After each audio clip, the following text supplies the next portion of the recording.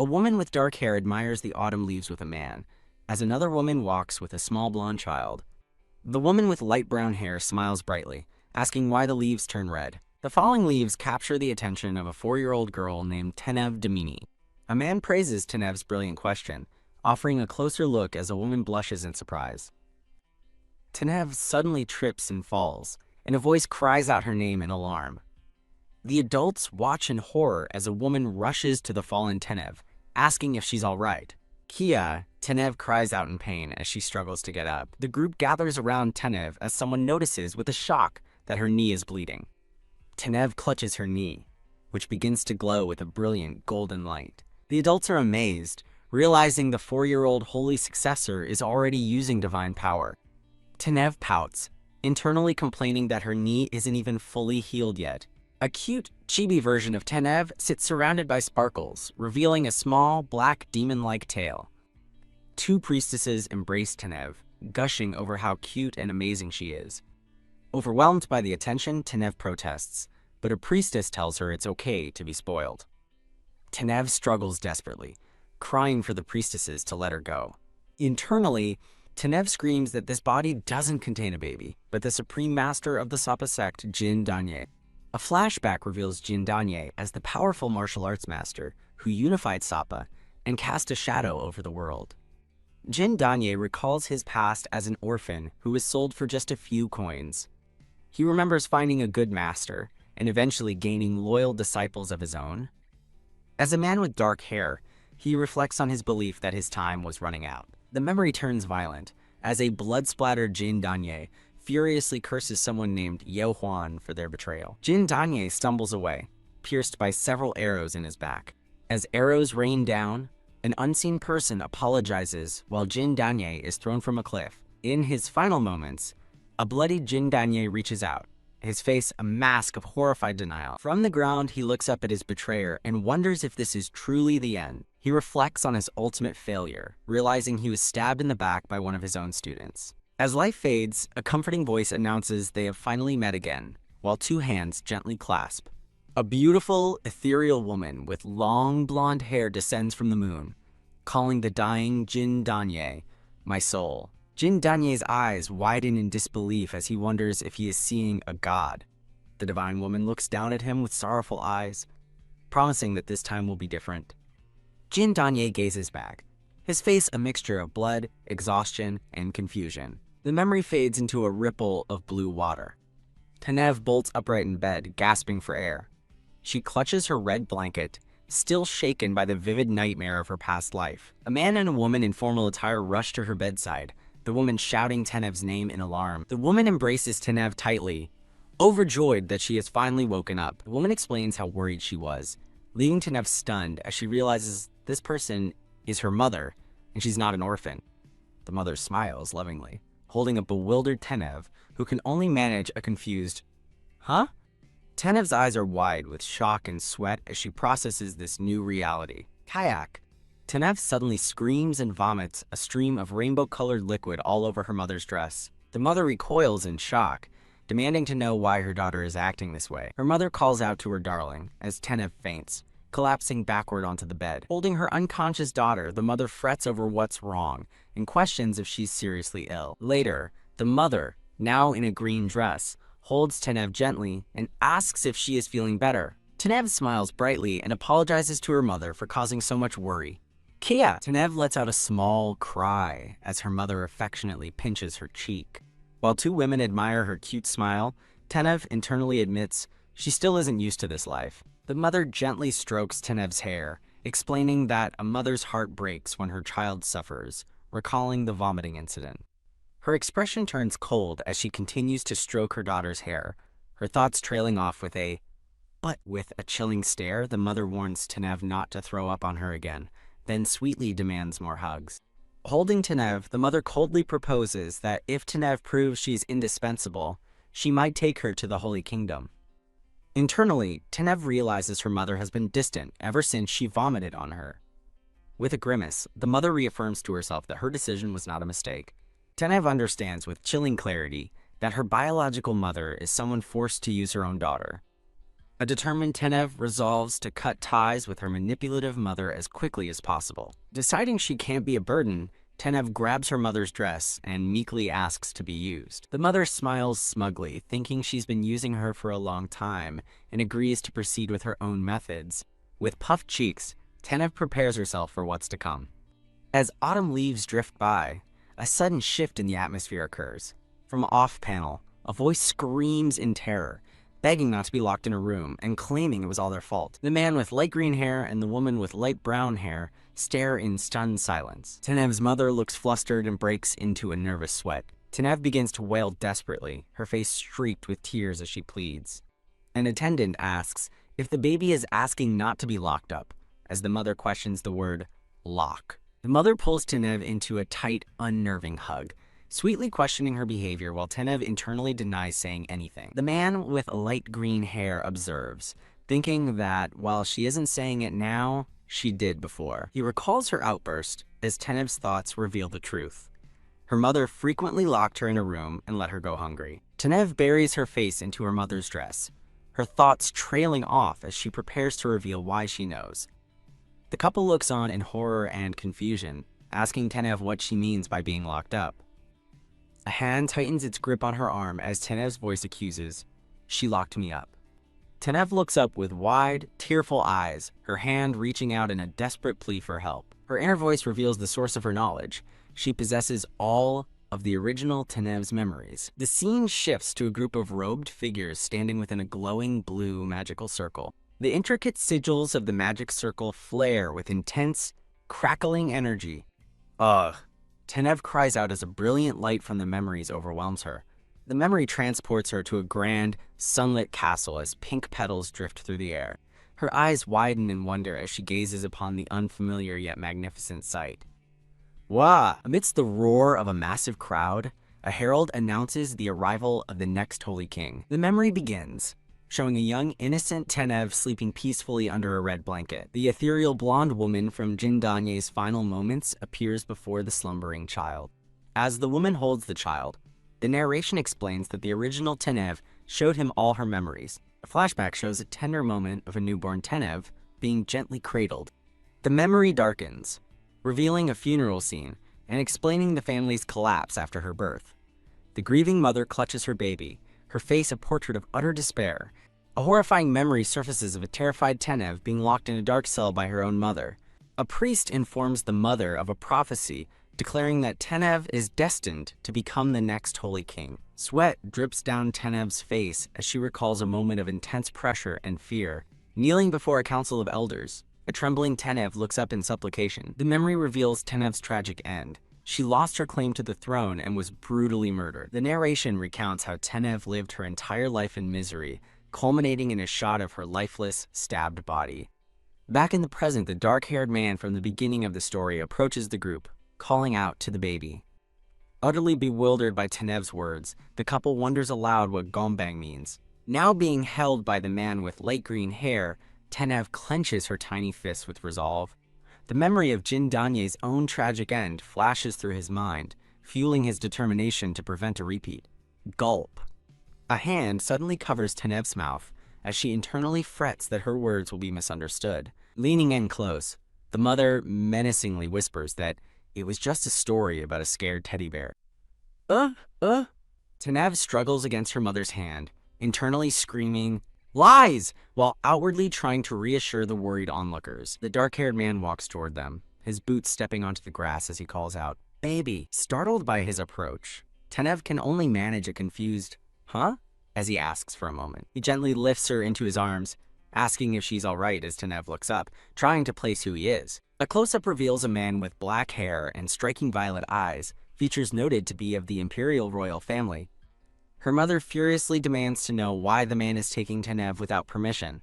The dark-haired man holds Tenev and calmly declares that he will personally attend to the baby, revealing himself as Estrum, commander of the Holy Knights. Estrum informs the mother that she'll have to speak with him first if she wants to see the baby, leaving her utterly shocked. As Estrum tells the baby it's time to go, Tenev looks on in a daze. Watching them walk away, the mother scoffs, blaming the insolent brat for Tenev's strange speech. Shaking with rage, the mother vows that they will regret this, promising to expose how poorly she was treated once they reach the Holy Kingdom. The scene shifts to a grand estate under a full moon. Later, Estrom gently tucks Tenev into bed, prompting her to wonder about this man. He blushes while awkwardly accepting her thanks, leaving Tenev to question why he's helping her so much. Tenev recalls from the original Tenev's memories that this same man had previously ignored her. Pondering this contradiction, Tenev closes her eyes and concludes that memories must be full of gaps. She recalls that the ethereal woman from her vision never gave a proper explanation either. A memory shows a dark-haired woman who looks just like Jin Danye, demanding to know why she's being shown these memories and why they look identical. The memory continues, showing the ethereal blonde woman placing a crown on the dark-haired woman's head. As the two women embrace, the memory poses the question, "Start over?" Tenev clenches her tiny fist, frustrated that she's being given confusing information. Throwing a tantrum in bed, Tenev internally fumes at being pompously told to start over after being flooded with messy memories. Sitting up calmly, she tries to focus her power but wonders why it isn't working. Her concentration is broken as her face suddenly lights up with a bright, innocent smile. A brilliant golden light emanates from her cupped hands. Her attention is drawn to the door as a voice introduces herself as Priest Sherry. A woman in a white robe stands at the door, announcing it's time to leave for the Holy Kingdom and offering to help Tenev prepare. Tenev stands defiantly with her hands on her hips, ready for the journey. The scene transitions to a glowing blue magic circle on a grand floor. Estrom and a group of robed figures walk across the magic circle. Tenev dozes peacefully as someone gently asks if she is awake. Waking with a start in Estrom's arms, Tenev panics, realizing she let her guard down and fell asleep, while he reassures her everything is ready. The mother approaches with a sinister smile, remarking on how happy Tenev looks, as Tenev thinks it's much better than being carried by her. Estrom turns away from the mother, announcing their departure and leaving her fuming as she realizes he just ignored her. Now holding Tenev up for all to see, Estrom tells her to say hello, explaining that everyone has been waiting for her. Blushing and surprised by her popularity, Tenev shyly says it's nice to meet them. Ugh! Tenev is suddenly struck by a wave of dizziness. Estrom and two women rush to her side in alarm, asking if she's all right and offering to heal her. Tenev looks up with a determined expression, reassuring them she's okay while wondering what just happened. Blay! A disturbing memory of a hooded figure flashes as Tenev reels from a wave of nausea. Yuik, the mother, sitting nearby, recoils in disgust as she realizes Tenev is suffering from motion sickness. Blay! Tenev turns pale with nausea as her mother internally complains that she just keeps causing trouble. As someone's feet walk away, the mother thinks to herself that this turn of events actually works out better for her. Before a crowd, Tenev rushes to her mother, who is feigning illness and clutching her chest. Tenev gently places a hand on her mother's, asking if she's feeling better now. Confused, the mother wonders aloud why her body suddenly feels so much lighter. The crowd erupts in murmurs, amazed that the 4-year-old heir used healing magic, a feat even adults struggle with. Tenev internally announces her first plan to make an undeniable impression. With determination, she declares she won't whine her way through life like the original Tenev and joyfully greets the crowd, ready to proceed safely. Beaming with confidence, Tenev decides that since she is living this life again, she might as well take control of the world. A montage flashes by, a tearful Tenev comforting her mother, a man with light green hair sipping tea, and a horrified Tenev. A voice calls out, "Baby," as a table laden with beautiful cakes and pastries is presented. Smiling warmly, Estrom asks if the dessert is delicious. Tenev beams with delight, marveling that the cake, though not meat, simply melts in her mouth. As Estrom watches over her, Tenev marvels at the luxurious meal and asks if food is always this good in the Holy Kingdom. A man with light brown hair walks away, remarking that Tenev was mature earlier but now seems to be acting her age. As Estrom bows deeply, the man with light brown hair is revealed to be the Holy King and is welcomed into the room. What? Tenev's eyes widen in absolute shock at this unexpected revelation. The Holy King smiles warmly and greets Estrom, noting that it's been a while since they last met. As a woman with reddish brown hair curtsies, the Holy King tells her to rise, and she formally greets him as well. The Holy King turns to the woman and politely but firmly asks her to leave the room. He then dismisses Estrom as an outsider, leaving both Estrom and Tanev looking confused by his request. Tanev studies the two of them, trying to understand the situation and their relationship. The Holy King picks up a cup of tea, remarking that Tanev's earlier display of power was truly surprising. He smiles at Tanev, admitting that he didn't possess such strong divine power when he was her age. Tanev laughs nervously, blushing as she tells the Holy King that he is being too kind with his praise.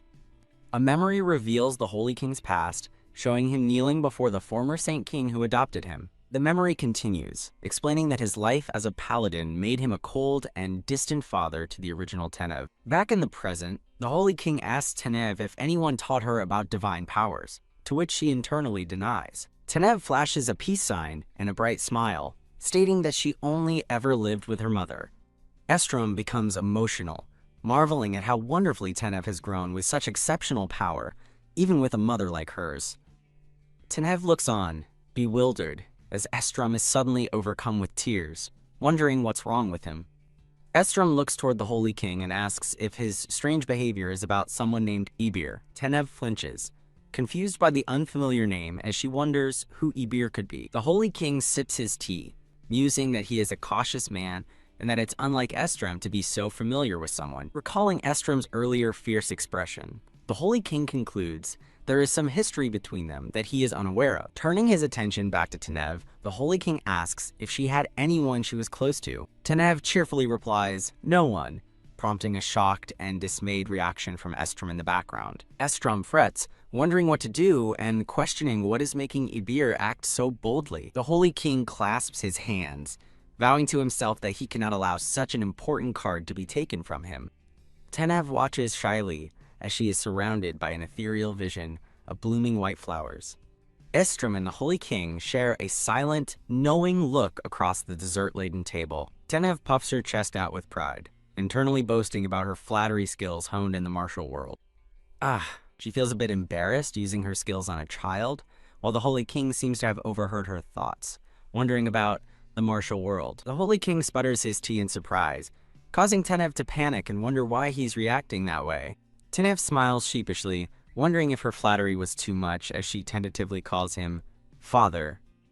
Blushing furiously, the Holy King turns away and clears his throat in an attempt to compose himself. Still flustered, the Holy King expresses his desire to get closer and offers Tanev a cream puff, delighting her as she realizes her plan is working. When Tanev mentions she has eaten all the cream puffs, the Holy King immediately stands up to get more. He gently picks up a fresh cream puff from the dessert stand. With a warm smile, the Holy King offers his own share of the desserts to a surprised Tanev. Tanev happily munches on the treat, thanking her father, and thinking that he is actually a very nice person. The Holy King gently tells Tanev to pass the successor ceremony so they can build a good father-daughter relationship.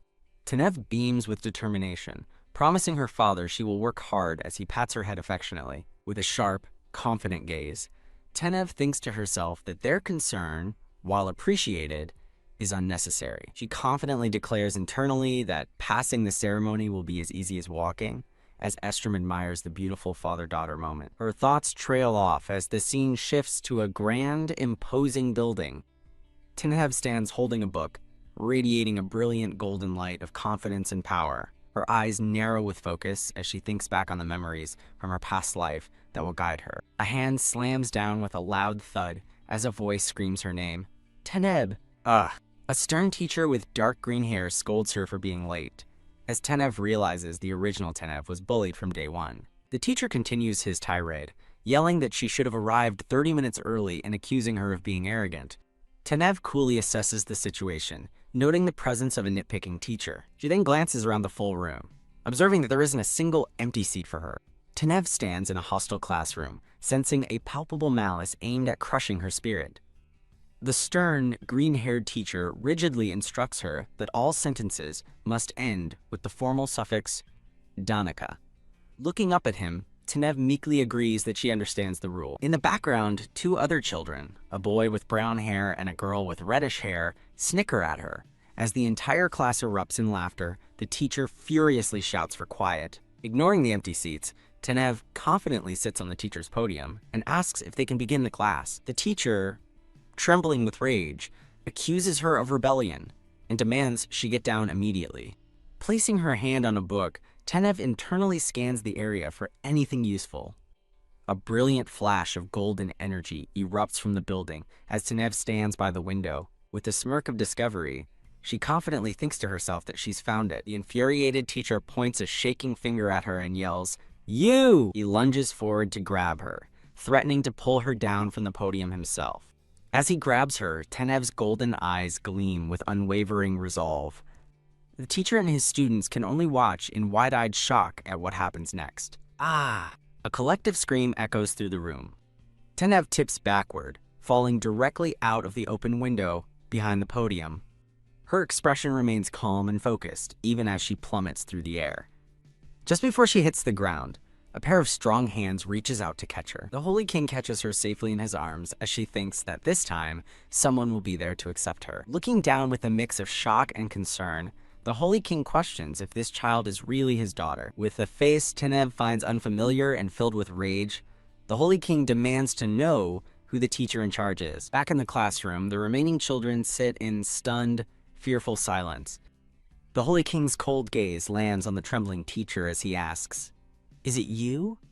A dark aura emanates from the Holy King as he condemns the teacher's insolence for daring to harm a child of God. Sigh. Later, with the disgraced teacher kneeling before him, the Holy King declares him unfit to be an educator and decides to reassign him. The teacher cries out in disbelief as the Holy King sentences him to 10 years of hard labor in the mines. As the teacher pleads for any other punishment, Tenev observes how decisively her father has cut ties. The Holy King places a protective hand on Tenev's shoulder, admitting he didn't expect to go so far for his daughter. He declares this to be the fate of anyone who harms her, then asks if she has anything to say. Tenev recognizes the familiar look of concern in his eyes. Her own eyes widen in realization.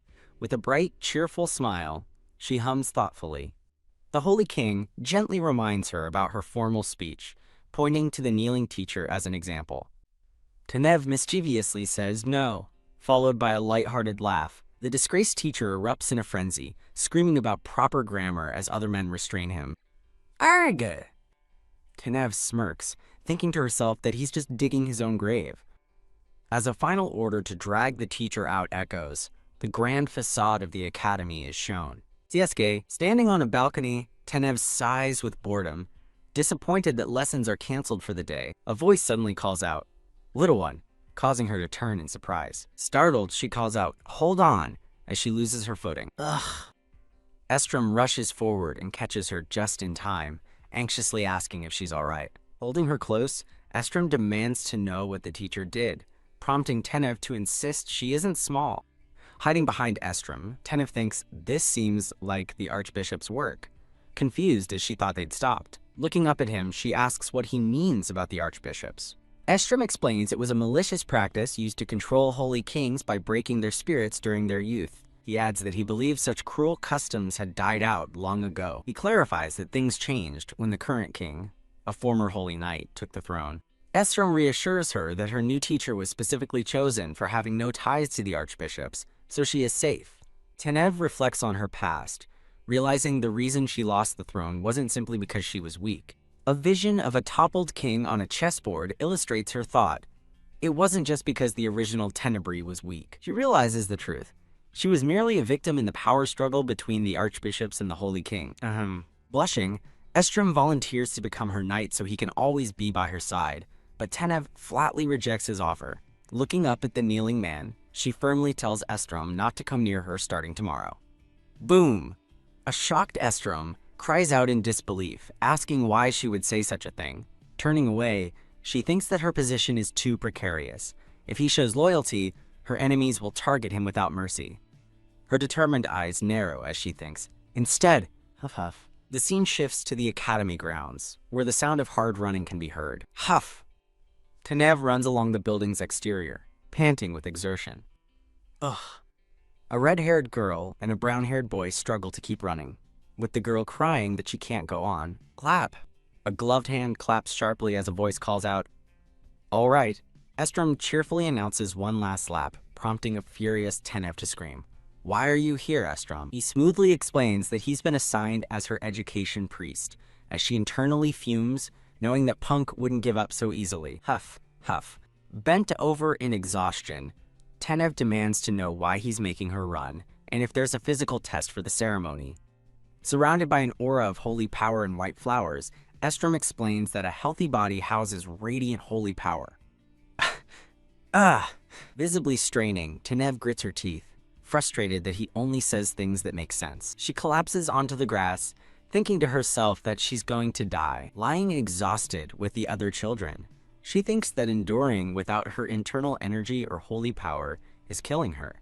Lying on the grass, she observes the other children and scoffs internally at them for collapsing after just a bit of running. A boy sits up, wondering if this is what it's like to be noble, and questions why Estrom is with Tenev when they could do much better. She overhears their thoughts and muses about the aspiring holy knights, finding it amusing that little kids are trying to provoke her. With a sharp grin, she thinks to herself, "You brats!" A flustered boy blushes, angry at himself for falling for her provocation.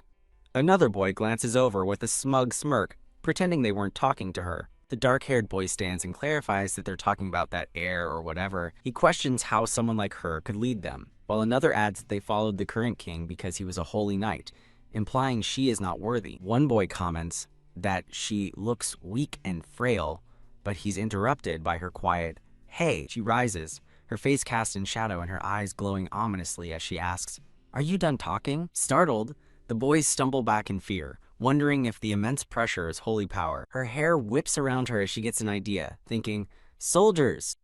She lunges forward, declaring that soldiers don't need words, they need fists, as she lands a powerful blow. Haha. A mysterious white-haired figure in a black hood watches from a balcony, finding the scene amusing. The blindfolded figure contemplates dropping by to say hello, as they utter her full name, Tenebris. "Who?" One of the boys lies unconscious on the grass with swirls in his eyes. With several children now knocked out on the grass, Tenev stands over them and calls for the next challenger. Clenching her fist, her face shadowed and menacing, she asks if anyone else has complaints. The remaining boys flee in terror, screaming apologies as they run away. With her arms crossed, she watches them run, thinking that the little brats are acting up. Watching from a safe distance, other children whisper in fear that she's more like a successor to the Demon King than the Holy King. The Holy King laughs, asking if his daughter really beat up the aspiring Holy Knights, and a beaming Estrom confirms it, praising her extraordinary control of divine power. A flashback shows the moment Tenev shouted that only fists matter as she took down the other children. Estrom excitedly reports that she used divine power for healing and to enhance her body like a weapon, assuring the king that the oath ceremony will be no problem. The Holy King agrees with a smile, noting that the oath ceremony is already just a week away. He sits at his desk but trails off with a thoughtful, but he holds up a document featuring the design for a simple coronation crown. He complains that his daughter's crown is too plain. Estrom, confused, reminds him that he ordered it to be simple, which the king admits, but still, he insists it be remade to match her, since he hadn't even met her then, as Estrom realizes he's already completely taken with his daughter. Suddenly, a guard bursts in, shouting for His Majesty to come to the Lily Palace immediately. The Holy King asks what's wrong, and the breathless guard explains it's about Tenev's mother. The guard relays the shocking accusation. It is said that the Holy King assaulted the child. Smack. Outside the Grand Academy building, a confrontation begins. A red handprint blooms on Tenev's cheek as she reels from the unexpected blow. Fuming with rage, a long-haired woman glares, her face flushed with anger. The woman, Tenev's mother, furiously accuses her of disrespecting her with talk of laws, declaring Tenev is her child, not Renard's. Tenev calmly deduces that her mother must be furious after she ignored the request for an audience. A few days ago, a maid had informed a much younger-looking Tenev that her mother had arrived for a visit. The maid reminds her that kingdom law forbids them from meeting until after the oath ceremony, to which Tenev agrees. Back in the present, Tenev watches her mother stomp across the lawn, wondering if she's foolish or simply fearless to cause a scene. A worried pink-haired boy rushes to her side, asking if Tenebris is okay, but she dismisses him as foolish. Another boy urges the pink-haired one to get the adults, and he quickly agrees, running off to find help. Her mother approaches, feigning sweetness as she says she just wanted to see her, questioning why Tenev is acting so distant. Tenev turns to her, stating calmly that she has something to give her mother. Her mother's eyes light up with greed as she excitedly asks what it is, wondering if it could be the treasure of the Holy Kingdom. Her mother cries out in shock, suddenly paralyzed and demanding to know what Tenev has done, demanding to be released. The woman is met with Tenev's sweet smile as she explains the effect will wear off in about an hour. Her mother realizes Tenev blocked her vital energy and threatens her with Ren's wrath, prompting Tenev to question her familiar use of the name. The woman scoffs at the Holy King's poor judgment, while Tenev reflects on how her mother used to just dismiss things by calling her cute. Tenev reveals her father has been ignoring her and that her request for money was rejected. Shocked, her mother tries to backtrack, but Tenev clarifies her gift isn't a treasure, but an opportunity. With a chilling expression, Tenev offers her mother a chance to leave, leaving the woman stunned. Tenev decides it's time to be direct, gathering her power to fix her lisp so she can threaten her mother properly. She directly accuses her mother of accepting a bribe, causing the woman to panic and deny the accusation. Tenev observes her mother's panicked reaction, confirming her suspicions that the woman hasn't changed at all. She orders her mother to take the bribe and return to the Empire, warning her not to use her name again. Tenev forcefully grabs her mother's face. Her eyes glowing with menace, Tenev warns that if her mother doesn't leave now, she'll ensure she can never return. The woman struggles in her grasp, shocked that a child could possess such immense strength. Ouch! She cries out as Tenev's grip tightens. Tenev releases her with a serene smile, calmly announcing that she's let go. As Tenev walks away, she instructs her mother to stay put and reflect for the next hour. Her mother seethes on the ground, defiantly shouting that she's not scared. Tenev's eyes widen as she senses something amiss. Cough. Her mother suddenly begins coughing violently, clutching her chest as Tenev watches in confusion. The woman collapses onto the grass, overcome by the coughing fit. Confused, Tenev insists she didn't attack, as the mysterious, blindfolded figure thinks that no one hurts their cute wildcat. A powerful and familiar energy suddenly fills the air, catching Tenev's attention. Tenev recognizes the killing intent as the same one from her first day, and realizes who the mysterious figure is. Facing the blindfolded figure, Tenev says their name, Yu. A flashback confirms it. This is the person who threw a blade at her in the square on her first day. The blindfolded figure smirks, flattered to be remembered, but Tenev angrily demands they reveal their identity. The figure playfully challenges Tenev to find out for herself, extending a hand glowing with power. Golden energy swirls around the figure's hand as they prepare to strike. Oh dear, the figure says with a smile, unleashing a brilliant flash of light. Tenev is stunned, realizing the figure not only read her move, but launched a surprise attack enhanced by divine power. The figure effortlessly catches Tenev, holding her upside down while taunting her, leaving Tenev clenching her teeth in fury. The confrontation leaves the academy grounds still and silent. Tenev stands exhausted and panting, her body pushed to its limit. The blindfolded figure watches as another boy expresses his disbelief at losing to a 9-year-old child. The figure teases Tenev about her cute lisp returning, as Tenev curses internally, realizing she's exhausted her divine power. The blindfolded figure questions why Tenev is wasting her strength, but she defiantly shouts she'll keep fighting.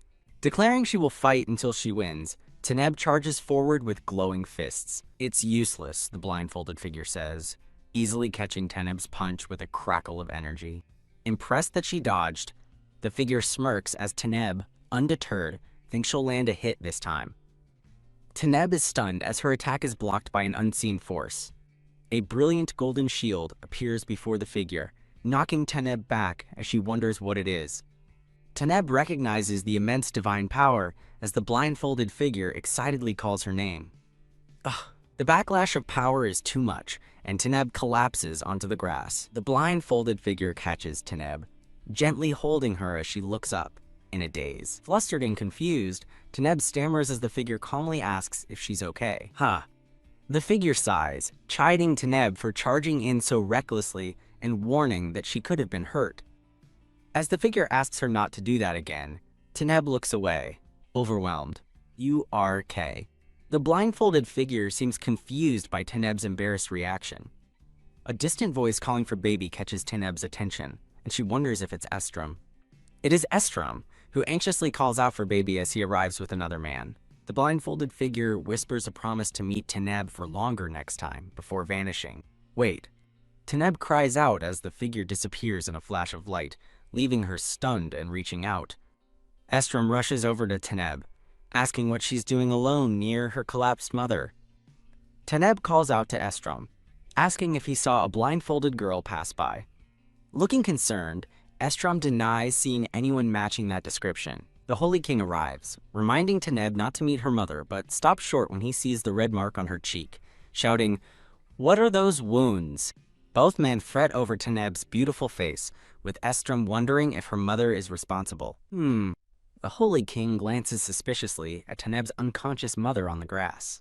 Her mother stirs, groggily wondering why she's lying on the ground. Gah! The Holy King and Estrom recoil in synchronized disgust at the woman. The Holy King furiously orders Estrom to remove the woman, who is bewildered by everyone's hostile glares. As Estrom drags her away, the woman protests her innocence, confused about being dragged off right after waking up.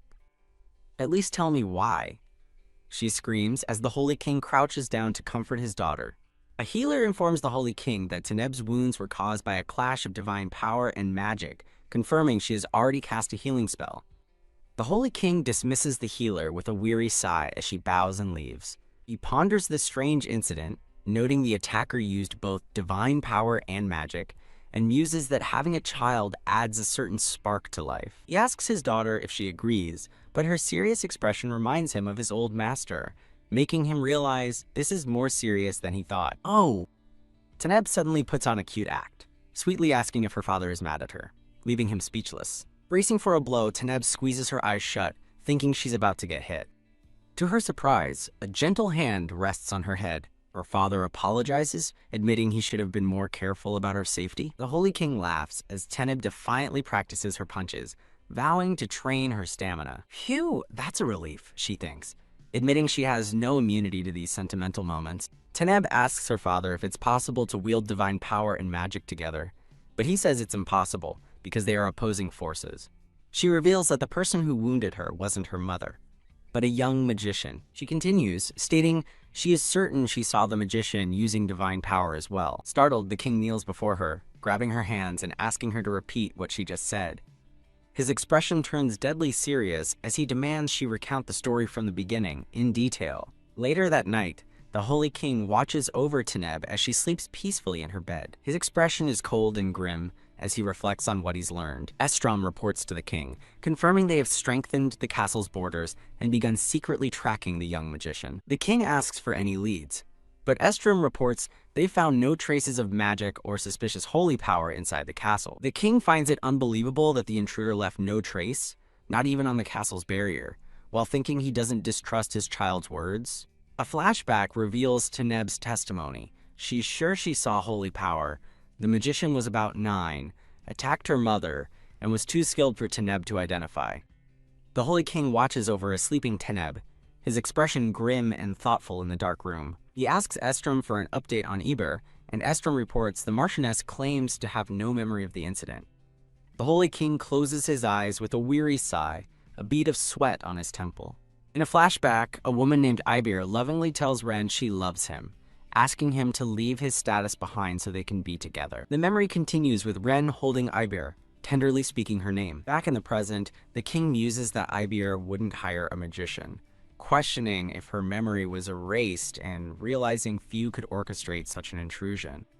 The king turns to Estrom, who crisply responds to his summons.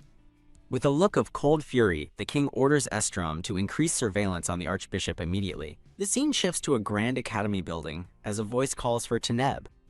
Teneb looks up from her desk with wide, curious eyes, responding with a questioning, Two girls check on Teneb, asking if she's okay, but she assures them she is fine. A blue-haired girl named Sharia shyly asks to sit and read with Teneb, who happily agrees. A woman watches the children, thinking how simple they are, and that her show yesterday was a good idea. A black-haired boy with purple eyes, Monarch, worries about his status as an imperial prince, thinking something will be difficult. The children gossip about Teneb's mother being expelled, but Teneb calmly confirms it's true, shocking Sharia, who tried to stop them. Sharia realizes aloud that Teneb probably doesn't want to see her mother anyway, leaving the other children stunned.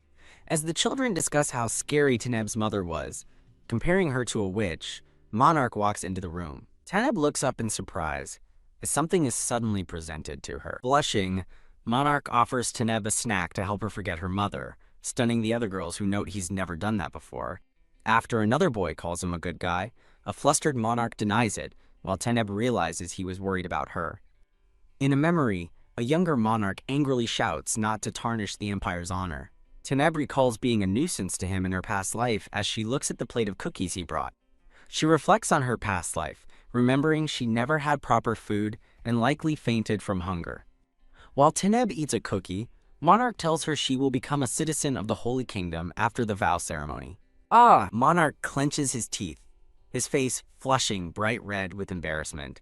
He suddenly shouts for her to eat it or not, calling her a traitor as he flees the room. As Monarch runs off, another student explains to the confused group that he hates the Holy Kingdom because he's from the Empire. Teneb thoughtfully holds the cookie Monarch gave her, lost in thought. Wow! Teneb's face lights up as she tastes the Empire snack, declaring it's delicious and urging the others to try. The other children excitedly gather around, all wanting to taste Monarch's snack. The children praise the delicious snack and Monarch's baking skills, causing him to blush deeply in the background. Teneb beams at Monarch, sweetly asking if he brought the snack just for her. A flustered Monarch denies it, calling her a traitor, but Teneb innocently asks if becoming the Holy King makes her one. When she asks why he hates the Holy Kingdom, Monarch looks down, unable to answer. Teneb looks at him intently, her thoughts turning to the Holy King. Startled, Monarch looks up as Teneb reaches out and places her hand on his head. As Monarch stammers in confusion, Teneb begins to gently pat his head. Teneb gives him a bright, reassuring smile as she pats his head, praising his answer and acknowledging his difficult journey. She tells him that even a prince is still a kid, leaving Monarch speechless and blushing from her kindness. In a dark prison cell, Teneb's mother screams that she's being starved and that Teneb won't let this injustice stand. A piece of bread is tossed into her cell, and she scrambles for it with desperate eyes. Looking up at the figure outside the bars, she suspiciously asks who is helping her. A robed figure offers salvation, grabbing her hand when she questions their identity. The mysterious figure's hand glows with a brilliant power as they hold her wrist. Recognizing the holy power, the mother stares in shock as the cloaked figure asks if she believes them now. Her eyes widen in pure terror as she stammers in disbelief, seemingly recognizing the person before her. The scene transitions to the exterior of a stately building, under a bright, clear sky. A person walks down a sun-drenched, opulent hallway, their determined steps echoing through the corridor. An elderly man, identified as Archbishop Geffert, turns as the girl's voice calls out for the Archbishop. Archbishop Geffert admonishes a hooded, white-haired girl, reminding her to stay hidden as the country is on edge before the swearing-in ceremony. The blindfolded girl responds only with a sly, confident smile. She explains she was just out for a walk to stay healthy, and confirms she erased the memories of those she met, as ordered. The Archbishop confirms her success, specifically noting that the memory of the future heir's mother was completely erased. Whoosh! He suddenly snatches the girl's face in a punishing grip. Her defiant green eyes stare back as he declares she will assume the position of successor at the swearing-in ceremony. Surrounded by a field of purple flowers in her mind, she contemplates his words that it will be her.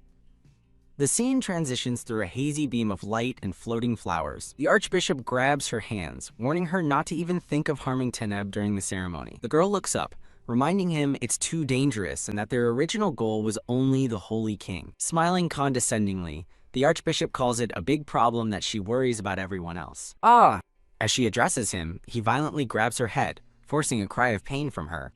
In a flash of red rage, he scolds her for daring to give him advice, reminding her she once obeyed without question as she groans in pain. While she struggles, he demands that she, Ashat, tell him who she is. Her eyes widen in terror as he presses his question, her iris reflecting his own menacing, red glowing eye. A painful memory surfaces of a cowering boy and a crying woman, both calling for their mother and father. The memory shows a younger, benevolent-looking Archbishop Geffert extending a hand to the weeping girl. She painfully recalls her savior, Archbishop Geffert, as he asks her to name her enemy. He places a hand on her head, a gesture that makes her tremble in fear. As she cries, he asks who killed her father, Kael'naz, and destroyed the Mage Kingdom, showing her a memory of a silver-haired man. The memory shows Kael'na standing resolute, his uniform and neck splattered with blood. The scene brightens, shifting to a sunlit garden as a voice calls for Taneb. The Holy King enjoys pastries with Taneb, asking if ceremony preparations are going well or if she has any troubles in class. As she eats, Taneb thoughtfully considers his question. Her thoughts drift to a memory of someone offering her a small, white pouch. In the flashback, Monarch offers her a special gift out of pity, saying such things don't exist in the Holy Kingdom. Younger Taneb politely refused, thinking there were no bullies and dismissing Monarch as a troublesome type. In the present, Taneb tells her father that everyone is kind to her, including Monarch, the Prince of the Empire. The Holy King expresses his surprise, noting that Monarch always seemed to glare at her, but Taneb just laughs. Taneb gasps, covering her mouth in surprise at something her father has just said. He informs her she will recite the Young Star prayer at the ceremony, warning her current pronunciation might cause rumors. Taneb is clearly annoyed by his teasing, prompting him to laugh and ask if she's nervous. The Holy King smiles warmly, seemingly agreeing with her. Pouting, Taneb thinks to herself how cheeky it is for someone younger than her soul to act like this. Taneb claps her hands decisively, promising her pronunciation will be better by then, because she'll have grown so much. The Holy King smiles proudly, remarking on her dignity and joking that he won't be able to pinch her cheek then. In a grand hall, guests buzz with excitement for the engagement ceremony, eager to finally see the successor. Knock, knock. Monarch stands at a door, asking Taneb if he can enter, but her voice tells him to leave. He peeks in anyway, awkwardly explaining he was just passing by and was afraid she'd get bored alone. Taneb, dressed beautifully for the ceremony, smiles at his arrival, causing Monarch to blush deeply. When she asks how he got past the tight security, a confused Monarch says there wasn't anyone there. Taneb's eyes widen with alarm, knowing that's impossible. As Monarch insists the door was unlocked, black smoke begins to pour into the room from the doorway. Taneb sees the smoke and screams for Monarch to get out immediately. The room fills with smoke, and Taneb recognizes a dreaded smell from her past life, while Monarch coughs beside her. A vision of a grand hall consumed by fire confirms her worst fear. It's the smell of a building burning. The image of the blazing inferno intensifies in her mind. Holding Monarch close in the smoky room, Taneb realizes the fire is deliberate, and she's too weak to escape while protecting him. As she despairs over her lack of strength, Monarch looks at her with resolve, telling her not to worry. As Monarch vows to protect her, Taneb dismisses him as a little one, and resolves to be the one to push forward. To his absolute shock, Taneb apologizes to Monarch for what she's about to do, and suddenly scoops him up into her arms. She tells him to breathe deeply, as she's about to move quickly, leaving a panicked Monarch to wonder how they'll possibly get out. As Taneb runs toward a window, a terrified Monarch screams that they are on the 3rd floor. Crash! With no hesitation, Taneb smashes directly through the ornate window. Wah! They plummet through the air, but Taneb surrounds them both in a protective golden bubble of light. Floating safely, Taneb smirks, thinking to herself that her enemies are severely underestimating her. She confidently declares that she can maintain this protective magic, even if it's just for a short while. From the ground below, a cloaked figure shouts an order to their accomplice, yelling for them to throw it now. Suddenly, dark, shadowy tendrils shoot up from below and ensnare the children, catching Monarch completely by surprise. Monarch screams in terror as the dark energy pulses violently around them. Taneb recognizes the attack as twisted divine power and realizes with dawning horror that they've fallen into a trap. Her strength fails as her consciousness begins to fade to black. 2 mysterious captors look down upon the now bound and unconscious children, confirming Taneb is the successor. One of the men, wearing a brown cloak, scoffs at how easily the successor fainted, calling her a normal girl. His partner nervously questions the plan, wondering why the Archbishop wants this particular girl, and fearing the consequences of a failed ceremony. The brown-cloaked man violently grabs his partner's face, angrily warning him not to call their leader Archbishop. He then smirks, casually telling his accomplice not to worry because their captives won't be waking up. He's proven wrong as Taneb sits up, thinking that she's been awake the whole time and expected the Archbishop's involvement. The captors continue their discussion, deducing that the kidnapping is meant to clear the way for another successor. The scene flashes back to the stark, imposing interior of the Grand Cathedral. In a memory, the white-haired girl, Ashat, kneels alone and pensive before the altar. She remembers that the true reason for Teneb's past suffering was simple. It was, she recalls, because Teneb had been chosen as the new successor. Back in the present, Teneb considers her past life, remembering there was a clear reason for her downfall back then. A flashback reveals the incident. She was caught giving money to her extravagant mother. This act led to a massive public outcry, with citizens demanding she be disqualified as the successor. Teneb realizes this timeline is wrong. She hasn't given her mother money, and this event is happening far too early. Her eyes drift to Monarch, who remains unconscious and bound beside her. Deciding to worry later, Teneb focuses on escape, but is shocked to find that the restraints are blocking her divine power. One of the captors realizes with a jolt that Teneb has been awake all along, just as Teneb curses her bad luck. Elsewhere, the Holy King is enraged upon hearing the news of his daughter's disappearance, calling it absurd. He furiously demands to know what the guards were doing, while a commander tries to explain a search is underway. A guard stammers that they were drawn away by a magical disturbance and a fire, only to find Teneb gone when they returned. Whispers and rumors of a kidnapping spread like wildfire throughout the palace. Frustrated, the Holy King blames himself for not acting sooner and storms off to find her himself. Archbishop Geffert steps into his path, calmly suggesting the king isn't truly going to look for his daughter. The king demands Geffert move, but the archbishop insists his departure would only cause mass panic among the citizens gathered for the ceremony. He argues that for Teneb's own sake, the Holy King must remain in the cathedral and not interfere with the paladin's work. Relenting, the Holy King declares the oath ceremony postponed, stating that the successor's safety is his highest priority. The decision is met with immediate backlash from Geffert and other officials, who decry the postponement as blasphemy. They insist the ceremony must proceed, arguing that its cancellation would upset the entire town and is absolutely not possible. The Holy King desperately argues that the ceremony can't happen without a successor, but he is quickly overwhelmed by their unified opposition. With a cunning smile, Archbishop Geffert leans in and offers a simple solution. Use a substitute. Stunned into silence, the Holy King can only stare at Geffert in disbelief. Geffert calmly elaborates, suggesting another child take Teneb's place for now, and assuring the king it won't affect her official succession later. The other officials enthusiastically agree, quickly putting forth another child known for his exceptional divine power as the perfect replacement. As the Holy King despairs, Geffert privately mocks his attachment to an heir who isn't even his biological child. The archbishop inwardly schemes that, by the time Teneb returns, it will be too late. The king will have already named Ashat as the new successor.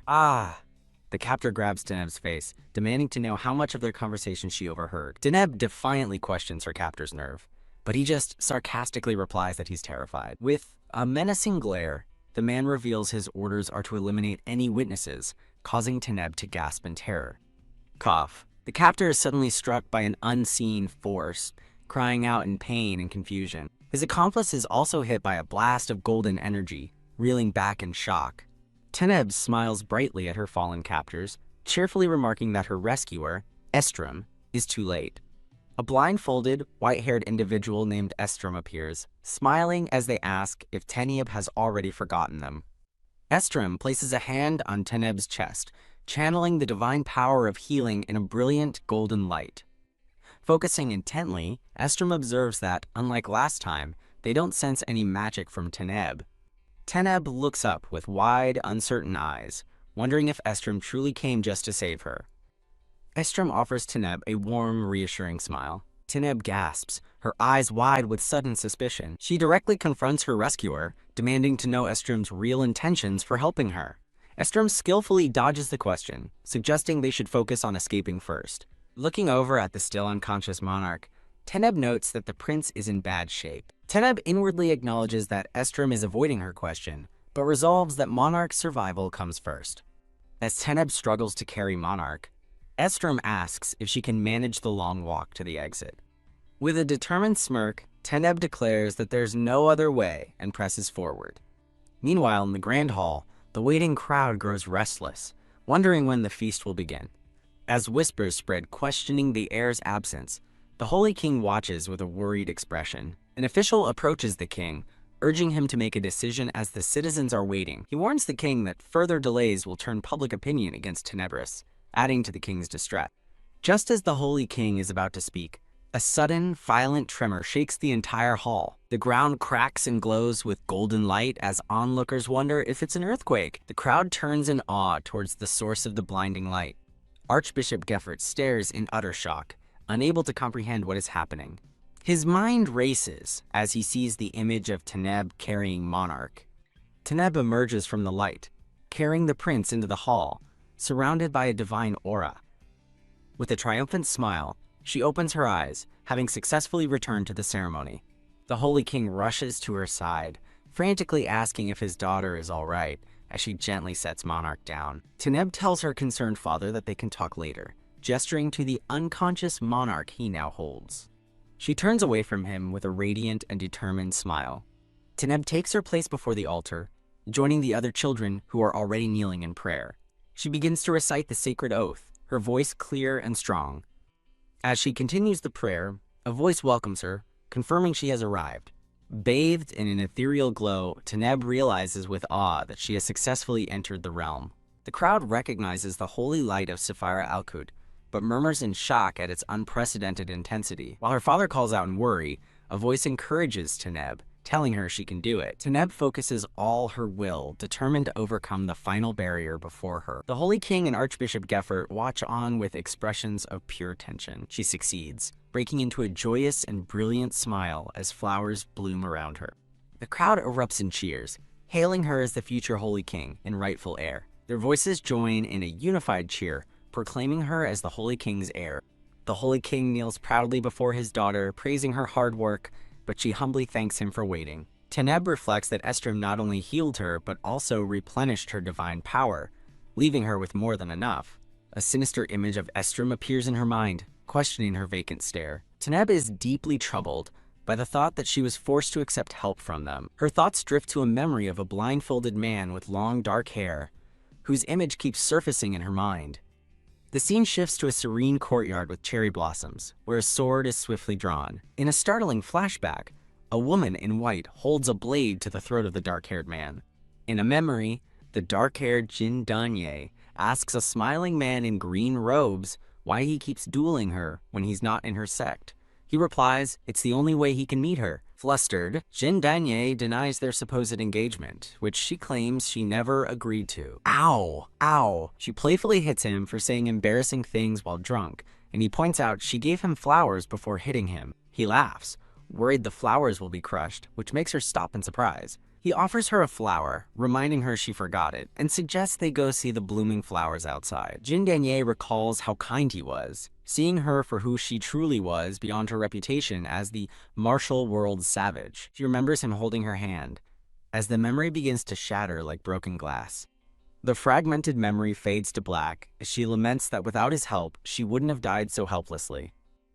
The scene returns to the present day, showing the grand, sunlit exterior of the Holy Cathedral. Inside, two officials whisper to each other with grim expressions. Taneb, now a small white-haired child, sits on a large throne, looking thoroughly unimpressed. An official announces the arrival of the Holy King and the heir Tenebris, who sits grumpily beside him. Taneb recalls the king's blessing and wonders why she's dreaming of meeting the bishops today. A man identified as Archbishop Hona laughs warmly, remarking that she's as cute as ever. Taneb internally fumes, insulted that these old men dare to call her cute. Observing the room, she identifies Archbishop Hona's faction and concludes her kidnapper must be among them. A concerned official approaches the bound and tired-looking Taneb, asking to hold her hand for a moment. She looks up at him with exhausted eyes, silently questioning his request. The man closes his eyes, channeling a powerful golden aura of holy energy. As he lays his hand over hers, the divine light intensifies dramatically. Taneb looks down, feeling the sudden surge of unfamiliar energy flowing through her. Her eyes widen in shock as she feels the holy power taking effect. The man, Archbishop Geffert, explains this is how holy power is used. Taneb thanks him, thinking he healed her fatigue. Geffert gives a sly smile, clarifying that he was merely demonstrating since she seemed unaware of her own abilities. His tone shifts as he demands to be addressed properly, but Taneb firmly reminds him that she is the official heir. With a determined glare, Taneb thinks to herself how much she despises people who look down on others. A silver-haired man laughs, teasingly asking if she's embarrassed and calling her prickly. The officials laugh, assuring the talented princess that she will master such magic in no time. Taneb flinches as a hand slams down on the armrest beside her, startling her. Her eyes narrow as she decides that something about the situation feels very suspicious. Archbishop Hona apologizes for overstepping, while Taneb resolves that she needs to learn more about him. Later, in a back alley, Estrom chides a cloaked Taneb for sneaking out and acting behind the king's back. Taneb nonchalantly dismisses Estrom's information as useless and decides to find her kidnappers herself. Estrom protests that the information took a long time to gather, but Taneb remains unimpressed, having come because her own monitoring yielded nothing. After Estrom apologizes and walks away, Taneb follows him through a bustling market square. Nearby, a debt collector tries to sell a young boy who desperately pleads that he's already been stolen once. Found it. Taneb's eyes lock onto the scene as she dashes away, leaving a surprised Estrom calling after her. As the debt collector drags the boy toward a door, Taneb's small foot firmly blocks his path. The man turns, annoyed, questioning why the door is suddenly blocked. He's met with a sight of Taneb's bright, cheerful smile, which leaves him momentarily stunned. As he dismisses the little brat, his hand is suddenly engulfed in crackling divine energy. Huh? He stares at his hand in utter confusion as the golden light intensifies. A blast of power sends the man flying, shocking his accomplice and the young boy. Eek! The captive boy gasps in terror, shrinking back from the sudden chaos. Surrounded by a divine aura, Taneb confidently asks the men where they were planning to sell the boy. One of the men frantically orders the others to catch her. Estrom suddenly appears, furiously demanding to know who they're calling a brat, much to Taneb's amusement.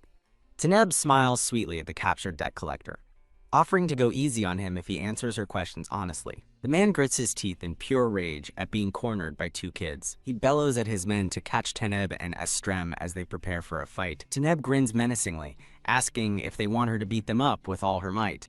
In the aftermath, a bloodied man in a green vest kneels in surrender amidst the bodies of his defeated comrades. A bruised Taneb sits with her arms crossed, looking thoroughly unimpressed by the outcome. The captured man raises his arms in relief, frantically explaining that they only kidnap children for ransom before returning them. Taneb chides him for his lack of pride, and then demands to know where they were planning to sell the other boy. Huh? The man looks confused, as Taneb notices the boy has already taken the opportunity to escape. Watching from the side, Estrom sheepishly explains he only planned to scare them because they were being rude. Huh?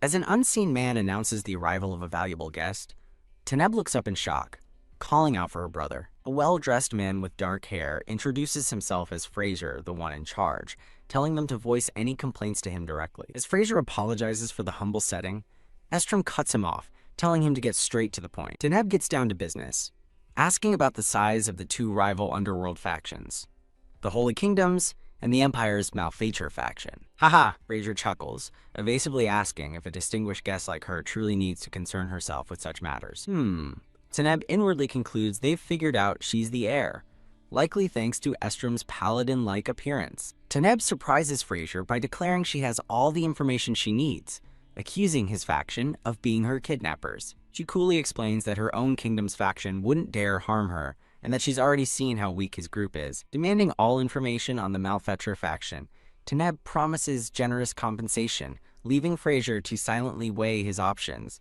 Taneb presses her advantage, stating that he knows who she is, and that she will hunt down her enemies to the very end with or without his help. The room falls silent as Fraser contemplates her determined ultimatum. Fraser finally agrees to help, but states he has one condition, catching Taneb off guard. He asks that his younger siblings also receive compensation for a better life, making Taneb realize he's more loyal than she thought.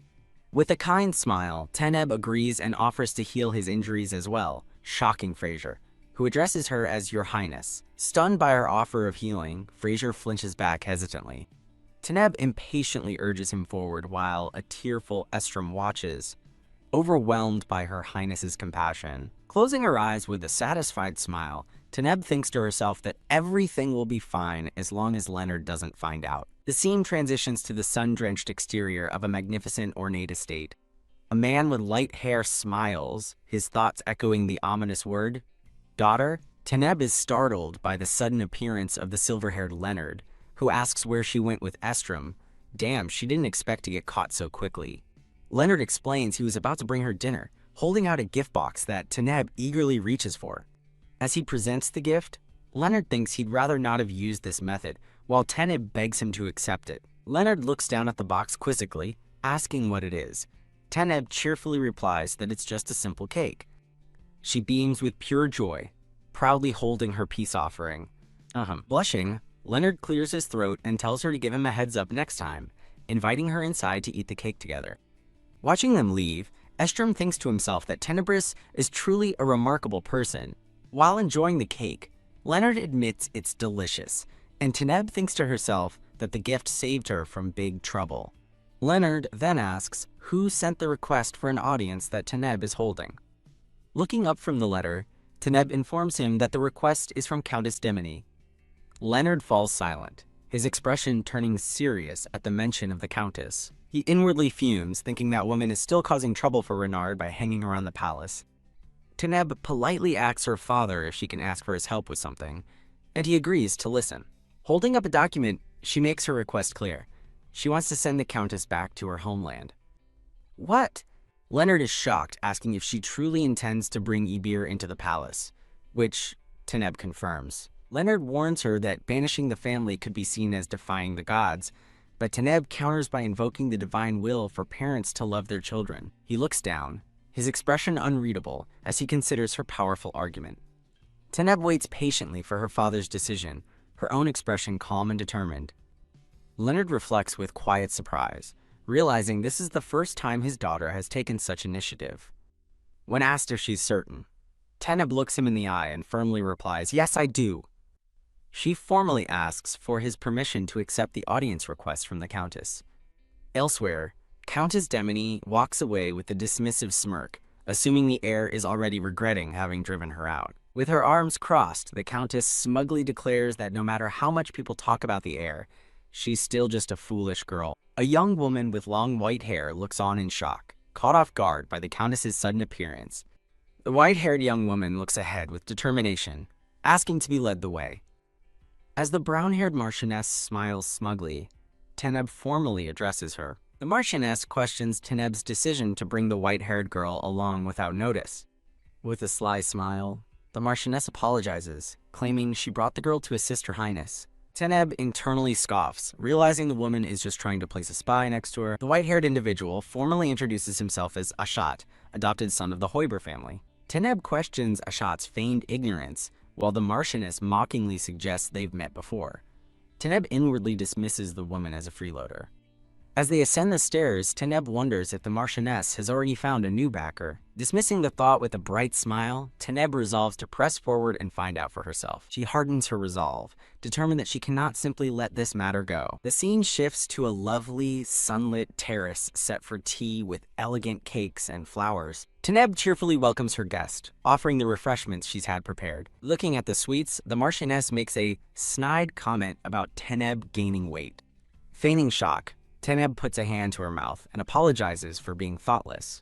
Taneb explains that the Marchioness used to starve her for fear of weight gain, forcing the panicked woman to apologize for her rudeness. Listening from the side, two maids whisper in horror, realizing the rumors of abuse were true, and noting how thin the princess is. The Marchioness laughs nervously, desperately trying to claim her actions were for Taneb's sake. Remembering a time she locked a crying Taneb in a room, the Marchioness convinces herself this is another trick, and vows not to be fooled again. Marchioness remarks that Taneb was too scary to enjoy the garden last time, prompting Taneb to innocently ask if she truly was. Flinching at the memory, the Marchioness recalls the day Taneb threatened to kill her if she didn't leave the kingdom.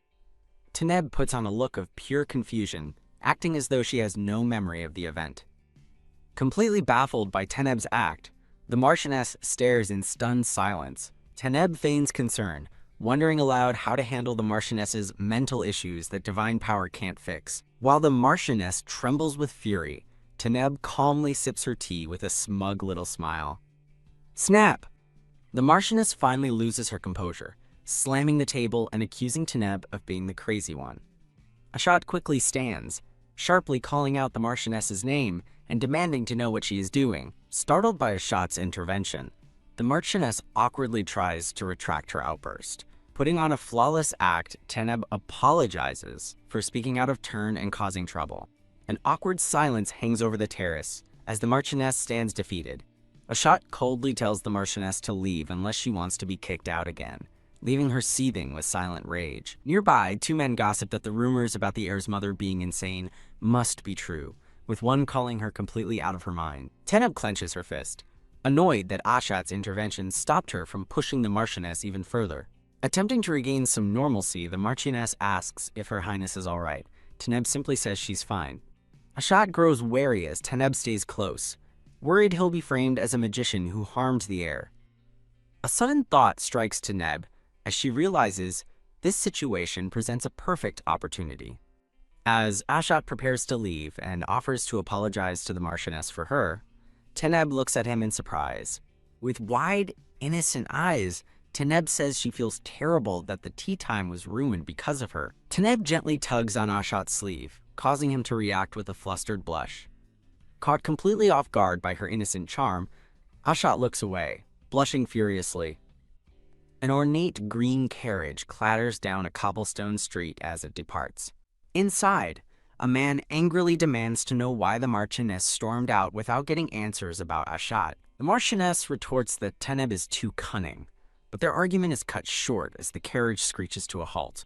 A concerned man, likely the driver, opens the door to apologize and check on his passengers. The driver explains the road is blocked by a massive crowd lining up to get something from a gray-haired man. They realize the crowd is buying paintings of the heir, whose popularity has soared.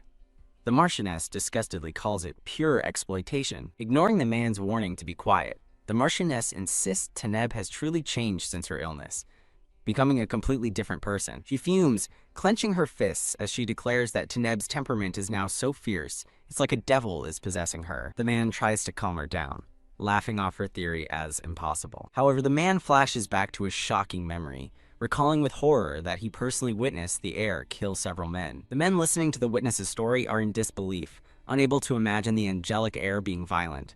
But she insists she isn't lying. A woman stares in shock at bloodstains on a man's collar, realizing they belong to the men they were just discussing. The man smirks cruelly, asking if what he's heard is true. A noble woman confides in a red-haired man that while she's unsure if another story is true, they have discovered something interesting. The scene transitions to a bright, sun-drenched garden filled with blooming white lilies. In the garden, a white-haired person smiles gently at a young blonde girl, who remains silent. The white-haired person recalls a masked boy with blue eyes, noting that the person before him lacks magic and has different colored eyes. A tiny blonde girl in a blue dress panics, insisting that no one else could possibly have his face as the young, white-haired boy watches.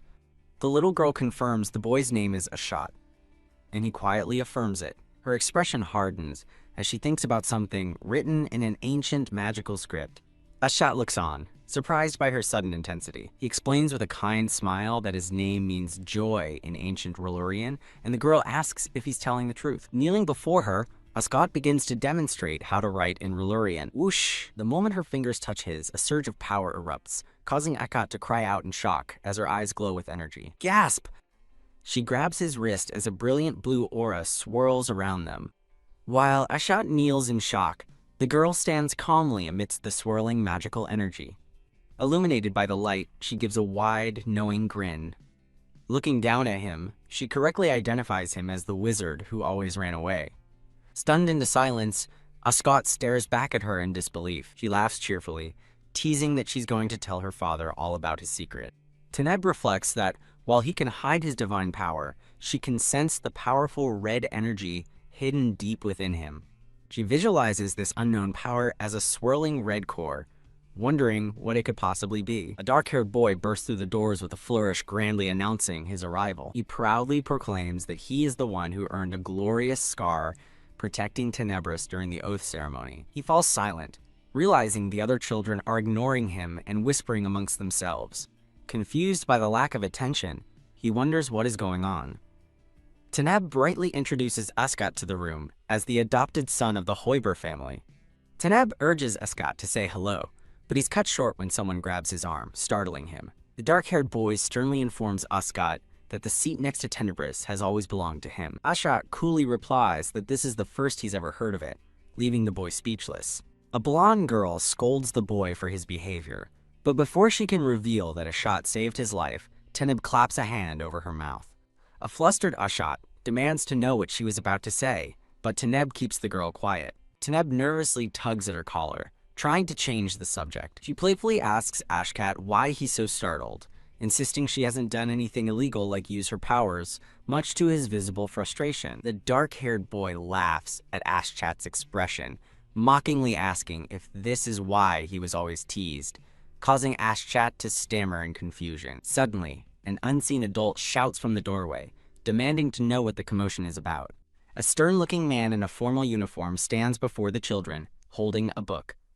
A flashback shows the dark-haired boy sitting alone in class, looking annoyed. In the classroom, Ashkat and Teneb sit together while she looks on with a bored expression. Teneb watches something with a small, intrigued smile. Ashkat secretly questions why Teneb is keeping him by her side, wondering if she trusts him simply because he helped her once. At the Hoiber estate, a voice expresses disbelief that the heir personally selected Ashkat to attend her lessons. The archbishop congratulates Ashkat, smugly noting that even the great prodigy couldn't resist his charming face.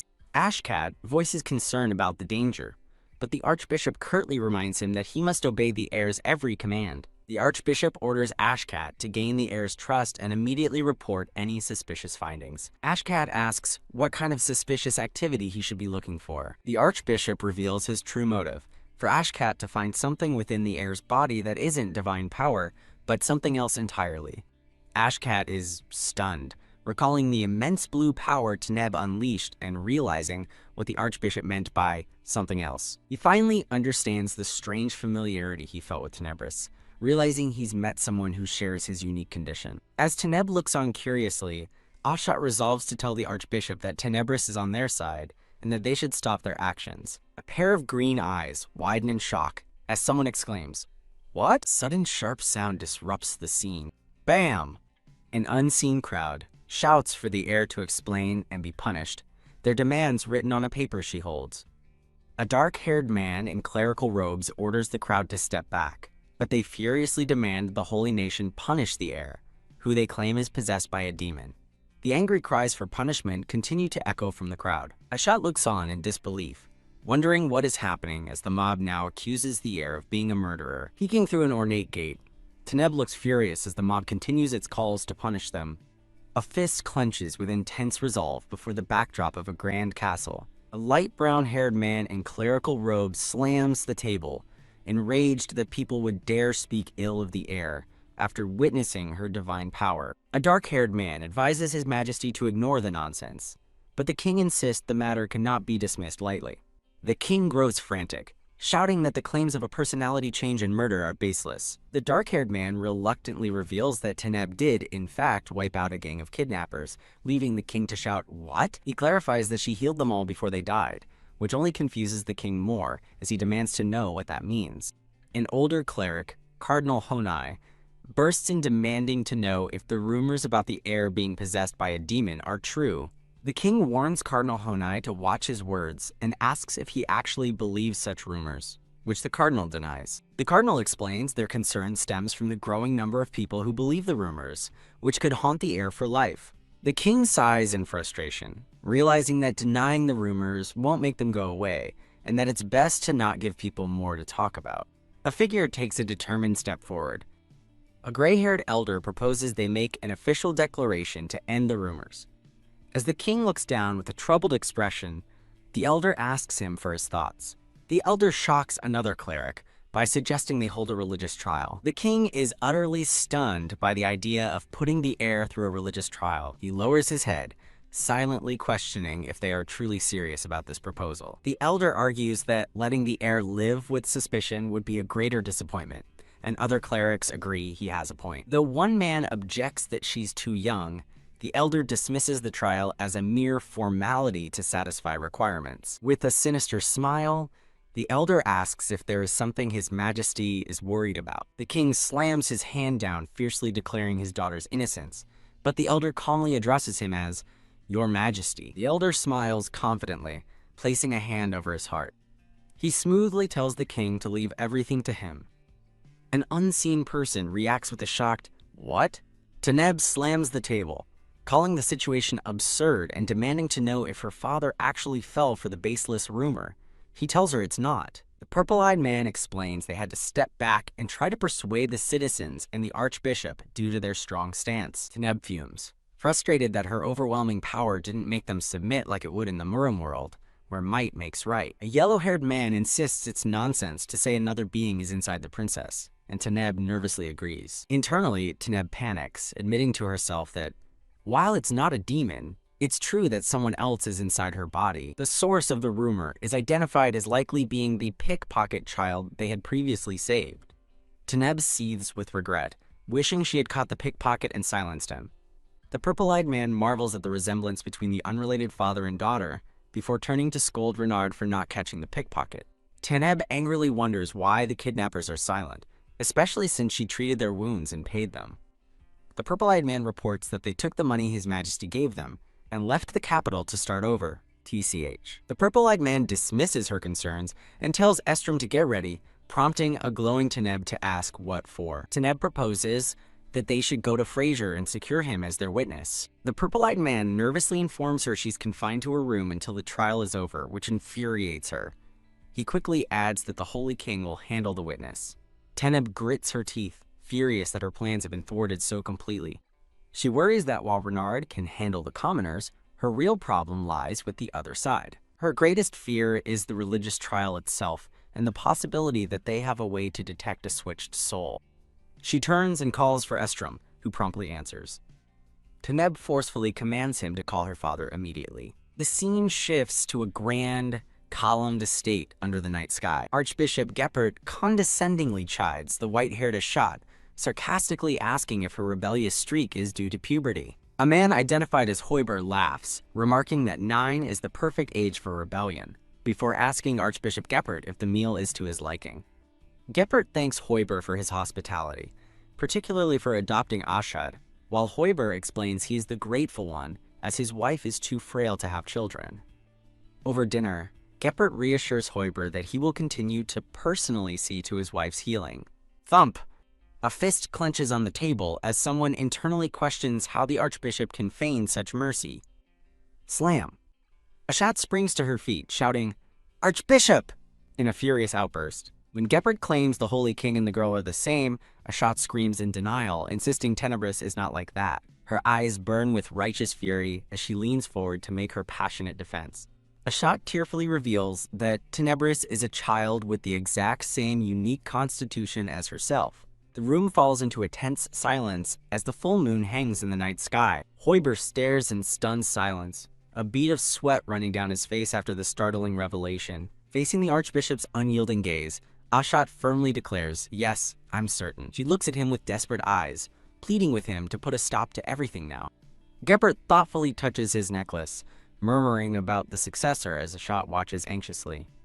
A dark memory surfaces for Geppert of another woman with the same power, while a concerned Hoiber asks if Ashat's constitution is unusual. The Archbishop asks Hoiber to step aside for a moment, and the family head quickly agrees to give them privacy. Hoiber nervously retreats from the dining room, leaving Ashat alone with the Archbishop. Geppert inwardly concludes that it's clear the child possesses a power that is not divine. Ashat waits in tense, stoic silence for the Archbishop to speak. Geppert drops a bombshell, revealing that the successor was secretly hiding magical powers. Ha ha ha! He laughs with sinister glee, believing that the gods themselves are aiding his scheme. Ashat earnestly proposes that the Archbishop persuade Tenebris to join them, arguing her extraordinary talent would make her a powerful ally. Geppert considers her words, admitting that such power would help restore his own, which was damaged during the war. However, he laments that the trial is already decided, and her powers will be exposed almost immediately. "Isn't there anything you can do?" she begs desperately, a quick memory of a cherished smile flashing in her mind. A sly, knowing smile spreads across Geppert's face as he replies, "Well, there is one way." A hand glows with a soft, mystical light. Ashat looks down in wonder at a glowing blue vial that has appeared in her hands, asking what it is. He explains it's a potion to conceal magical power, which will allow Tenebris to pass the trial safely. Wah! Overjoyed, Ashat blushes with relief, and thanks the Archbishop profusely for his help. He pats her head, noting she's finally smiling, before his tone shifts ominously as he says, "Well then," with a chilling smile, he asks her to grant him some strength, claiming his divine power is depleted. His hand touches her face, and her eyes widen in shock and sudden apprehension. Averting her gaze, Ashat sweats nervously before reluctantly agreeing to his request. A brilliant flash of light erupts as they stand close together. Ashat grunts in pain as golden energy streams from her body, while Geppert smiles blissfully, absorbing it. So naive, he thinks to himself, a cruel and utterly satisfied smile on his face. Scornfully, he orders her to deliver the potion to her kin as it begins to emit a sinister glow. She grits her teeth, struggling against the overwhelming surge of magical power coursing through her. The horrifying truth is revealed. It's not a concealing potion, but one that amplifies magical power. A splash of red against black marks a dark and treacherous turning point. In another room, the king holds his tiny daughter, fretting over her upcoming trial, while she asks if he was the one who decided it. "No," he cries, furiously blaming the accursed archbishop, as two children try and fail to calm his royal outburst. He smiles gently at his daughter, telling her not to worry because this father has already taken care of everything. He winks, proudly explaining he's bribed the judges, which makes his daughter think he's the one who should be on trial. She thanks her father, but respectfully declines his help, stating her desire to see the true verdict unfold. With wide, innocent eyes, she asks if there is truly a way to see through the proposal fairly. He chuckles, dismissing the idea and explaining the trial is merely a pretense to categorize her power as divine or magical. Ha! He concludes there is no risk of exposure and cheerfully suggests it's finally time for tea. A man with light brown hair holds Teneb on his lap, announcing he's prepared strawberry cream puffs as a special treat. Teneb gasps in excitement, exclaiming, "Strawberries?" as she thinks how wonderful they are. Overjoyed by her reaction, the man blushes and gives a warm, contented smile. Kia, Teneb happily thanks her father for the tower of delicious-looking strawberry cream puffs. As Teneb tries her drink, she wonders about its unique fragrance and color. The man reveals that the sparkling purple drink is the tea Ashat had gifted her. He recalls in a flashback how Ashat had stopped by that morning with the gift for a younger-looking Teneb. The memory continues as Ashat gently explains the tea is good for a weary mind and body. He finishes the story, explaining Teneb, then asked him to prepare it for his arrival. Deeply moved, the man touches his chin, touched that his daughter was so thoughtful. He praises Teneb for being admirable and making a good friend, and she happily agrees. His expression darkens slightly as he begins to ask a question about Ashat. He remembers Ashat's cold, calculating expression, noting she's making that same face again. Unfazed, Teneb simply continues to sip her tea with a calm, closed-eyed expression. The scene transitions to a magnificent, ornate white castle under a bright blue sky. Inside, Ashat sits tensely alongside a blue-haired girl and a black-haired boy. A graying man with a smug expression officially announces the start of the trial of Tenebri Posseker. He finishes his announcement with a sinister, knowing smile. In the grand trial room, a spectator whispers, remarking on how calm Tenebris appears. The crowd murmurs, spreading rumors that she's a demon who killed 10 people, with one man adding he had a bad feeling about her. Ashat looks on with deep concern, thinking Tenebris's name, while the two children beside her also appear worried. An off-screen voice gently reassures Tenebris not to worry, promising everything will be fine. Teneb lets out a frustrated huff, her cheeks puffed out in annoyance. Ashat nervously asks why Teneb looks so upset, telling her to make up her mind. Teneb internally fumes over Ashat's confusing behavior, while Ashat sweats and promises to explain everything after the trial. Ashat gently cups Teneb's face, forcing her to look up. Surrounded by an illusion of blue flowers, Ashat softly declares that she is on Teneb's side now.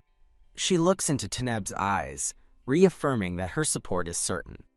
Ashat gives Teneb a final, warm, and reassuring smile. Wah! Teneb bursts into tears and clings to Ashat, who tells her to go now that the trial is starting.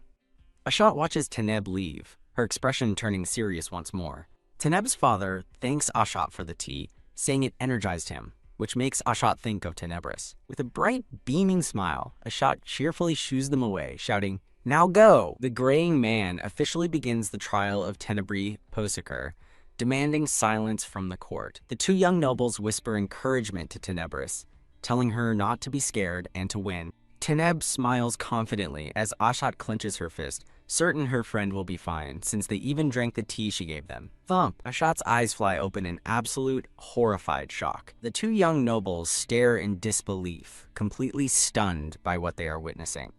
The title card announces a flashback to the trial proceedings, starting with the testimony of the dismissed priest. The priest dramatically testifies that Tenebris is a demon, accusing her of staging the window accident to get him fired. The second witness, the pickpocketing child, tearfully claims he saw Tenebris kill 10 men in agonizing, bloody detail. Teneb waves with a huge, cheerful smile, brightly declaring that she didn't kill anyone.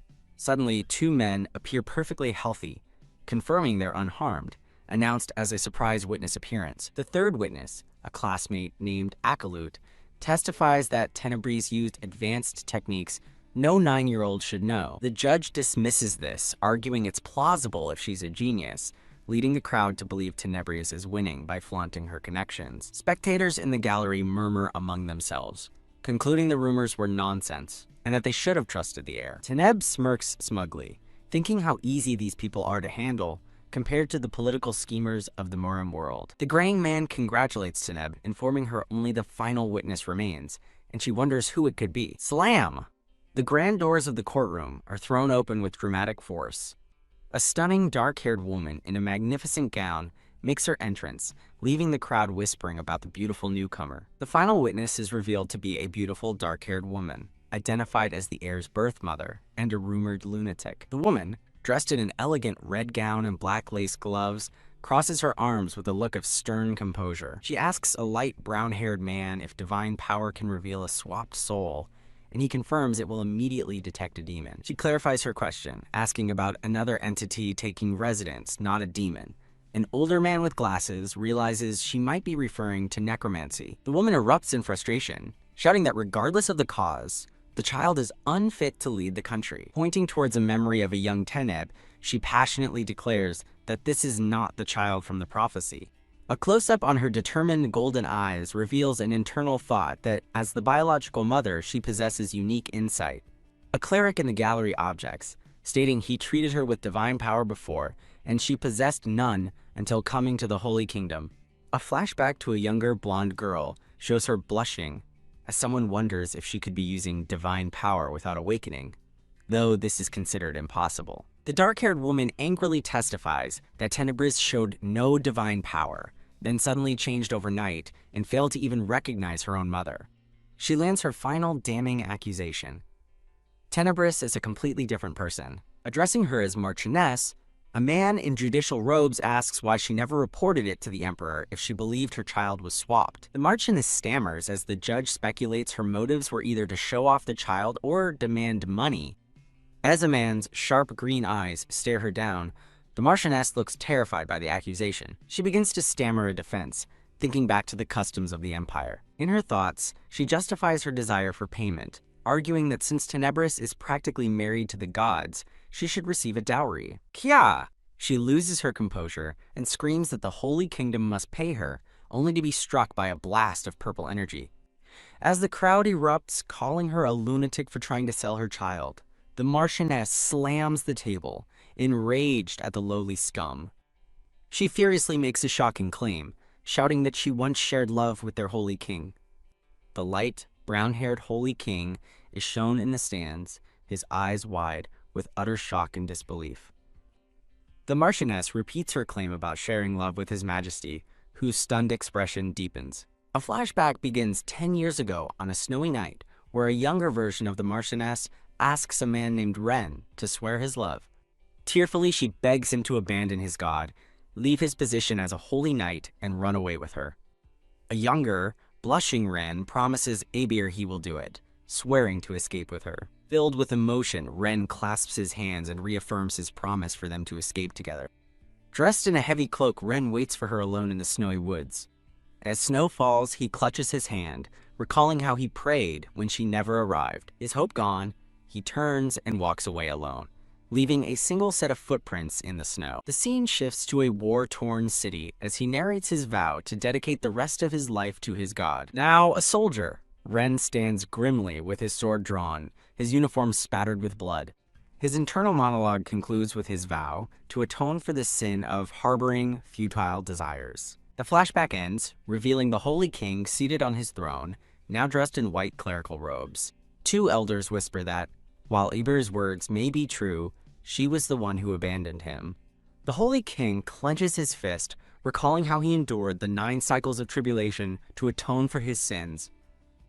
Eber trembles with rage, furious that he would dare allow her accusation to be turned against her like this. The Holy King smiles serenely, announcing that a divine oracle later declared him the successor, proving the gods no longer see an issue with his past. A cleric asks why he let the Marchioness enter the country. The king explains it was to see his daughter, unaware of their past relationship. Taneb watches, annoyed by the unexpected turn of events. Asked if he felt anything upon meeting her again, the king firmly denies it, stating they never even met alone. The king delivers his verdict. The Marchioness of Demony must face punishment, leaving her stunned and speechless. For blasphemy and abusing a child of the gods, he declares that sacred law demands she be cast alive into the furnace, horrifying the Marchioness. As Taneb trembles at the harsh sentence, the Holy King begins to say, "But." He changes the sentence to permanent exile from the Holy Kingdom and orders her to be escorted back to the Empire immediately. As Gard sees her, the Marchioness screams Renard's name, claiming he only became the Holy King because of her. She continues to shriek that he owes her, while Taneb looks on in disgust, wondering if she is still obsessed with money. The Holy King's hand grips the armrest of his throne, his knuckles white. Ugh. The Marchioness desperately appeals to the gray-haired Archbishop, accusing him of using her, but a flash of holy light strikes her hand. The Archbishop catches the collapsing Marchioness, coldly telling her to stop her blasphemy, as her usefulness has come to an end. Tears stream down the Marchioness's face as she realizes the depth of the betrayal, crying out in despair. As holy power courses through her, a hidden narrator reveals they were only using the foolish woman for the successor's benefit. The unconscious Marchioness is carried away by guards as the Archbishop turns, thinking that in the end it was all just meaningless theater. The gray-haired Archbishop informs the Holy King that it's time for the final verification. The Holy King smiles warmly, asking Taneb if she is ready for the test. With a bright smile, Taneb confidently replies, "Yes, Father." The two young nobles watch, as the boy explains that Taneb will receive divine power to prove she has no magical energy. The Archbishop smirks, thinking Taneb is destined to win, while the Holy King recalls Ashat's words and realizes she gave Taneb a potion that amplifies magical power. A brilliant orb of golden divine power forms between the Holy King's hands. His expression turning furious, the Holy King internally demands that Taneb reveal the filthy power he believes she possesses. As the divine power engulfs her, Taneb looks up in surprise and feels the immense pressure. Spectators in the gallery gasp in awe and disbelief at the overwhelming display of power. Ashat stares in utter shock, unable to believe what she is witnessing. Bathed in a holy glow, Taneb appears peaceful with her eyes closed. The crowd marvels that she is completely unharmed, having absorbed an extraordinary amount of divine power in her small body. Wow! The dark-haired boy leaps to his feet, cheering for Taneb as the crowd chants, "Long live the successor." Taneb graciously thanks her supporters, while internally fuming that Renard almost overwhelmed her with that much power. The Holy King places a hand on Taneb's head, proudly declaring that this proves her innocence, and the crowd roars its agreement. The Archbishop seethes in the background, furiously realizing that Ashat, that bastard, didn't poison the tea after all. Just as the Holy King is about to conclude the trial, a loud "No" interrupts the proceedings. The Archbishop kneels before the throne, begging for a moment while the Holy King wonders what his new scheme is. The Archbishop suggests the possibility of a foreign medicine that could temporarily suppress magical power, proposing one final confirmation just in case. A man in the gallery whispers to a woman about rumors of such medicines from the mages of the Magic Kingdom. The Holy King sternly rejects the idea, but Taneb smiles and reassures her father that it's all right, agreeing the verification should be thorough. Taneb confidently steps off the dais. She walks directly toward the kneeling Archbishop. Smiling cheerfully amidst an illusion of purple flowers, Taneb invites Archbishop Geffert to conduct the verification himself. The Archbishop begins to sweat nervously under Taneb's calm, unwavering gaze. Onlookers murmur about her confidence, deciding she must be innocent as she wouldn't have taken any drugs. As someone mentions, drugs can be hidden in tea leaves. Ashat's eyes widen in alarm, Realizing the Archbishop may have set a trap using the tea, Ashat's eyes widen in alarm. The Archbishop smirks, agreeing to verify it himself as he places his hand on Teneb's head. Ashat looks on in pure terror, letting out a silent scream of, "No!" In a flashback, Teneb recalls how the righteous faction constantly sought to suppress her unorthodox sect. A vision of a hand holding a swirling orb of raw, red energy appears. The energy is revealed to be the absorbing soul technique, as Teneb's eyes begin to glow. The moment the Archbishop touches her, Teneb unleashes the technique, which drains an opponent's internal energy, catching him completely by surprise. Overwhelmed, the Archbishop cries out in pain and confusion as golden light is torn from his body.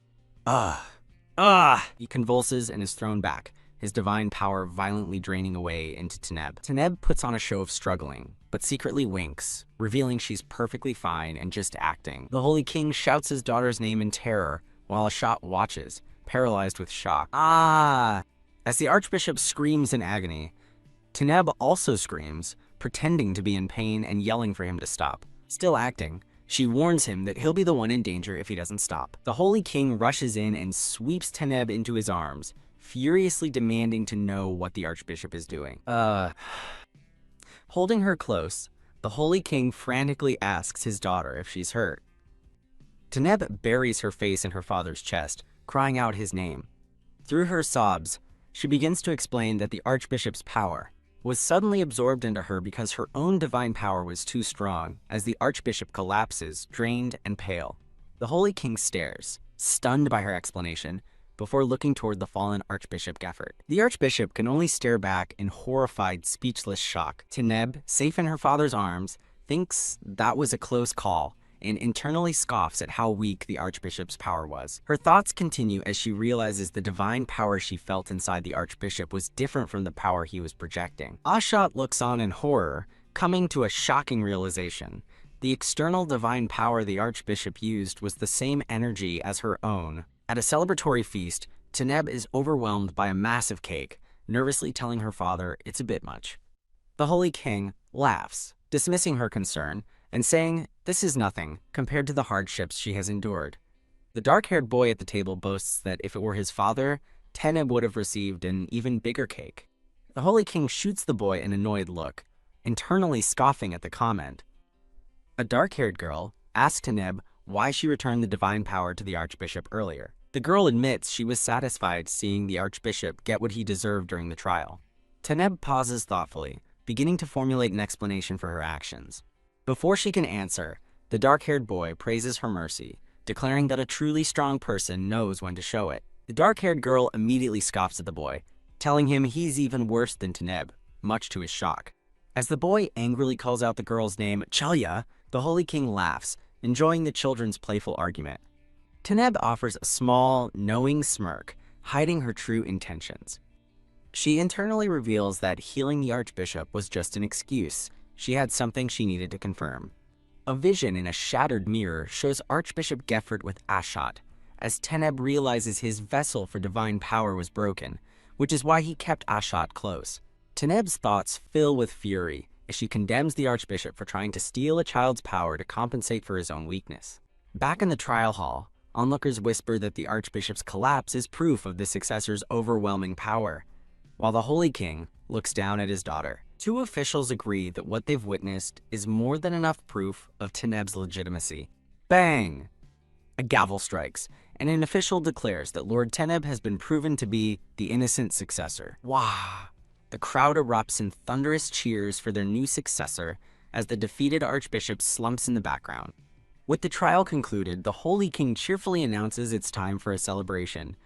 He raises his glass, proposing a toast to celebrate Teneb's victory. With his arms wide open, the Holy King accepts the thanks of Teneb and the other two children. A magnificent multi-tiered cream puff cake is presented in Teneb's honor, titled The Great Cream Puff. The scene shifts to a dark room where Ashat cries out in pain on the floor. In Geffert's mansion, the enraged Archbishop looms over Ashat, furious that she dared to defy him. As he silently questions her defiance, Ashat weakly insists that she didn't disobey him. She sits up, maintaining that she brewed the tea exactly as he had instructed her to. Don't lie, he bellows, violently grabbing her. He leans in menacingly, demanding to know why the tea had no effect on the successor and ordering her to tell the truth. He threatens her with punishment until she reveals what truly happened, leaving her trembling in fear. The scene pans out to show the grand, imposing exterior of a mansion at dusk. Inside, a bruised and weary Ashat sits slumped against a window, bathed in sunlight. The archbishop stands before her, demanding to know if she still refuses to speak, but she remains silent. Finally, looking up with a defiant smirk, Ashat turns the tables, asking what was really in the tea he gave her for Tanab. She shrewdly points out that if the tea had merely been a magic-concealing potion, he wouldn't be so furious, shocking him with her insight. Ugh, the archbishop clutches his chest, still feeling the effects of having his divine power drained. He calls her either clever or foolish as he continues to struggle with the lingering pain. Grabbing her, he confirms the truth. It was a magic-boosting potion, leaving Ashat stunned and asking why. He smiles cruelly, explaining that magic users are simply a nuisance that must be dealt with. Ashat stares in pure horror at the depth of his cruelty and deception. In a flashback, a younger Gefert lectures a man from the imperial family that a holy king must be cold and strong enough to eliminate all heretics. Ashat recalls a painful memory of being choked, told she is weak, just like Renar. The voice from her past echoes, declaring that she is not needed and is unfit to be the holy king. Tearing up, Ashat remembers believing she was no longer alone, but now faces the prospect of dying. The thought of Taneb being left alone in Gefert's cruel hands fills her with terror and resolve. Her fear turns to fury as her eyes blaze with determination. She cannot let that happen. Ashat grabs the archbishop's arm, unleashing a torrent of purple energy that catches him completely off guard. She grits her teeth, straining as she pours all her power into her counterattack. An immense blast of magical energy erupts from her. The overwhelming surge of purple and white power floods the room. A young girl with light brown hair and a pink, hooded cloak looks back over her shoulder. In Fraser's hideout, a man asks his majesty what's wrong as she sits with them at a table. The young blonde girl looks up in surprise as someone asks if she felt that strong wave just now.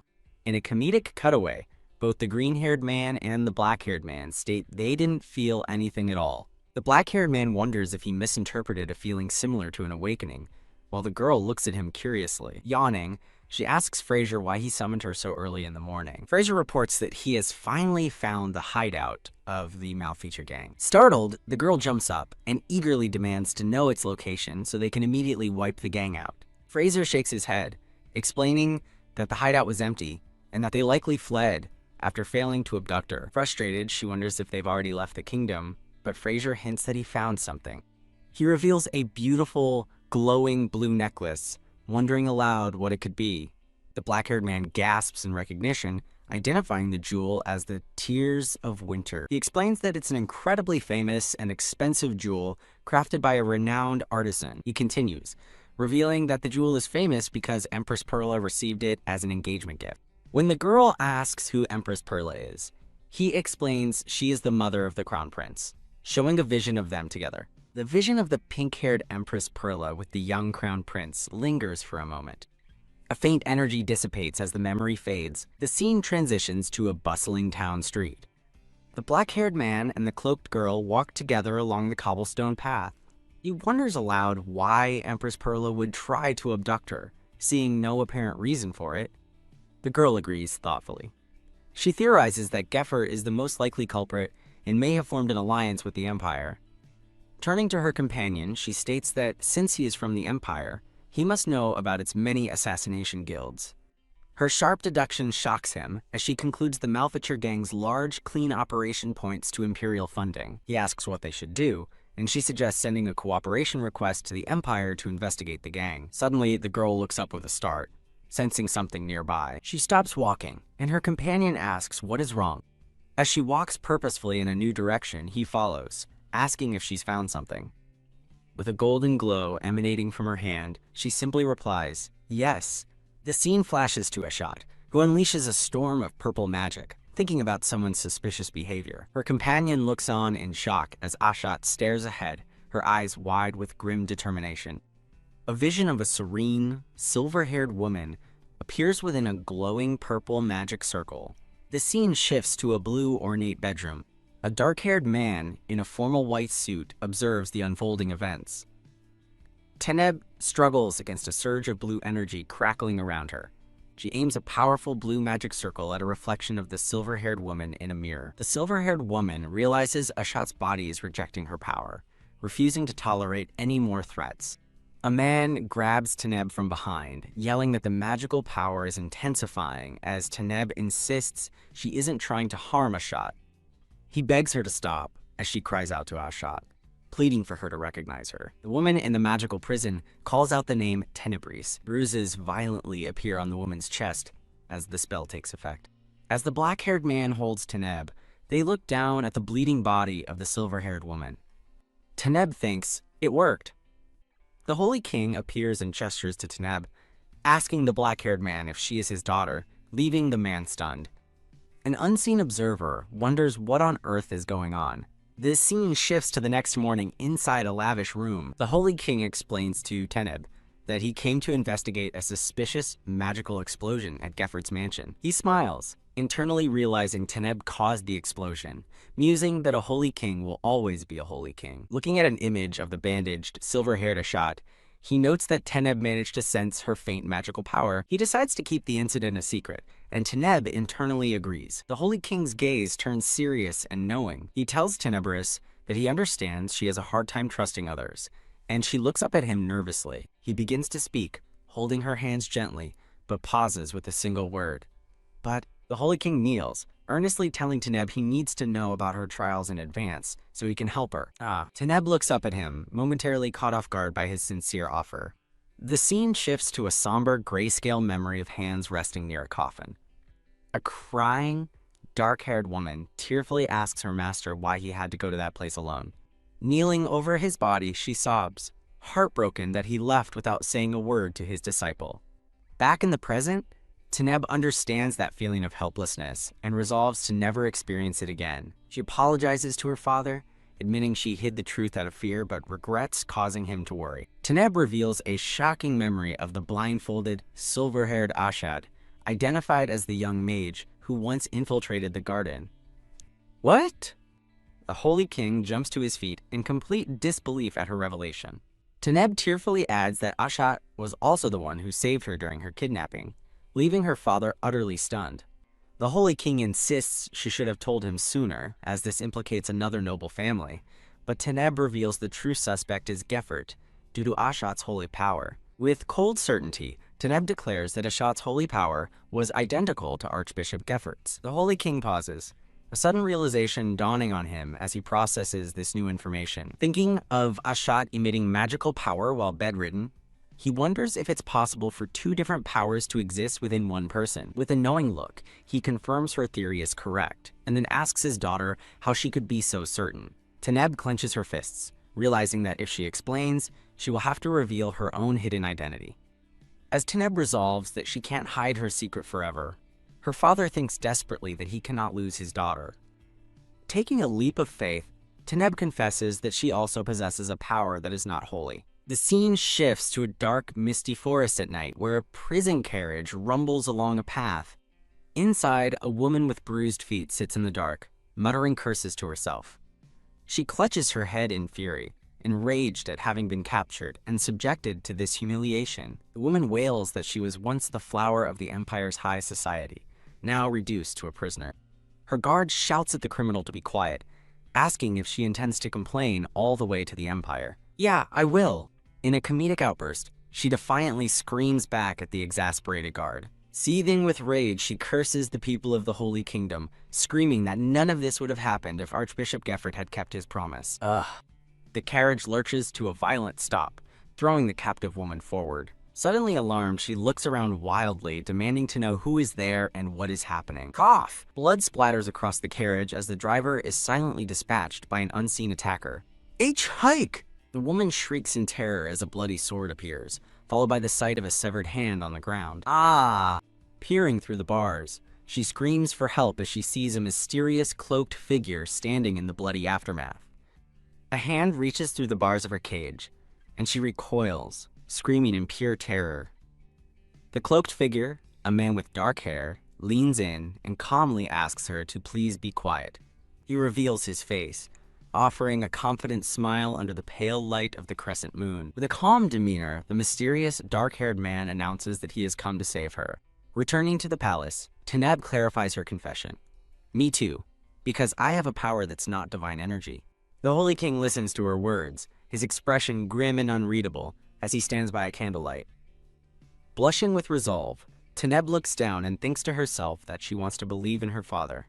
This can't be! The Holy King's face fills with anguish, while Taneb looks up at him with growing concern. Taneb begins to panic, wondering if she was too hasty as her father seems distraught, and she quickly tries to walk back her confession. Waving her hands, she insists her ability isn't magic, but just a different kind of power. She smiles brightly, trying to explain that she simply draws on the power spread throughout nature. The Holy King suddenly lunges forward and wraps her in a tight, desperate hug. The Holy Queen appears, gently reassuring Taneb that it's okay, and her father was just surprised. Held securely in her father's arms, Taneb looks up at him, surrounded by a warm and loving light. Overwhelmed with emotion, Taneb's face flushes a deep red as she buries her face in his shoulder. In the quiet, sunlit room, Taneb softly calls out to her father as he continues to hold her close. The scene transitions to Ashat's bedside, where the silver-haired girl is sleeping peacefully. Taneb, looking younger, sits by the bed and greets Ashat, happy to see she's finally awake. Taneb gently checks her temperature, asking if she's okay as the still drowsy Ashat recognizes her.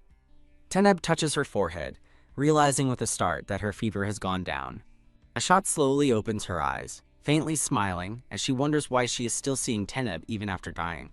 Taneb leans over the bed, jokingly asking the startled Ashat if she appeared because Ashat has so few friends. With a gasp, Ashat bolts upright, shouting in disbelief as she realizes she's not dead after all. Recalling the Archbishop's mansion, she fears she failed to stop him, but Taneb's voice reassures her that she struggled to keep her alive. Ashat grabs Taneb in a panic, urgently asking what happened to the Archbishop and if she's okay. Taneb blushes, questioning why Ashat is so worried about her and insisting that she is fine. Ashat continues to fuss over Taneb, who emphatically confirms that she is really seriously okay. Annoyed, Taneb asks why Ashat is worrying about someone else when she's the one who's hurt, much to Ashat's relief. Taneb internally muses on why Ashat has to resemble him in these self-sacrificing ways. Taneb updates Ashat, telling her that Gefert is being investigated and his injuries were severe. Ashat beams with relief, telling Taneb how glad she is that she's safe. Taneb grabs Ashat's sleeve, demanding to know why she helped her. With a gentle, bandaged smile, Ashat explains it was because Taneb is a mage, just like her. Taneb's eyes widen, completely shocked by the unexpected revelation. As Ashat hesitates to explain further, Taneb admits that she had thought so too. Ashat quickly denies it, looking serious as she insists that's not the case. In a flashback, the Holy King tells his daughter, Taneb, that her power is called Aura. Kneeling before her, he explains that Aura is a power traditionally trained by non-paladin swordsmen. He suddenly sweeps Taneb into the air, excitedly calling her a genius for mastering the power without any teaching. Held in her father's arms, a bewildered Taneb questions the terms Aura and swordsman as he continues to praise her. Back in the present, Taneb explains to Ashat that her father called her power Aura, causing Ashat to stammer in disbelief. Ashat is completely flustered by the revelation, her face frozen in shock. Ashat realizes she is happy not to be alone, while Taneb is surprised by how far Ashat went for her sake. Taneb laughs, reassuring Ashat that she doesn't have to limit her friends to only mages. Gently patting Ashat's head, Taneb promises to protect her from Gefert, leaving Ashat speechless. Taneb offers a bright, sincere smile as she makes her heartfelt promise. Ashat then asks if she can ask something in return, and a smiling Taneb happily agrees. Taneb's eyes go wide as Ashat suddenly leans in very close. A hand touches Taneb's cheek, causing her to gasp in surprise. The two girls share a tender, blushing moment, looking into each other's eyes. A close-up focuses on Taneb's curious, shining eye. Ashat blushes as Taneb smiles sweetly, the intimate moment between them continuing. Taneb puffs out her chest with a bright smile, reminding Ashat that she saved her life too.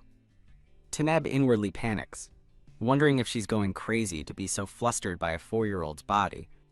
Ashat feels a similar sense of disbelief, wondering how she can feel flustered by such a Taneb waves her hands dismissively, arguing that anyone would have saved a dying child. The word kid makes Ashat's expression harden as she glares with sudden intensity. A heavy silence settles between them as they sit opposite each other on the bed. Taneb reveals her secret, admitting she is from the demon race and could put Ashat in danger. Taneb watches seriously for a reaction after her stunning confession. Ugh! Taneb suddenly pinches Ashat's cheek, breaking the tension. Laughing playfully, Taneb boasts that it's no big deal since she's way stronger, leaving Ashat utterly bewildered. Taneb smiles confidently, declaring that she will never lose to Ashat. Ashat blushes intensely, flustered by Taneb's bold words and closeness. The scene transitions to a quiet evening, with the crescent moon hanging in the night sky. A new day dawns over a grand and beautiful sunlit palace. Taneb sits at a desk surrounded by sunflowers, looking annoyed as she thinks about that guy, Ashat. In a memory, a smiling Ashat with shorter hair and in boys' clothes stands with Taneb and a dark-haired child. A reddish-blonde girl expresses her concern for Ashat, explaining she was worried after hearing from Taneb that she was sick. Ashat, now with shorter hair and dressed in boys' clothes, smiles brightly and thanks everyone for worrying about him. Taneb rests her chin on her hand, relieved that Ashat isn't acting as annoying as she had worried he might. In another memory, a pink-haired girl shyly offers Ashat, who has longer hair, a snack.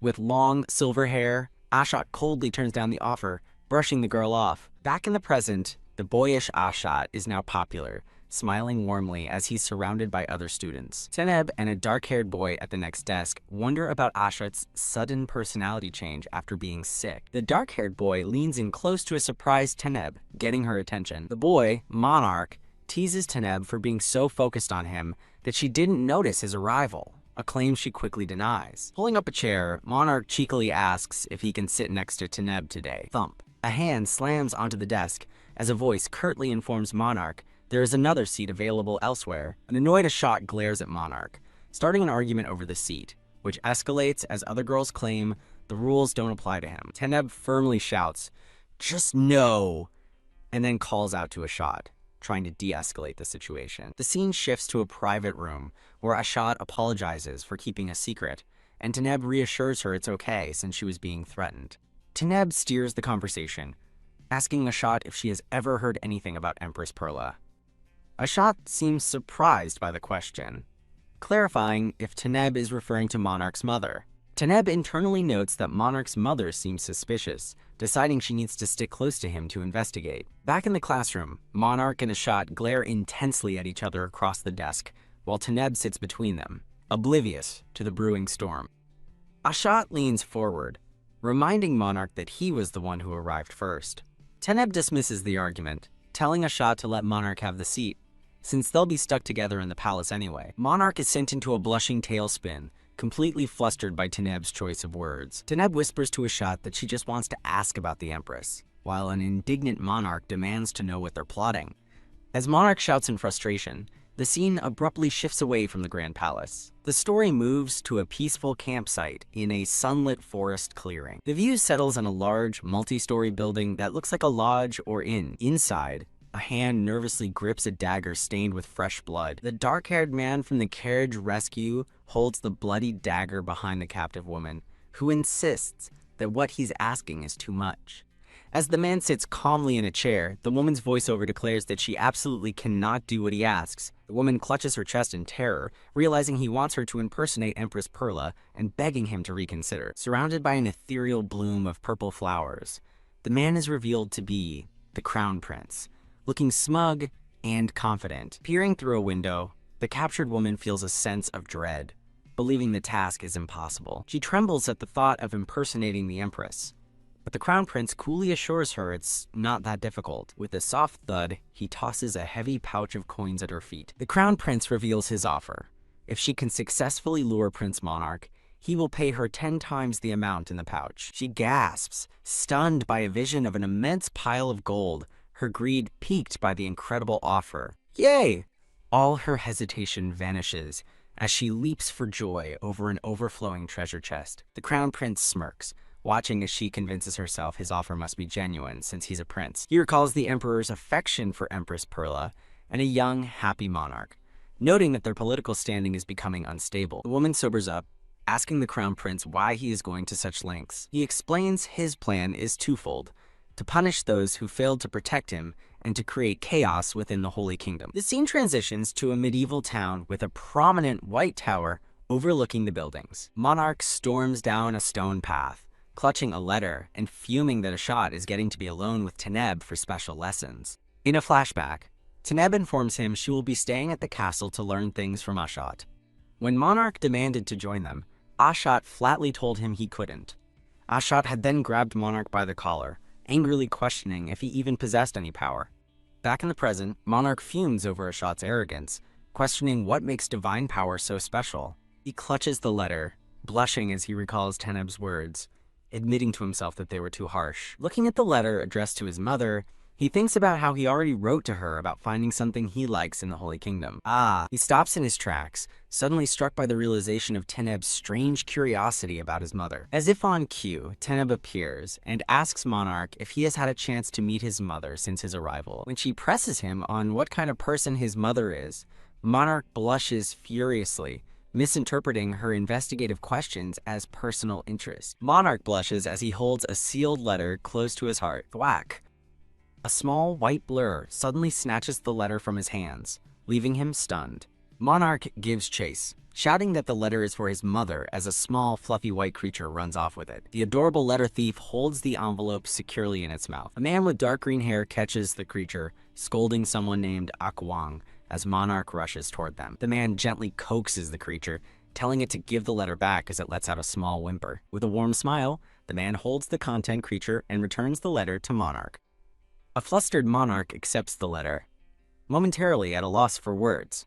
Monarch studies the stranger, noting his unfamiliar face and imperial clothing with suspicion. The man confirms he's a recent arrival from the Empire, acknowledging his unusual attire. After explaining he's on a sacred pilgrimage, the man suddenly lunges towards Monarch, who screams in shock. The man kneels respectfully, recognizing Monarch as the prince and apologizing for his disrespect, leaving the boy bewildered.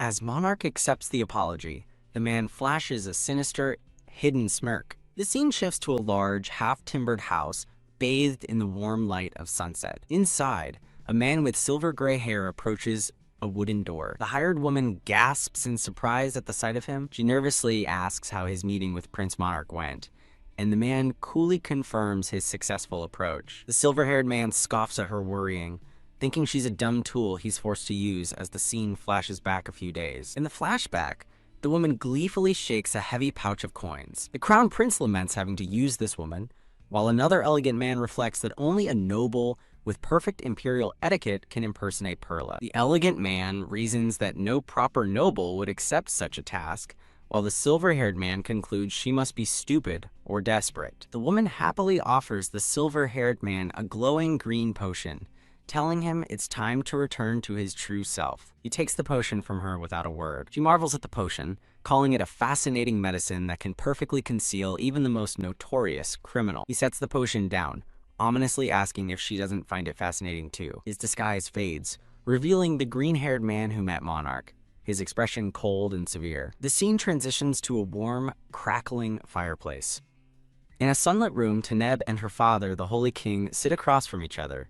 Taneb reports that Monarch has shown no unusual behavior or made any suspicious contacts. Her father adds that Geffert has also been quiet, concluding he's powerless without Ashat. He chuckles, mocking Geffert for becoming a shriveled old man who will be unable to move for a while. When Taneb asks about the Empress, her father reassures her they will meet her at the New Year's festival in a month.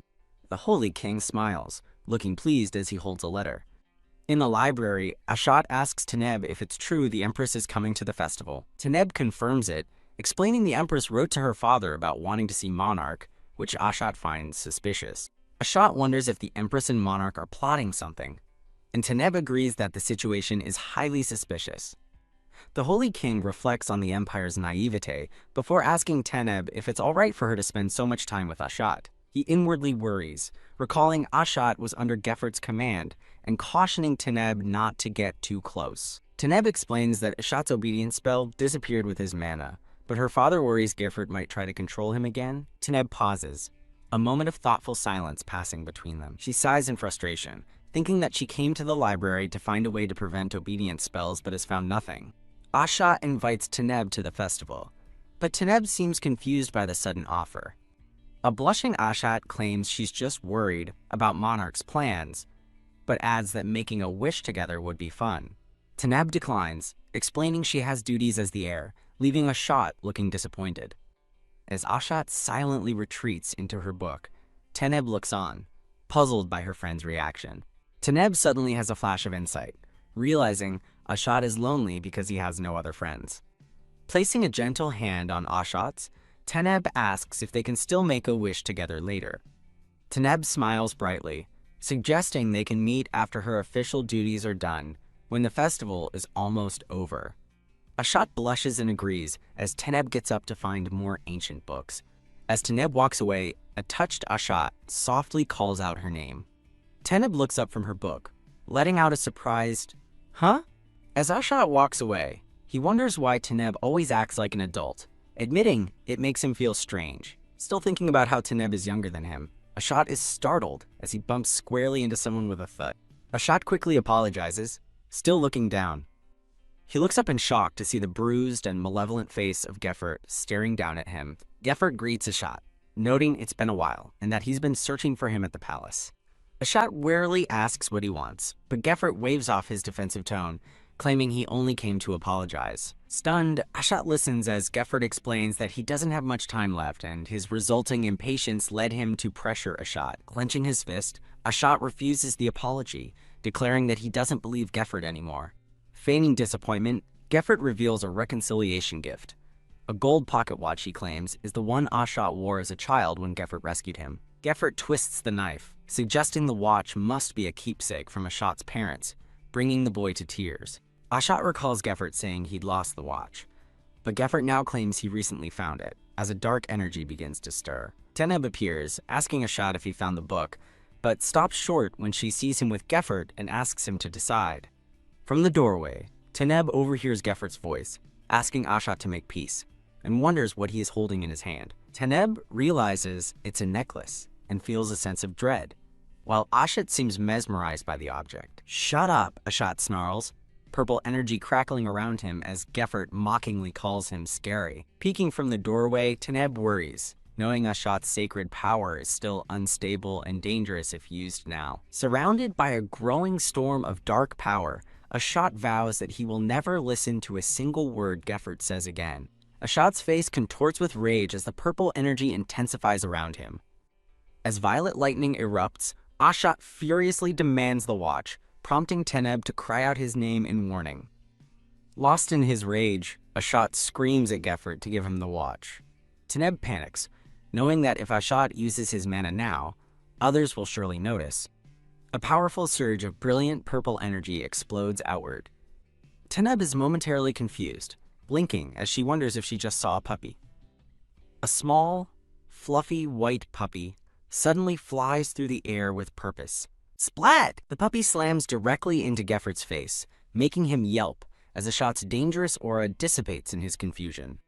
As the puppy relentlessly attacks him, Gefert struggles and yells, "Let go of me!" while a bewildered Ashat looks on. Ashat wonders if this is some kind of trick, while Gefert, under attack, screams for someone to help him. Taneb watches, relieved that Ashat is calmed down but perplexed as to how a dog got into the palace. Suddenly, a voice echoes through the hall, calling out, "Akwang!" A young, dark-haired boy rushes into the library, calling for his pet, Akwang, to come back. Akwang stops its attack and nuzzles Gefert's cheek, leaving the old man utterly stunned. The dark-haired boy gently scolds Akwang for running off, explaining that he was worried. Cradling the puppy, the boy shoots a deadly glare at Gefert, threatening to kill him if he harms the dog. Taneb steps in, pointing out Gefert's deep wound and telling him to go get treated. With a blindingly sweet smile, Taneb offers to heal Gefert herself, which seems to terrify him more than the injury. "No need," Gefert says curtly, turning and hurrying away as Taneb and the boy watch. Later, by a serene indoor pond, the dark-haired boy approaches Taneb. He formally apologizes to Taneb, promising that such a disturbance won't happen again. Taneb dismisses his apology, getting straight to the point. "Why did you bring a dog?" The scene shifts to the city outside the palace as a voiceover expresses what an honor it was to meet Her Highness. A man with long, dark green hair bids the dark-haired boy farewell, wishing him a safe return. As the man walks away, Akwang suddenly latches onto his leg, prompting the boy to wonder if the puppy doesn't want to be sold. The boy asks the man why he's selling the dog. The man explains he's a pilgrim who can't care for it and lacks the funds. The boy's expression softens with sympathy and determination.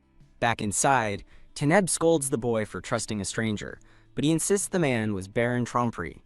Teneb retorts that no such noble family exists. Teneb finds the story suspicious, questioning why an unawakened imperial citizen would be on a holy pilgrimage. The boy promises to take good care of the puppy, assuring Teneb that no one will even know it's there. Akwang immediately dashes off into the greenery, forcing the boy to give chase while shouting its name. Teneb snatches the puppy, declaring it's too much for a child to handle, as Ashat appears, telling them it's time to go. As Ashat watches, the dark-haired boy earnestly promises Teneb that he will take excellent care of the puppy. Ashat asks Teneb if it's truly okay to let the boy keep the dog, worrying that his stubbornness will lead to his father's intervention and their discovery. Teneb fumes internally, frustrated that Geffert escaped without giving Ashat his parents' relics. Ashat's expression turns serious as he looks at Teneb, beginning to speak. He asks if Teneb's parents also died in the war, but she clarifies they died of an illness before telling him she's tired and going inside, leaving him surprised. Thump! Ashat firmly shuts the ornate double doors, leaving Teneb alone in the hallway. Teneb looks on with concern, questioning if he is really just exhausted. Behind the closed door, Ashat trembles as a dark, blood-soaked memory begins to surface. A violent flashback shows a hand tightly gripping a wrist against a chaotic red backdrop. The vision intensifies, focusing on a hand clutching the blood-stained uniform of a decorated official. Ashat's face contorts in terror as he relives the moment, desperately pleading for it to stop. Gasping, he stumbles backward against the door, overwhelmed by the traumatic memory. Clutching the fabric over his heart, Ashat whispers a tearful apology to himself. Defeated, he slides to the floor, consumed by the crushing weight of his past. The scene shifts to the green-haired man explaining to Teneb that the royal family prohibits animals, and he apologizes for the trouble. Monarch insists it's fine, but the man offers to take responsibility and bring Akwang back. Monarch rejects the offer, instead asking the man to train the puppy and reminding him of his promise to help. The man expresses confidence in his training ability, but voices concern about continuously sneaking the dog into the palace. Monarch brushes it off, saying no one pays attention to him anyway, but the man reminds him he is the Empress's only son. Monarch's face falls, revealing a deep sense of loneliness and neglect. He sadly notes his mother's silence and Teneb's absence, prompting the green-haired man to place a comforting hand on his arm. The green-haired man smiles warmly, advising Monarch not to waste his feelings on others because he is here for him now. Visibly touched and blushing, Monarch softly speaks the man's name, Trompery. Trompery reassures Monarch the Empress is likely just busy and offers to investigate through his sister, who works in the palace. Monarch's face lights up with a bright, hopeful smile. He eagerly asks when Trompery can visit again, and the man suggests he can return tomorrow. However, Trompery immediately takes back his words, apologizing that tomorrow might be difficult after all. With a sinister smile, Trompery explains he has a meeting at the plaza's opening ceremony, leaving Monarch disappointed. The scene changes to a winter day, where a warmly dressed Teneb looks on in bright-eyed wonder. The setting is a festive and beautifully decorated town square. The Holy King surprises Teneb with a bouquet of yellow flowers, and she marvels at the incredible transformation of the old back alley. Teneb looks at her father in surprise, clutching the beautiful bouquet. He asks her to place the flowers on the altar, and when she questions why her instead of him, he simply says, "Of course." He reveals that the entire plaza was built to commemorate her first year in the Holy Kingdom. A grand and pristine white marble plaza with an altar and angel statues is shown. The Holy King smiles down at Teneb, who holds the flowers with a look of awe. As she walks up the stairs, Teneb reflects that in her past life as Jin Danye, she had many first years with different people. The structure is revealed to be the Teneb Posikar prayer house, built in her honor. Teneb carefully places the vibrant yellow bouquet upon the white marble altar. As she does, a brilliant ray of divine light shines down from the heavens. Her father smiles, commenting that the divine must be pleased, as Teneb looks on happily. Teneb sincerely thanks her father, as the flowers rest beautifully on the sunlit altar. Nearby, onlookers murmur about the beautiful sight, unaware of a sinister presence. A bruised Gefert watches from the crowd with pure contempt, sneering at the idea of divine approval for a demonic being. He is suddenly startled, as a calm voice greets him, calling him Archbishop. The green-haired man, now wearing a hood, coolly confronts the stunned Gefert, quietly reminding him of the surrounding crowd. He then proposes they continue their conversation somewhere more private. The green-haired man forcefully drags Gefert away as the old Archbishop struggles, demanding to be released. In a secluded alley, the man mockingly offers his help, noting how much Gefert has aged. Enraged, Gefert furiously shouts that it's the man's fault for failing the abduction, calling him out by name, Malpatur. With a sinister smile, Malpatur covers Gefert's mouth, coldly telling him not to use that name. Malpatur leans in, threateningly asking who would suffer more if he confessed everything, leaving Gefert sweating in fear. Malpatur yanks Gefert's collar, demanding to know if he understands, while Gefert accuses him of being insane and forgetting who funded him. Malpatur mockingly claims he's here to repay the favor, enraging Gefert, who demands to know how he plans to do so. The scene shifts to a snowy town, where a grim-faced woman protects a small, silver-haired child with a smudge on their cheek. An old woman appears, shocked to see the woman, and calling her Ibir, questioning her presence. Malpatur suddenly appears, dismissing the reunion and presenting the silver-haired child to the stunned old woman. The old woman scoffs, calling the child filthy, but Malpatur calmly instructs the child, Tubule, to show her his power. Tubule nervously presents a strange, dark artifact to the bewildered old woman. A blinding golden light erupts as the woman touches the artifact, making her cry out in shock at the immense power. The powerful light intensifies as the old woman screams, the artifact now lying on the ground. A younger-looking man with white hair smirks, recognizing the immense power radiating from the child. The man declares that this child will be a suitable replacement for Ashot. Bathed in brilliant light, the silver-haired child, Tubule, endures the surge of power with a pained expression. The narration reveals the child's nature, end quote, unregistered holy power user. In a snowy courtyard, a man with tattooed hands gently comforts a small child with dark hair. Two children gaze up at a tall, elegantly dressed man with silver-white hair on a snowy balcony. A little blonde girl beams with joy, thanking the man she calls Your Highness.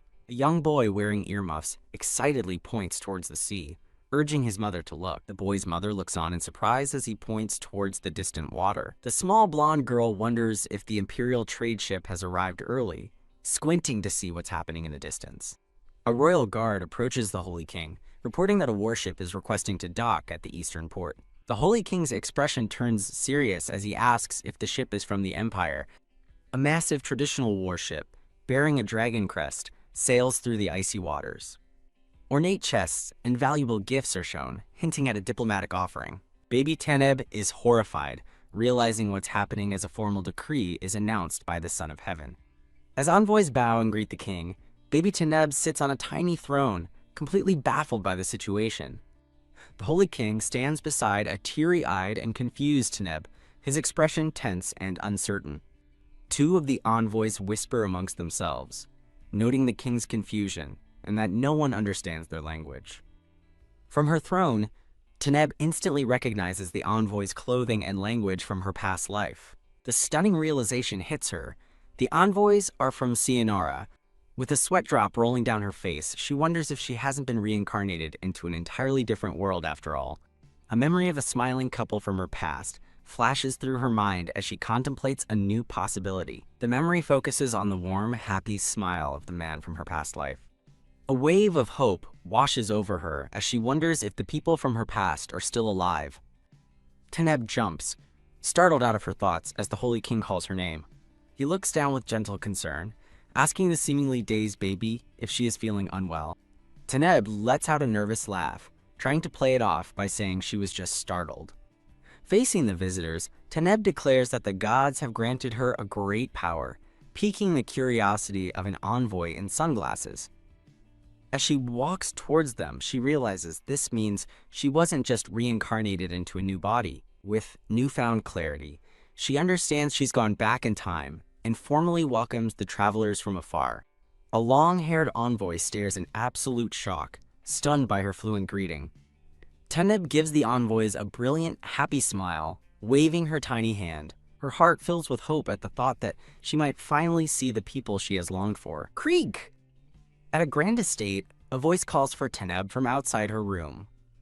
A woman with long white hair opens the door, asking Teneb why she hasn't come down for dinner. Her eyes widen in horror as she sees something terribly wrong inside the room. She screams Teneb's name, seeing her lying unconscious and bloodied on the bed. A young girl, presumably Teneb, is shown shaking and crying out in distress, asking what happened.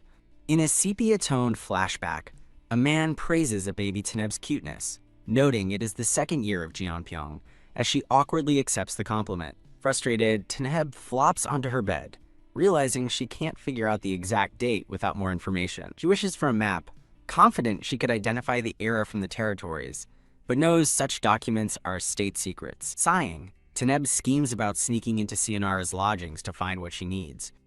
As she lies on her bed, a sudden voice offers to help with her predicament. The white-haired person who entered her room gives her a bright, encouraging smile. Teneb sits up, skeptical and demanding to know how they could possibly get in. In response, the white-haired person simply extends their hand toward her. With surprising ease, they lift a startled Teneb into the air. The white-haired person smiles gently, telling Teneb to hold on tight and not let go. The scene transitions past a brightly lit, ornate palace balcony. They arrive in a snowy outdoor encampment, identified as the lodgings of the Sionara delegation. Cradling Teneb, the white-haired person tells her she can open her eyes now. Wah! Teneb is amazed they actually teleported, while her companion calmly replies, "Of course." Inside a tent, the white-haired person asks what they're looking for, and Teneb specifies a map of Sionara. As the person searches a box, Teneb suddenly wonders with alarm if this person also sneaks into her room. The white-haired person turns back to Teneb, asking if she's found anything yet. Teneb looks on in shock, insisting she saw a sudden flash of light inside the tent. Outside, a man reports the strange light to His Highness, who decides they should check the tent. Hearing voices approaching, Teneb and the white-haired person panic, realizing they're about to be discovered. The two men stand outside the tent, one insisting he saw something, while the other dismisses it. Teneb trembles in fear, recognizing the voices as people from the Western Kingdom and fearing they've been caught. A hand gently takes another, offering silent reassurance in the tense moment. A man suddenly throws open the tent flap, causing someone inside to gasp in surprise. Peering inside, the man simply notices a lit lamp and wonders if it was left on. He and his companion walk away, questioning if the lamp might have turned on by itself. On the floor inside the tent, a glowing rolled-up map lies completely unnoticed. Bam! Teneb and the white-haired person crash-land back in her room, and she lets out a cry. Teneb suddenly points out a nosebleed on her companion's face, then bursts into hysterical laughter. Blushing furiously, the white-haired person tries to hide their face, telling Teneb to stop laughing. Teneb asks if they're all right after overexerting themselves, but they brush it off, insisting they're fine. Calling her closer, the white-haired person pulls Teneb in, smearing blood on their white clothes. A brilliant blue light suddenly erupts from the white-haired person's body.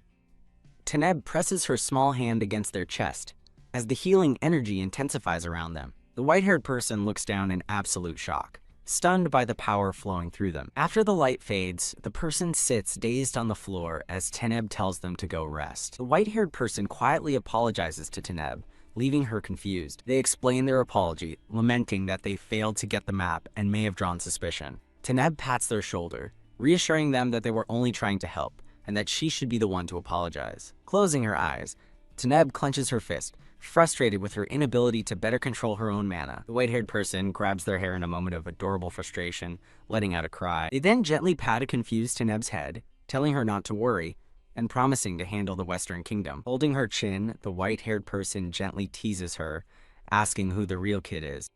Teneb looks back with surprising maturity, replying, "I know, that's why." The white-haired person gives a warm, blushing smile in response to her words. Teneb's eyes widen, completely taken aback by their heartfelt expression. The following morning, the scene shifts to the castle's training grounds. A sharp ki cuts through the air, signaling the start of intense training.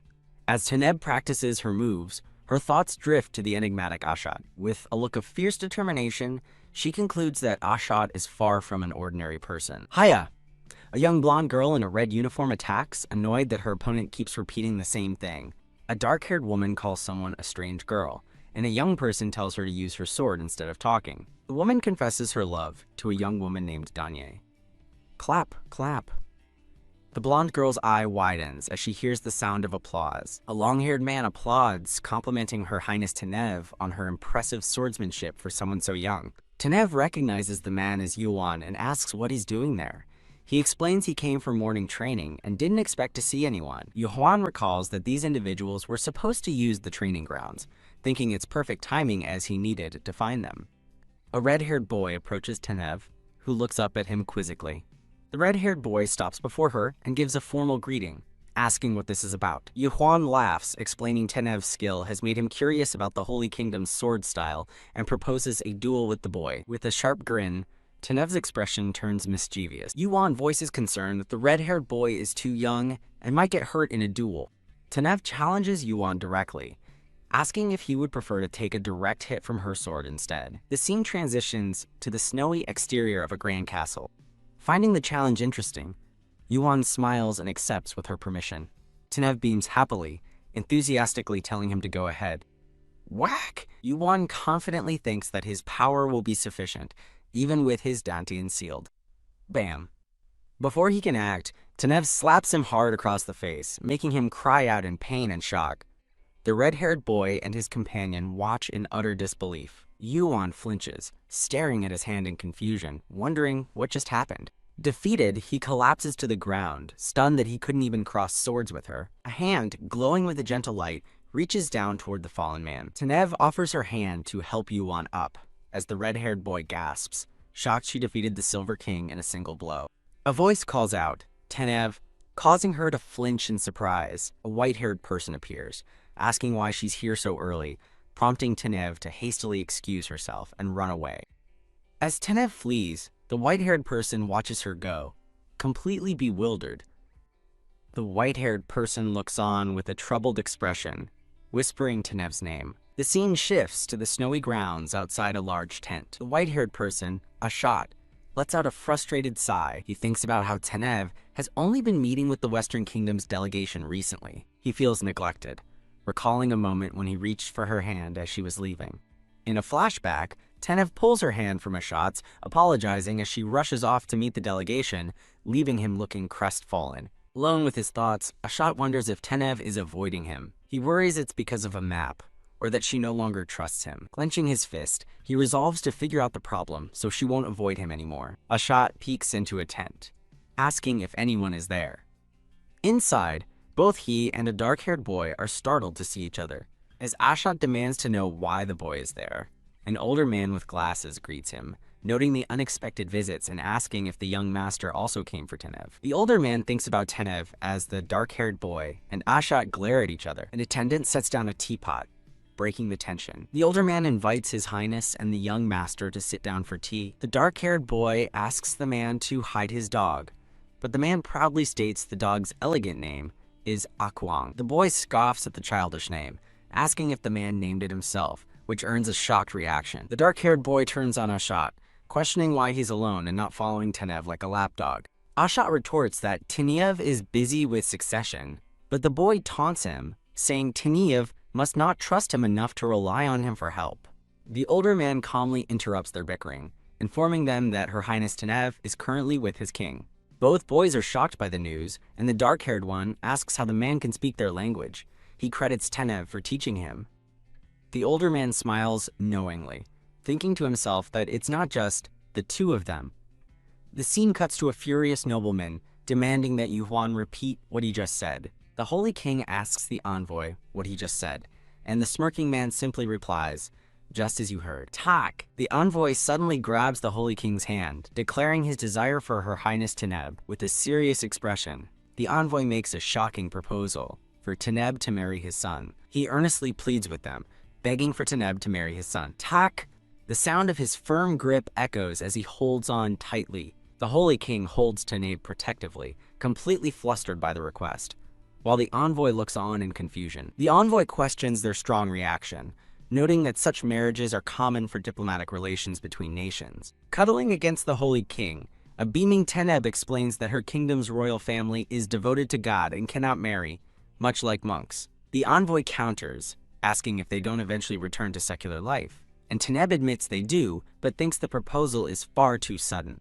The Holy King holds Teneb tightly, demanding to know what the envoy is saying and asking if he is threatening her. The envoy throws a full-blown tantrum, crying about his dream of having a strong daughter-in-law and begging them to agree, while Teneb realizes he's just being childish, shocking the Holy King. From the castle walls, a powerful voice roars for the fool to get out at once. But the envoy's wails to marry him continue to echo. The scene transitions to a quiet, sunlit room in the palace. A pair of hands holds a bowl of warm tea. After a full 3 hours of explanation, the envoy finally sighs in defeat, accepting that the priests cannot return to secular life, leaving an exhausted Teneb and Holy King to slump over. Ugh. Just as they relax, the envoy brightens up and offers another proposal, making Teneb groan. He observes that Her Highness seems to enjoy combat and suggests an alternative. Teneb's large golden eyes widen with curiosity at his new idea. The proposal is announced, a visit to the Western Kingdom. Wah! The thought excites Teneb, who sees it as the perfect chance to find the people she longs for and go on a martial arts journey. Both Teneb and a young, dark-haired boy clench their fists, their eyes sparkling with fierce excitement as they think about how long it's been since their blood boiled like this. The envoy explains the Western Kingdom has many martial sects she'll enjoy, and that it's a great chance to establish diplomatic relations, making Teneb blush with excitement. Teneb turns to the man beside her, explaining that the envoy has dropped the marriage idea and now just wants her to visit the Western Kingdom. The Holy King immediately shuts down the idea, declaring it's out of the question and shocking Teneb. He logically points out that no country sends its heir as an envoy unless they are preparing for war. Deeming the proposal not worth considering, the Holy King turns to leave as Teneb calls out, "But father!" Teneb stands alone, a silent and somber expression on her face as she processes her father's refusal. The scene shifts to a serene, manicured garden at dusk. TSK. A young boy with dark hair and purple eyes strolls through the garden with a white cat, muttering about wasting his time on an unlucky bastard. He freezes mid-step, startled by a sudden presence as his cat hisses. Turning around, he looks back in surprise at what he saw. A single bead of sweat rolls down his face as his purple eyes narrow in confusion. He looks towards the bushes, asking aloud if there's something over there. What? What the? He cries out in shock, stumbling backward from a sudden reveal. He stares in disbelief at a disheveled man with green-gray hair, calling out his name. Trompery? The boy questions Trompery's sudden appearance and lack of a Holy Knight uniform, and Trompery replies that he came in a hurry. Taking in his appearance, the boy asks what's going on, and Trompery sighs before handing him a sealed letter. The boy inspects the envelope addressed to Monarch, questioning if it's a letter. Gasp! Monarch recognizes his mother's handwriting, and Trompery confirms it's a letter from Empress Perla that was being intercepted. What? Who would dare? Monarch asks in fury. Trompery reveals that according to his sister, something strange is afoot in the Imperial Palace. The devastating news is revealed. The Empress and the Crown Prince have been pressuring the Empress Consort, leaving Monarch horrified. Monarch finally understands why no letters have arrived, imagining the smirking Crown Prince as the cause. He rushes to Trompery, desperately asking if his mother is safe, and recalling that the Empress and Crown Prince have always wanted them gone. Trompery admits the situation doesn't look good and urges Monarch to read the letter, which he agrees to do. As Monarch's hands tremble holding the letter, Trompery offers to read it for him if it's too difficult. He reads the heartbreaking words from his mother, stating the Empire is no longer safe and that they will likely have to flee to another country. His small hand clenches into a tight fist as he reads that his mother plans to set out immediately after finishing the letter. The letter names a meeting spot, and Trompery declares with quiet determination, "I'm going." Trompery raises doubts about the letter's authenticity, but Monarch clenches his fist, insisting it's definitely his mother's handwriting. His face flushed with resolve, Monarch makes a powerful declaration. "I'm going to meet her." The scene shifts to a large, dark manor under the night sky. Creak. A pair of formal shoes steps into the building. A man with dark, green-gray hair looks on, remarking, "Malfeature, you're rather late." Inside, an older man in formal robes stands beside a small, white-haired person in a dark hood. The older man asks if Prince Monarch has been taken care of, and Malfeature confirms the prince fell for the fake letter. The man, addressed as Archbishop, states that their own preparations are nearly complete. Malfeature glances around, noting that it doesn't look any different on the surface. HMPH. The Archbishop sternly summons the hooded person, "Tubal, come here!" and they respond obediently. Talk! The Archbishop places a hand firmly on Tubal's head. A brilliant red energy flares as the Archbishop demands, "Answer me. Who are you?" And Tubali begins to reply. With glowing red eyes, Tubali proudly declares themselves the true heir of the prophecy, Tubali Posakar, as Malfator watches with distaste. Malfator notes that the Western Kingdom has requested a visit from Teneb, which would take 2 to 3 years, shocking the Archbishop. A sly smile spreads across the Archbishop's face as he and Malfator share a knowing glance. Tubal sits amidst red flowers, thinking that Teneb's absence will be enough time for them to take their rightful place. The scene changes to a sunlit palace hallway, where someone calls out, "Father." A pouting Teneb confronts her father, asking why he has been acting so strangely. The Holy King looks down with a calm expression, asking what she means. Held in her father's arms, Teneb accuses him of not looking at her and being silent during a report, insisting he's lying about being fine. A female aide holding a clipboard looks on in confusion. The aide trembles slightly as Teneb demands her father speak to her. Her father laughs, apologizing and explaining that he's just happy, which confuses Teneb even more. He explains he realized his daughter doesn't dislike his affection and finds her pouty face adorable, causing her to flush with embarrassment. Teneb insists she only went along with it, while her father internally worries about how he can send such a precious daughter away. Becoming serious, the Holy King asks Teneb if she knows why he was so quiet. Teneb admits she was afraid he would tell her to go to the Western Kingdom. Her father acknowledges his worry, but Teneb argues that Monarch is studying abroad and can return any time, while her trip is for at least 2 years. She passionately argues that her visit would speed up both diplomatic relations and missionary work, but her father simply says her name. He holds her face gently, asking her to tell him her true feelings. A close-up on Teneb's eye reveals her quiet determination. She thinks about how her father continues to surprise her, but realizes what she truly wants is something else entirely. In a vision of her past, she stands before another warrior and wonders how far the martial world has progressed. As she thinks about whether they are still alive, her father watches her with growing concern. With fierce determination burning in her eyes, Teneb looks up at him. She makes her declaration clear and simple. "I want to become stronger." The scene shifts to the Holy King, speaking with a man named Estrom, questioning him about his daughter being confined to a small room before her arrival. The Holy King reflects on the word confined with a pained and somber expression. A young Holy Knight offers to accompany Teneb for her safety, trusting in God's blessing, and the Holy King agrees she is a child favored by God. Looking toward the sunset, the Holy King prays to Saphira Al-Kut, asking them to protect his daughter if this is the path they have chosen for her. He clutches his cross, resolving to protect her with everything he has. Later in her room, Teneb sighs, frustrated that convincing her father Renar was so difficult, and that he showed no reaction to her honesty. A hand gently places a glowing yellow flower hairpin on her bedside table. A white-haired person appears, asking why she looks so grim and didn't hear them knock. Startled, Teneb looks at the hairpin and asks what it is. They explain it's a Western ornament they made, adding that the flower reminded them of her.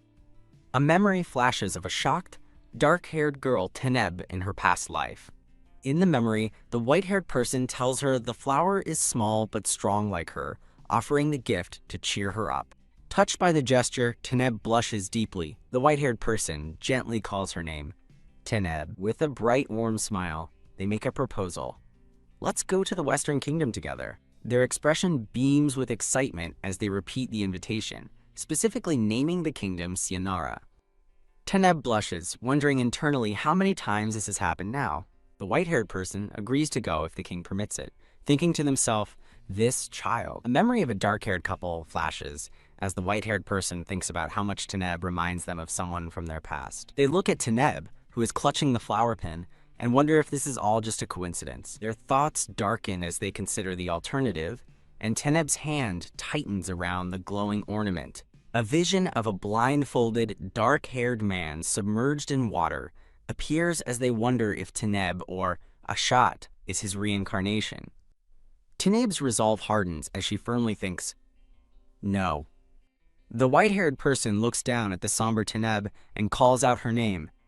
In a sudden reversal, the white-haired person declares that Ashat cannot go to Sionara, leaving Teneb completely stunned. Teneb demands to know why, and the white-haired person coldly asks if she's implying they'd be no help, calling her Ashat again.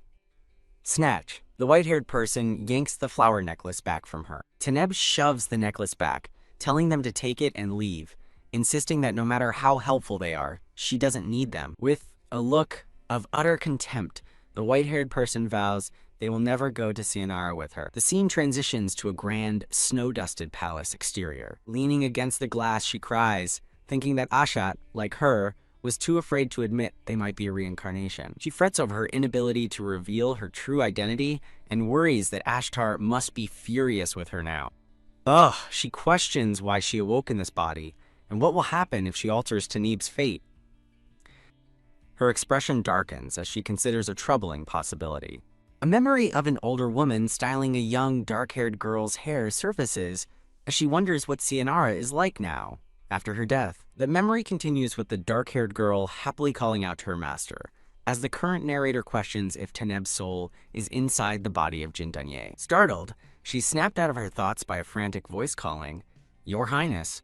A man in a royal uniform, Estram, bursts into the room to deliver urgent news to Crown Prince Teneb. Seeing her, he expresses relief that she's awake, and she asks him what news could be so important this early. Estram gently takes her hands, telling her to prepare herself for a surprise. Leaning in with a brilliant smile, he joyfully announces that King Renar has officially permitted her journey to Cianara. Estram looks down, a gentle smile on his face, as he processes the good news himself. Wah!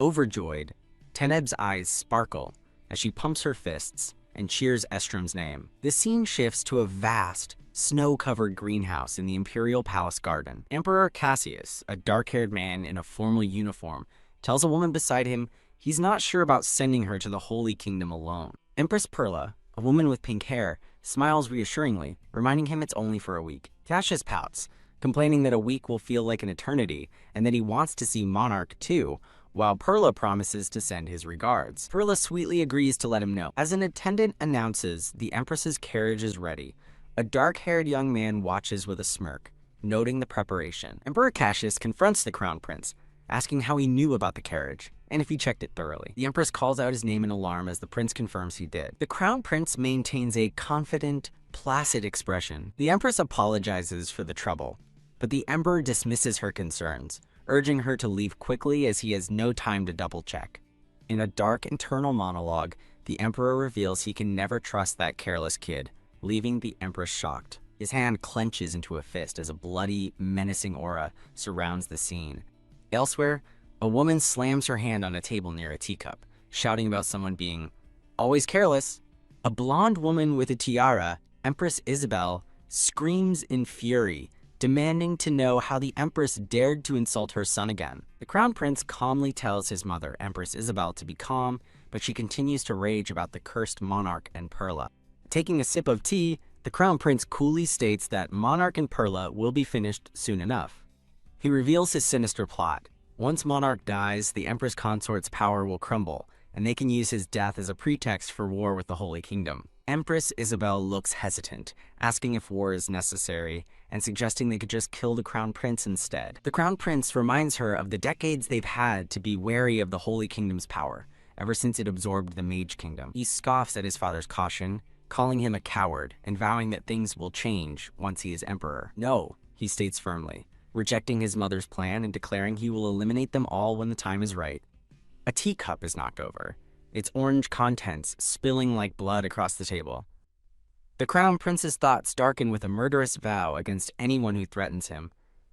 In a bustling, festive street, a man with grayish-green hair yells for everyone to hurry up and depart before noon. A woman in glasses rushes preparations for a New Year's banquet before Prince Teneb leaves, while a dark-haired man watches in awe. The dark-haired man explains to his flustered companion that everyone is overwhelmed because Teneb insisted on leaving on New Year's Day. In a busy courtyard, an observer reflects that they're surprised the overprotective Holy King gave his permission, concluding that no parent can win against their child. The scene transitions with a flash of brilliant blue light and sparkles. A young boy with dark hair, Monarch, runs through a snowy landscape, panting as he calls for someone named Akwang to wait for him. Stumbling in the snow, Monarch frantically calls for Akwang and wonders where his mother is, remembering she said she would be in the forest.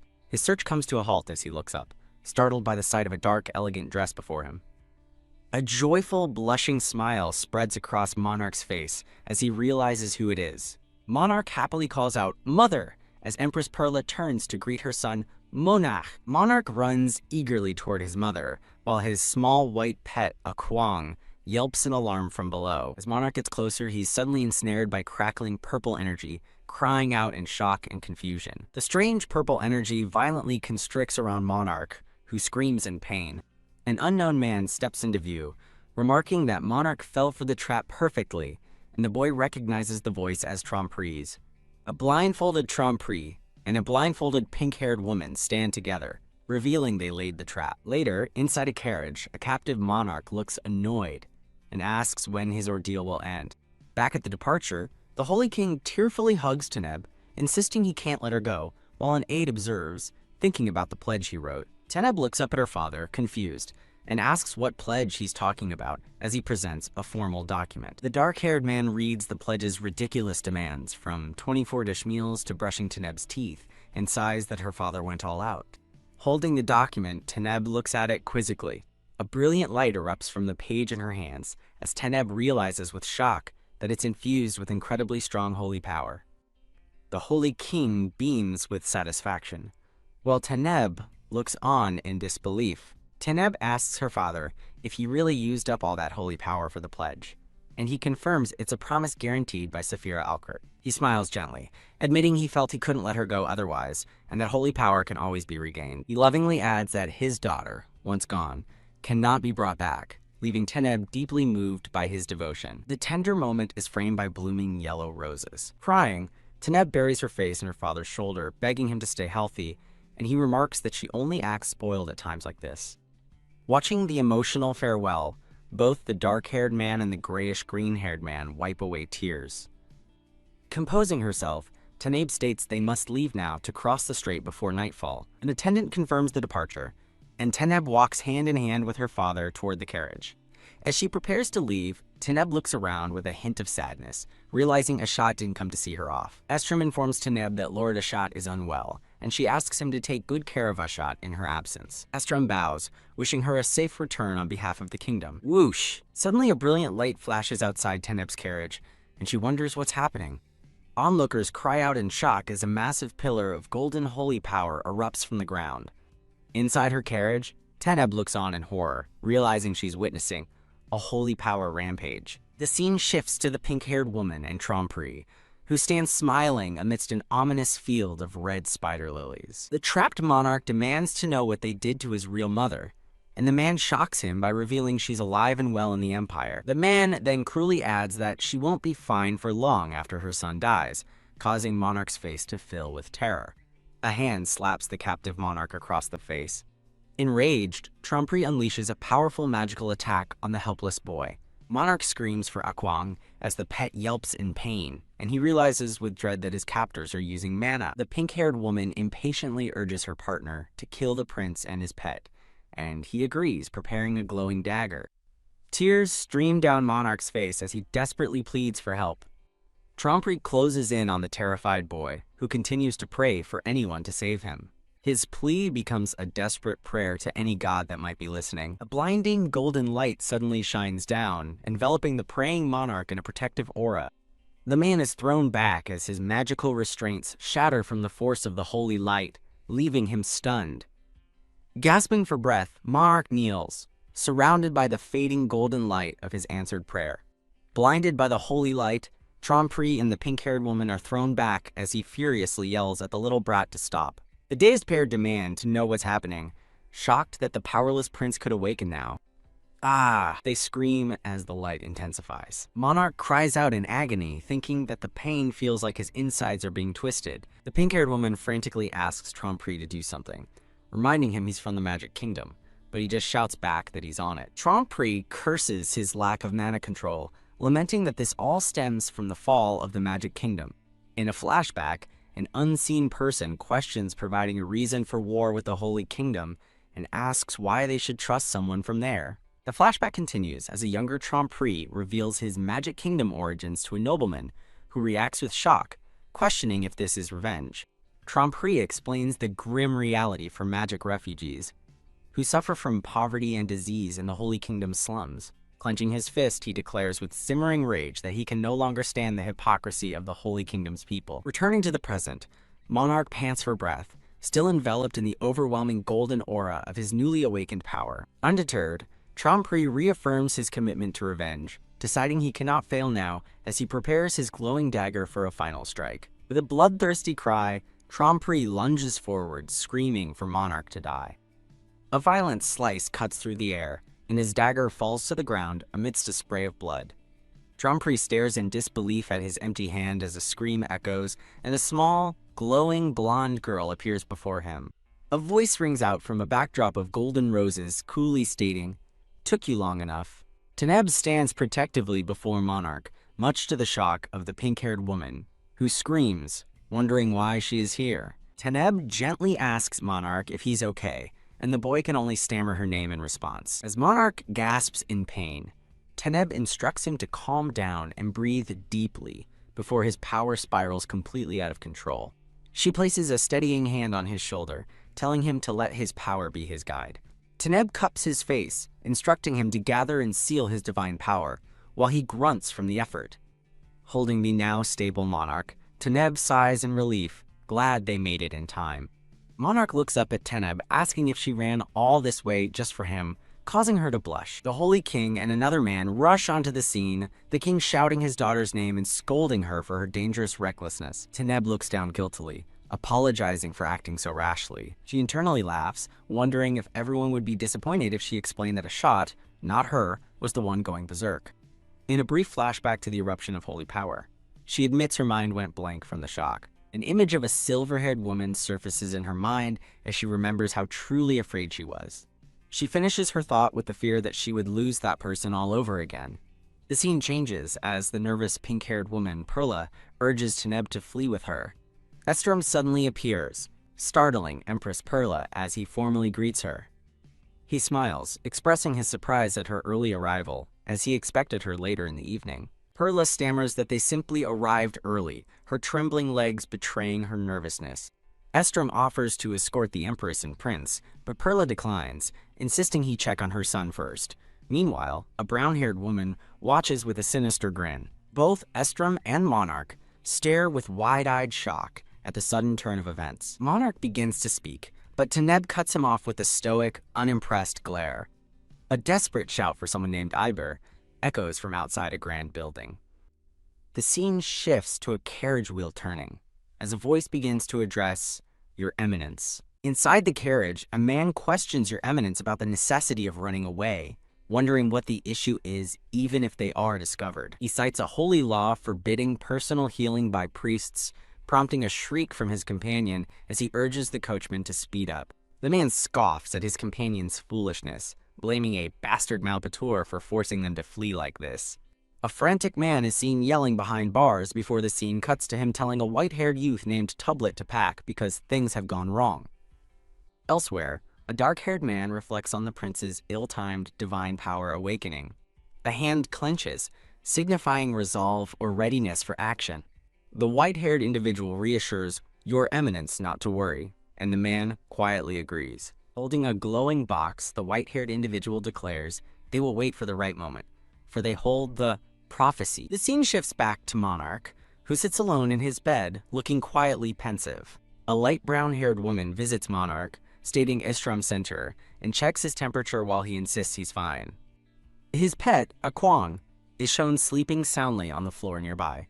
Monarch tells the woman that without her and Taneb, both he and Akwang would be dead. With a determined expression, the light, brown-haired woman declares her intention to tell Taneb what happened. The dark-haired boy confesses he likes someone, shocking the blonde woman, who insists he and Taneb can't be together or marry. He retorts that his mother didn't formally marry the king, either. A white-haired woman with green eyes reacts in stunned disbelief. The blonde woman stands by the boy's bed, realizing she wasn't his first guest today. A woman with long pink hair and a gentle smile appears, framed by blooming roses. A voice cries out for their mother. He asks if she's really his mother, and she tearfully confirms it, relieved that her baby is safe. The blonde woman watches the emotional reunion as the pink-haired woman apologizes profusely to her son. Looking down with a pained expression, the blonde woman appears deeply troubled. In a dark prison, a man tells his chained female companion she looks terrible and should have lived quietly. A small blonde girl approaches as the man addresses Fraser, correcting himself to Malpator, and accuses him of betrayal. Enraged, the chained man demands to know who orchestrated the betrayal, while a glowing power envelops Malpator, who laughs maniacally. The blonde girl questions the claim, stating Geffert has no reason to harm Monarch, and threatens the woman, who insists it's the truth. The chained woman reveals Geffert's true motive, to provoke a war with the Holy Kingdom. She concludes that this was a plot to remove Monarch from the line of succession. The chained man, Iviri, closes his eyes in resignation. His companion asks why he would lie and blame Geffert, knowing the truth would eventually be revealed. Ivory scoffs, annoyed at the thought of the old geezer getting away with it, admitting he was just buying time for the Crown Prince to arrive. Through the prison bars, two of the Crown Prince's knights are seen approaching the cell door. Seeing their rescuers, the chained pair look up hopefully, with the man exclaiming that the knights have finally arrived. A dark-haired man smirks, commenting that they're a bit late before asking about His Highness's whereabouts, just as an attack cuts through the air. Ivir gasps as an arrow pierces his chest, blood staining his shirt. Mortally wounded, he collapses, cursing the bastards who attacked him. In his final moment, Ivir's thoughts fade into a single, confused question. Why? The scene shifts to the imposing Geppert mansion, under a full moon.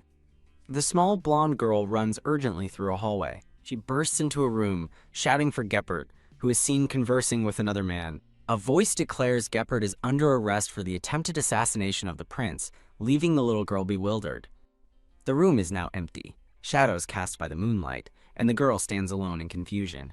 A man's hand rests on her shoulder as he notes they were too late. She internally curses the rat-like bastard. The white-haired man orders his subordinates to search the place thoroughly for a potential secret passage. As the girl begins to search, the man concludes. Geppert's hasty escape confirms he was working with Malfetor. The girl suddenly senses faint magic inside a wall, and as the man tells her to stand back, a secret passage is revealed with a clatter. A hand glows with brilliant, holy light. The white-haired man channels his power, his golden cross necklace shining brightly. Debris falls as a large section of shelving rumbles and shifts from the wall. The shelves slide open, revealing a hidden, sunlit chamber behind them. The man orders the investigation to begin, but the blonde girl suddenly spots something on the ground. She realizes with horror that it is the broken necklace that belonged to Ashot's parents. A single tear falls from the white-haired man's eye as he looks on with a grim expression. Elsewhere, a man in a formal blue uniform stands over a figure huddled on the floor. Ashot, a person with silver hair and green eyes, sits curled up on the floor, looking desolate. The man in the blue uniform gently suggests that Ashot should return for now. Ashot firmly refuses, declaring they will wait, while internally dreading the thought of staying out all night. Ashot sees the girl and rushes toward her, calling out Teneb's name and asking why she's there so late. Ashot worriedly checks on Teneb, asking if she's hurt or if Geppert did anything strange, but she happily reassures him they only searched the mansion. Blushing slightly, Ashot questions if they only searched the mansion, still looking concerned. Teneb flashes a bright, reassuring smile, explaining that since Geppert escaped, she is perfectly fine. Ashot expresses her relief as Teneb happily explains she's glad she went to the mansion, despite her initial frustration. Teneb's comment about getting to see her face causes Ashot to blush profusely in surprise. As Ashot tries to leave, Teneb walks up behind her, asking if she's no longer angry. Teneb grabs Ashot's sleeve, desperately shouting for her to wait a minute. With a serious expression, Teneb declares that she has something she needs to say to Ashot. Ashot glances back over her shoulder with an intense, unreadable look. Teneb suddenly bows low to the ground, shouting a heartfelt apology. Shocked, Ashot urges Teneb to get up, as the little girl explains she only resisted the trip because she didn't want Ashot to get hurt. Flustered, Ashot tells Teneb she understands and insists that she stand up now. Teneb looks up hopefully, asking if she is forgiven, and Ashot shyly confirms it. After Ashot checks if she's alright, Teneb explains her trip was cancelled because she couldn't abandon her duties, nearly repeating past mistakes from overexcitement. A flashback shows the eruption of holy power, and Teneb recalls her panicked thought that Ashat was the one in danger. Realizing she would never have forgiven herself if Monarch had died, she concludes that everything is all right now. Teneb calmly tells a confused Ashat to bow her head anyway.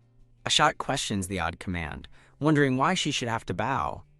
Teneb presents a golden pocket watch on a chain to a surprised Ashat. Teneb smiles, revealing that Ashat's name is also engraved on the back of the watch. A close-up reveals the engraving on the back of the golden watch. Stunned, Ashat holds the watch, remarking that she thought she'd never see it again. Overwhelmed with emotion, Ashat begins to cry, confused by the sudden tears. Teneb looks on warmly, explaining she'd always wanted to find it for her, and is glad she finally could. Ashat's internal thought declares her admiration, wondering how anyone could not fall for someone like Teneb. Hearing the sentiment, Teneb looks up in confusion. Ashat's thoughts shift from Teneb to the recent events concerning Monarch. Overcome with emotion, she tearfully embraces Teneb, thinking about the fear of losing her. Startled by the hug, Teneb calls out Ashat's name with wide eyes. Ashat, blushing and tearful, desperately says that she doesn't want to lose Teneb. Their moment is interrupted as a man in a blue uniform bursts in, urgently telling Your Majesty they must go to the prison. Teneb asks what happened while Ashat looks on, annoyed at the interruption. The nervous man stammers that the prisoners His Majesty had personally imprisoned have been attacked, the news delivered over a bloody, grim background. The scene shifts to a prison cell, where a brown-haired woman is chained and covered in blood. At the scene, Teneb examines a body, gravely noting the significant blood loss. She observes a deep longsword wound to the victim's abdomen. Teneb deduces that the attack was swift and clean, likely not involving poison, and was almost a show of force. Looking down at the body, she concludes that the method of killing does not seem like Gepard's work. Ashat questions Estrom, saying Teneb is too young to see a corpse, but he replies that she is too stubborn to be stopped. Teneb formally bows beside the body and gets Estrom's attention. She asks for confirmation that Empress Perla was the only person who passed through the area that morning. She recalls the Empress's distinctive, sparkling jewel necklace. Teneb connects the jewel to Malfetor, remembering it was in his possession before his death.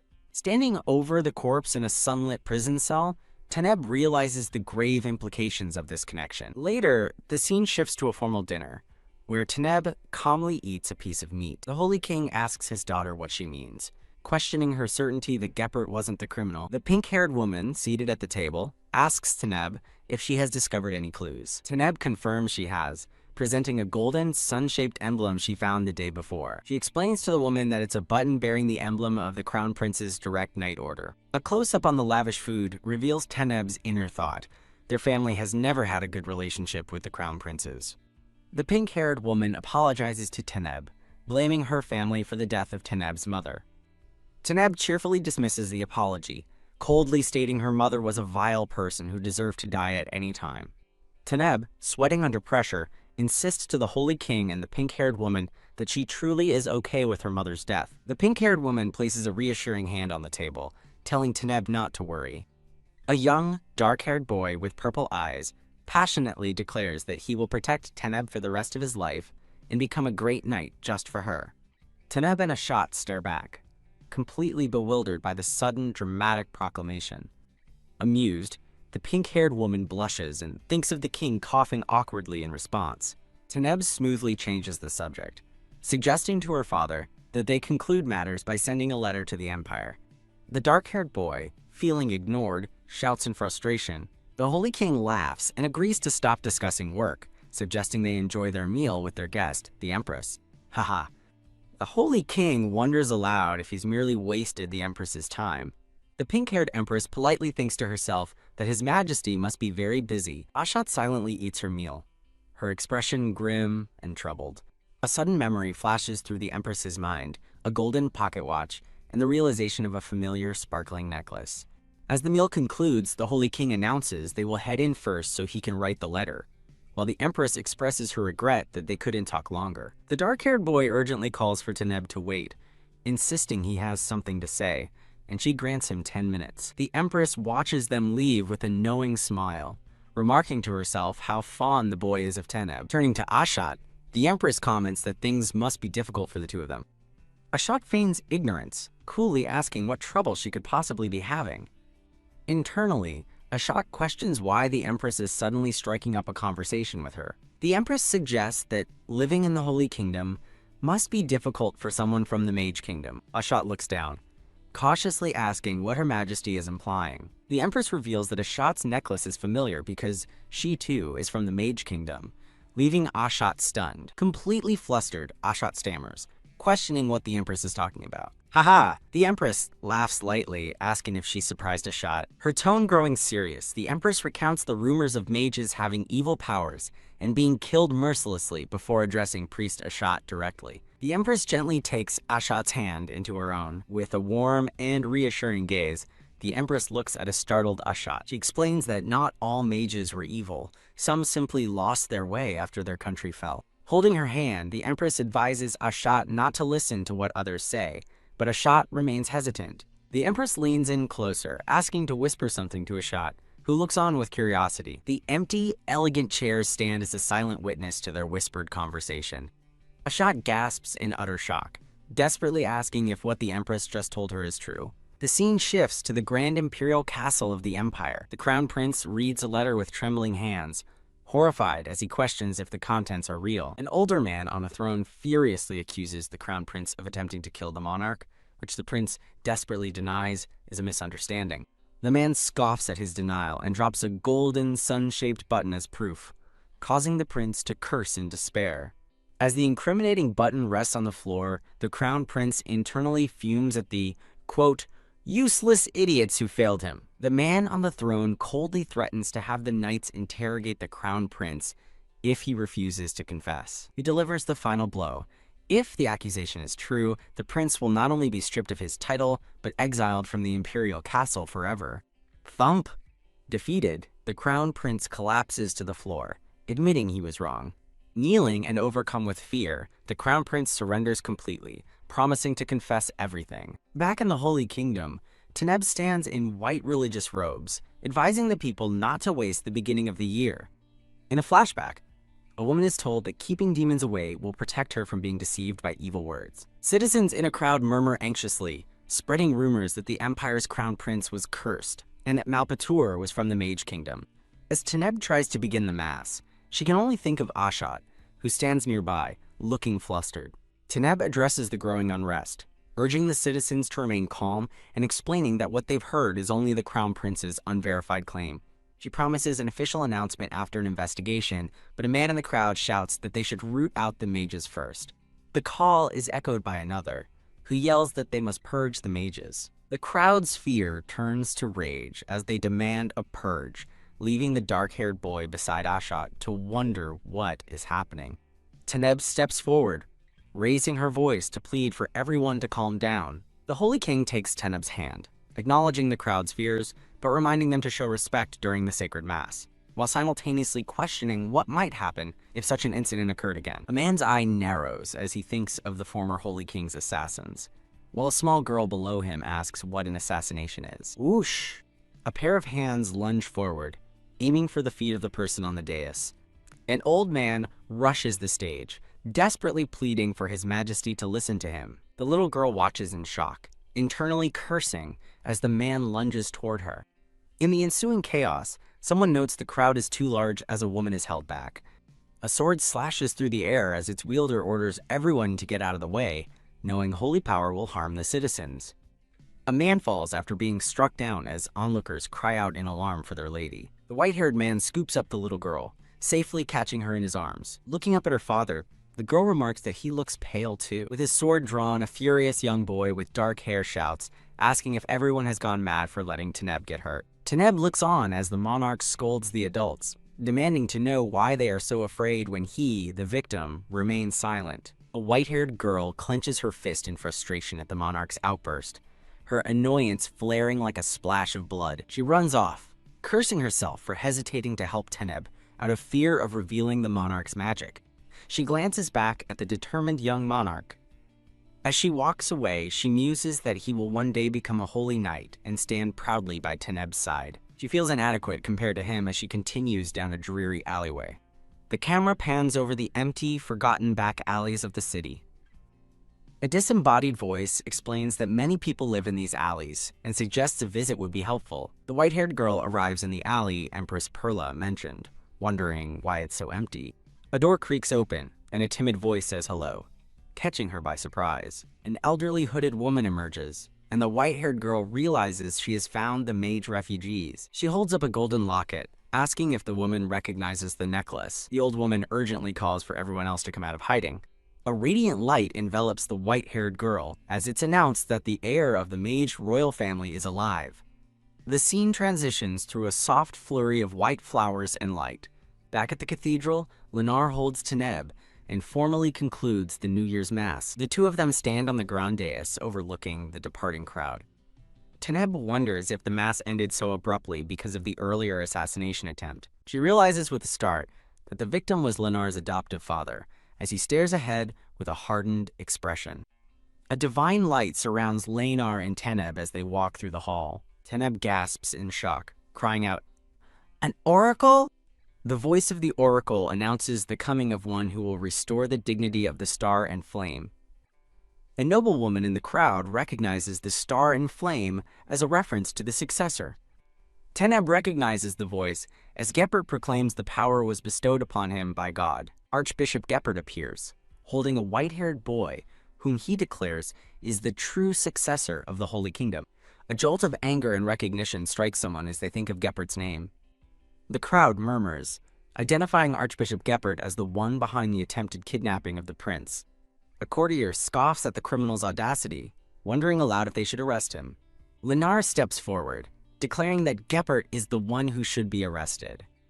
Taneb interjects, asking the crowd if they all heard the oracle's words just now.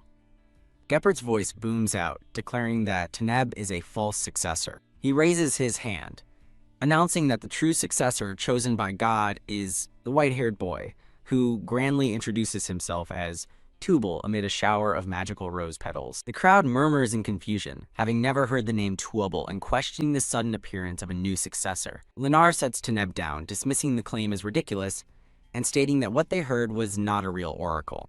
He looks down, deciding it's best to remain silent about the oracle for the time being.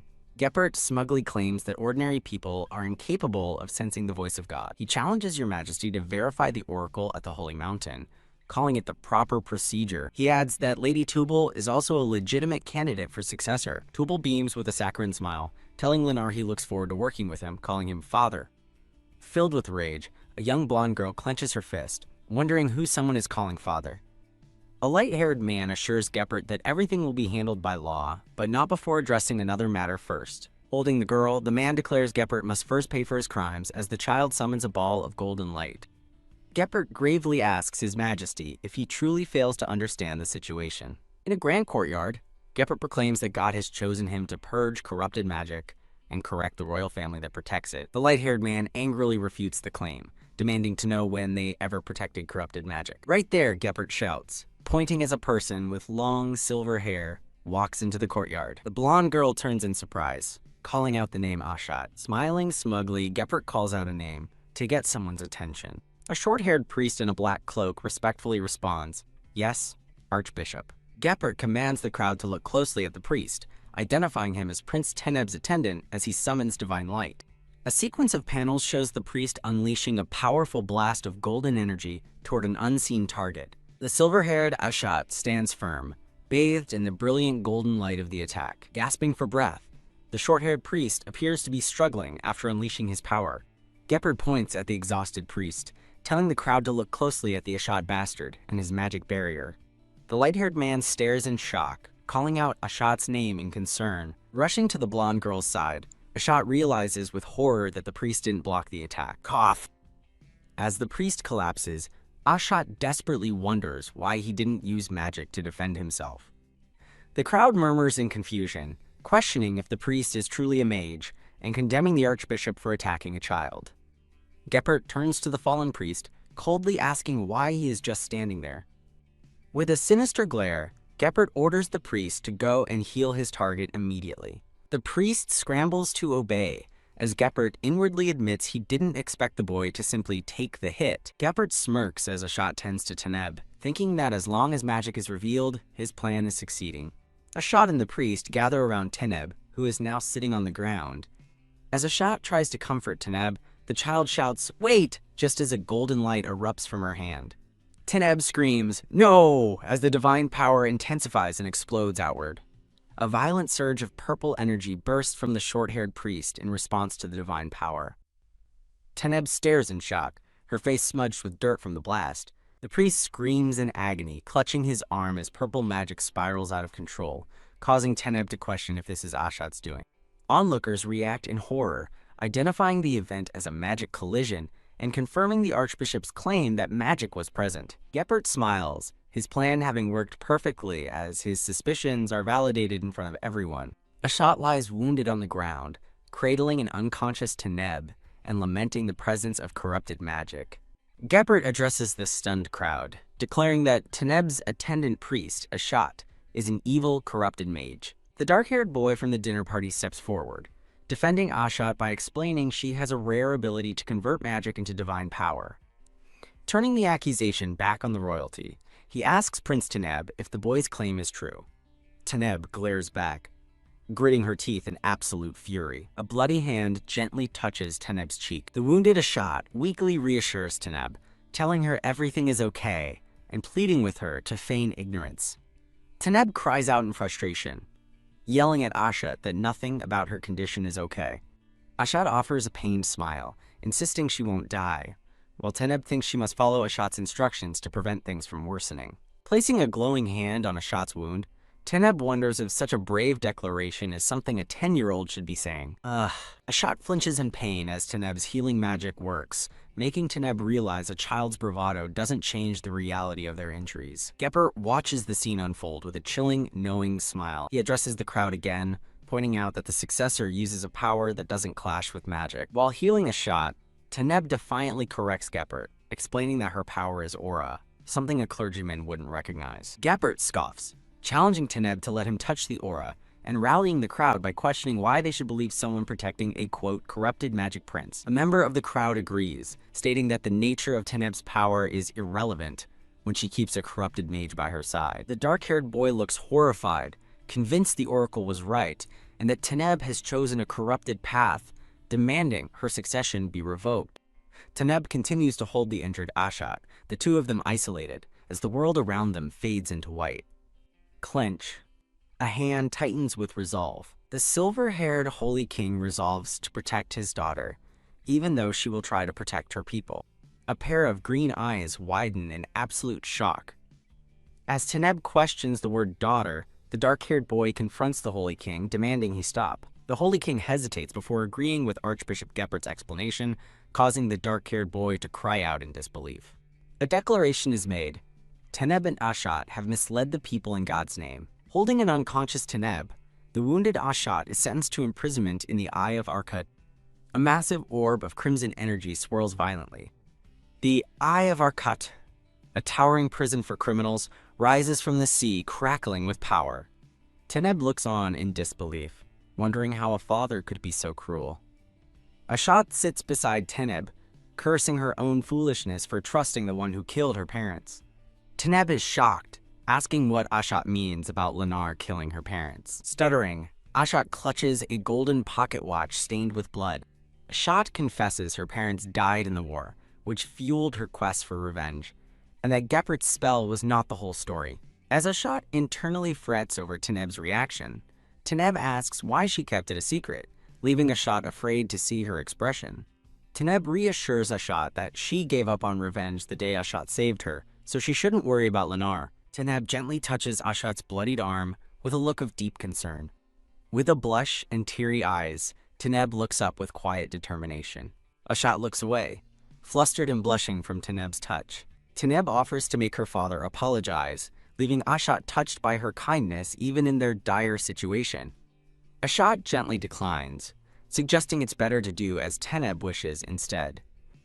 Teneb looks at her intently, asking what Ashat wants her to do. Ashat pulls Teneb into a tight, comforting embrace. Closing her eyes, Ashat smiles warmly while holding the surprised Teneb. Ashat says it's enough, while a flustered Teneb insists there was nothing to worry about. Ashat sadly remarks that Teneb has been deceived her whole life. before trailing off. Teneb's eyes widen as she poses a startling question. Ashat finishes the thought, asking what if she isn't just a mage, but a descendant of the corrupted royal family. The scene shifts to Lenar's office, where the dark-haired captain shouts in protest about the Eye of Arkut. He furiously describes the harsh prison, questioning how His Majesty could send Her Highness to such a place. Lenar calmly states the imprisonment is temporary, only until the oracle is verified, but the captain remains aghast.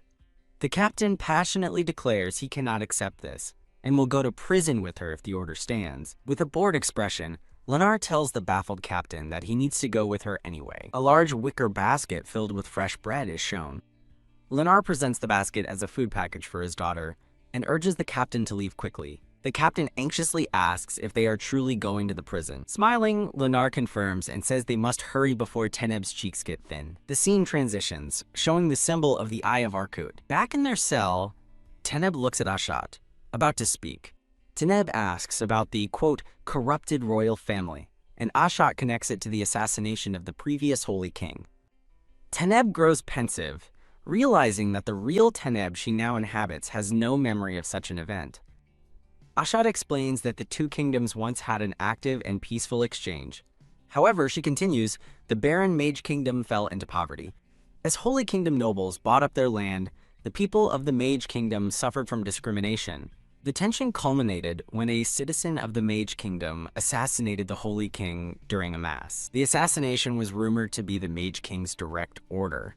Ashat explains Lenar fought the subsequent war to avenge his foster father, resulting in many deaths in the Mage Kingdom. Clenching her fist, Ashat says she wanted revenge because the innocent citizens died alongside their deserving king. With a bitter laugh, Ashat reveals the truth. She was a son of that very Mage King. Ashat finishes her story, adding that she had visited mage refugees just that day. Ashat recalls an old man identifying her golden medallion as a relic belonging to the Mage King and Queen. Ashat holds Teneb close, apologizing for getting her tangled up in this mess. Teneb reassures a smiling Ashat that they'll be released, but Ashat warns her about the true nature of the Eye of Arkut. Ashat gravely states she knows why she is imprisoned, leaving Teneb to question what she means.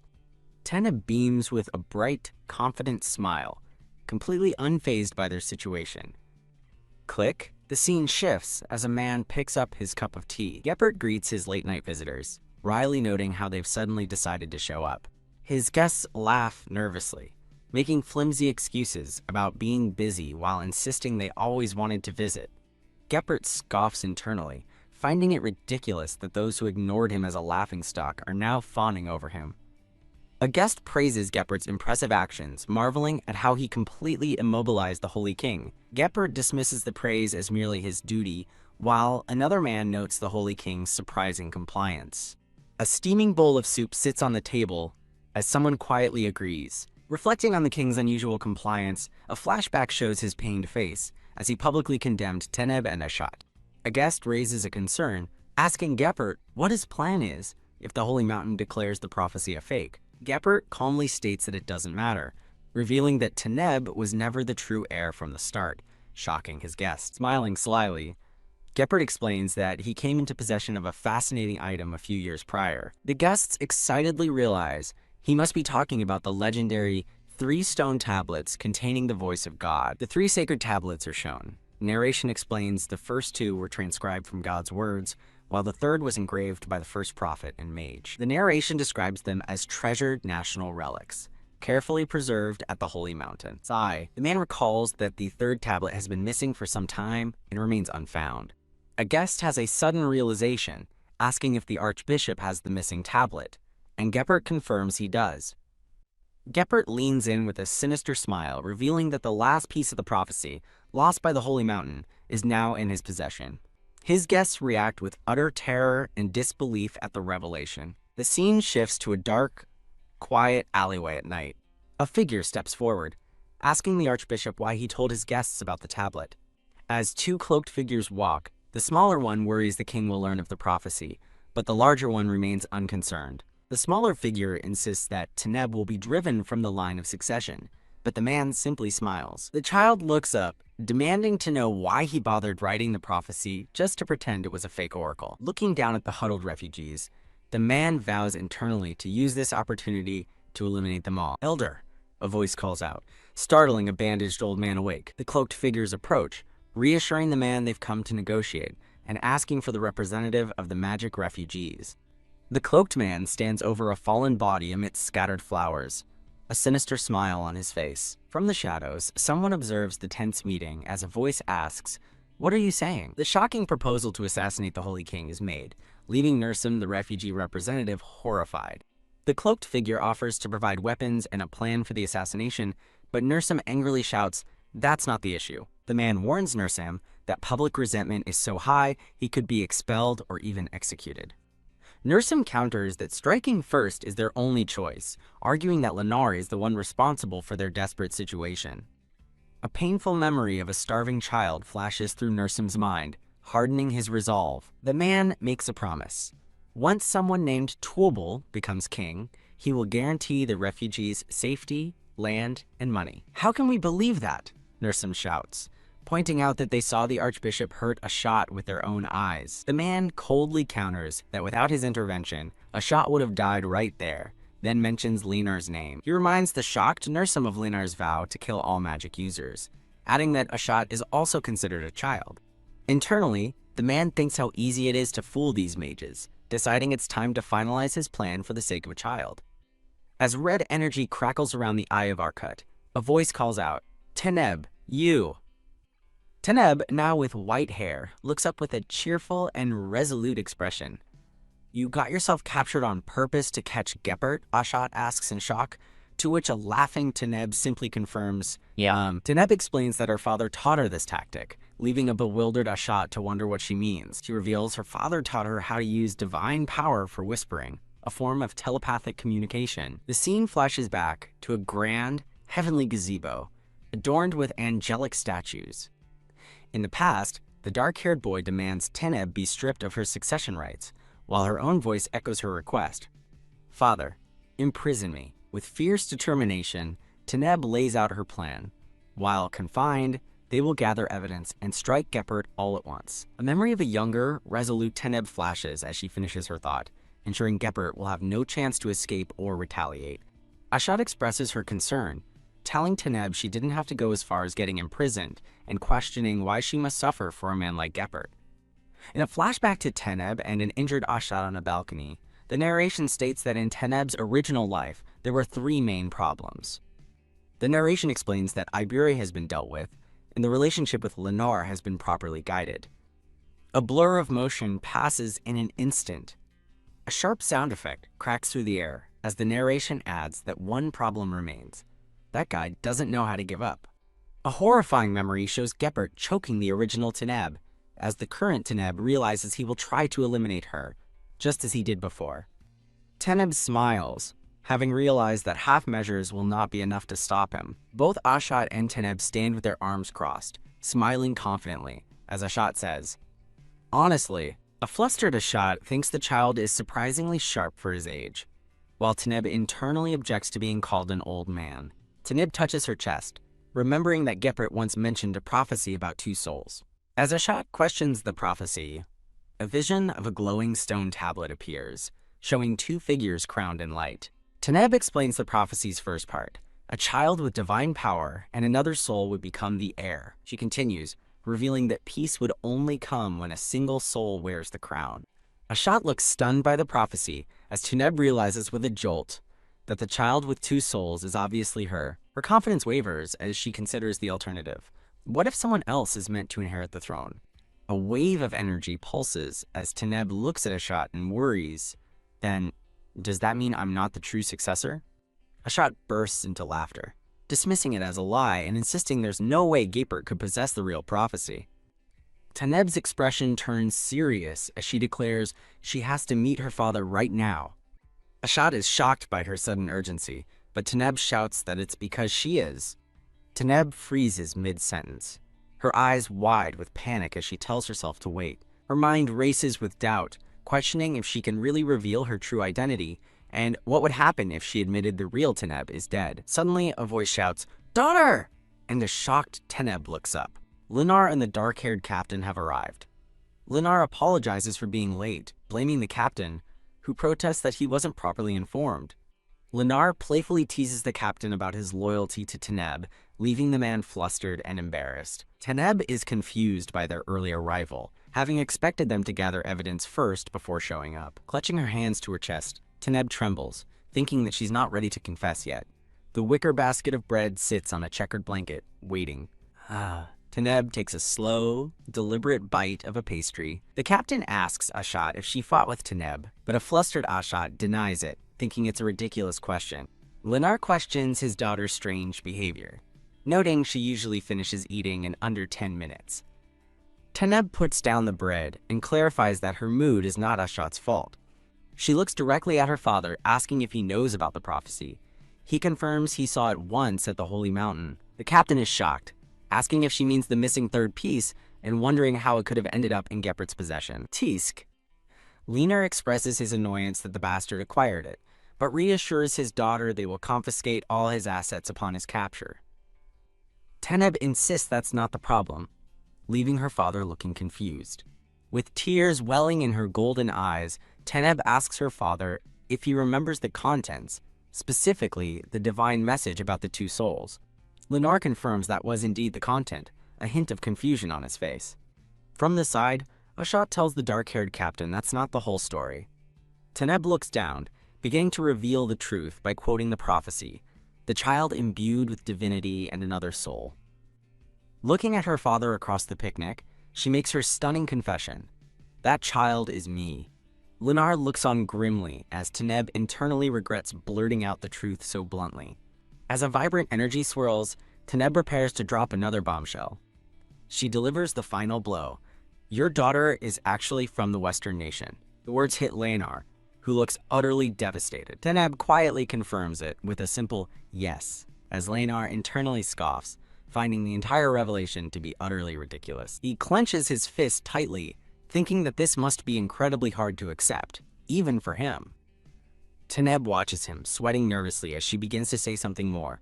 Before she can finish, Lennar suddenly pulls her into a tight embrace, reassuring her that it's okay, and admitting he was just surprised. Held securely in her father's arms, Teneb looks over his shoulder with wide, uncertain eyes.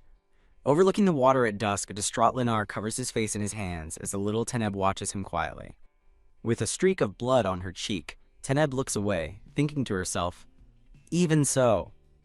Teneb looks up with her wide, golden eyes, asking what the problem is with her being from the Western nation. The dark-haired captain slams his hand down, vehemently declaring that the Teneb they care about is the one right here. Ashat stands and passionately defends Teneb, arguing that she didn't lie on purpose, and demanding to know why her origin suddenly matters so much. Flustered but resolute, Ashat clenches her fist as the surprised Teneb looks on, whispering her name. Ashat continues her argument, recalling that the prophecy decreed only one soul would wear the crown. She clarifies that while the heir could have two souls, the prophecy never said that person would actually ascend the throne. Ashat grits her teeth, insisting that they can't give up despite the prophecy's wording. The dark-haired captain counters grimly, stating that Teneb's position as heir will be revoked because the prophecy allows no exceptions. A flash of red and black conveys a sense of grim finality. Lennar softly calls out to his daughter, and Teneb begins to answer him. Before she can speak, Teneb is suddenly pulled into a tight hug. Lennar embraces his daughter, his expression filled with sorrow and pain. The scene transitions to the shimmering surface of a moonlit body of water.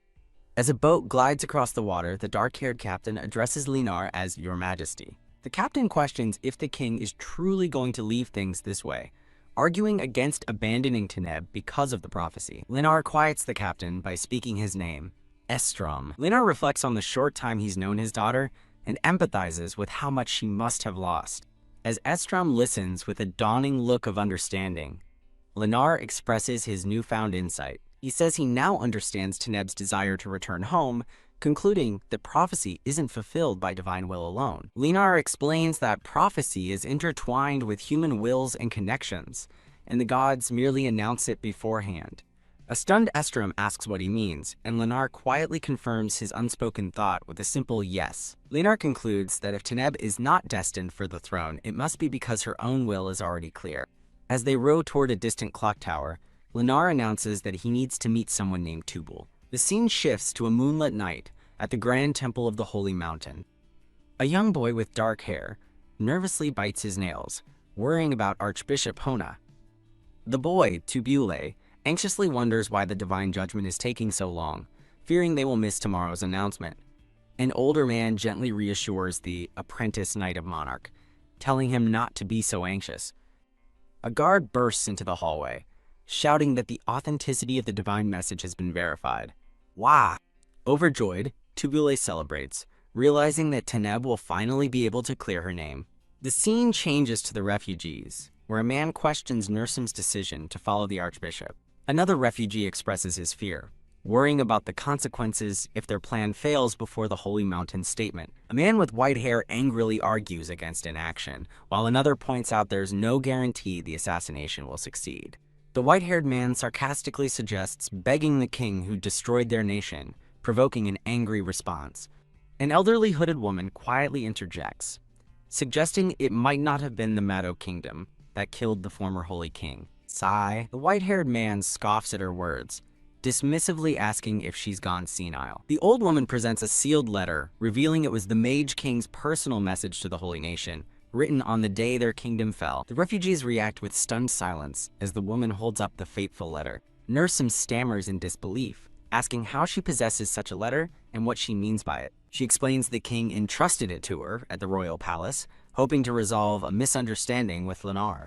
A flashback shows the Mage King at his desk, writing that he never ordered the former Holy King's assassination and requesting a conversation. The tip of a blade hovers over a royal medallion, signifying betrayal and violence. The narration explains that the Holy Nation's knights invaded suddenly and without warning. By the time the invasion was over, it was announced that the Mage King had confessed to all charges and taken his own life. The old woman admits she believed the official story until now, but something feels wrong. She reveals a shocking truth.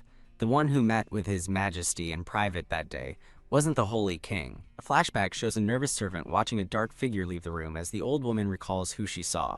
The memory reveals the sinister, smiling profile of the visitor. The woman reveals the visitor was the same person who approached. Thema vision of the smirking Archbishop Geppert appears.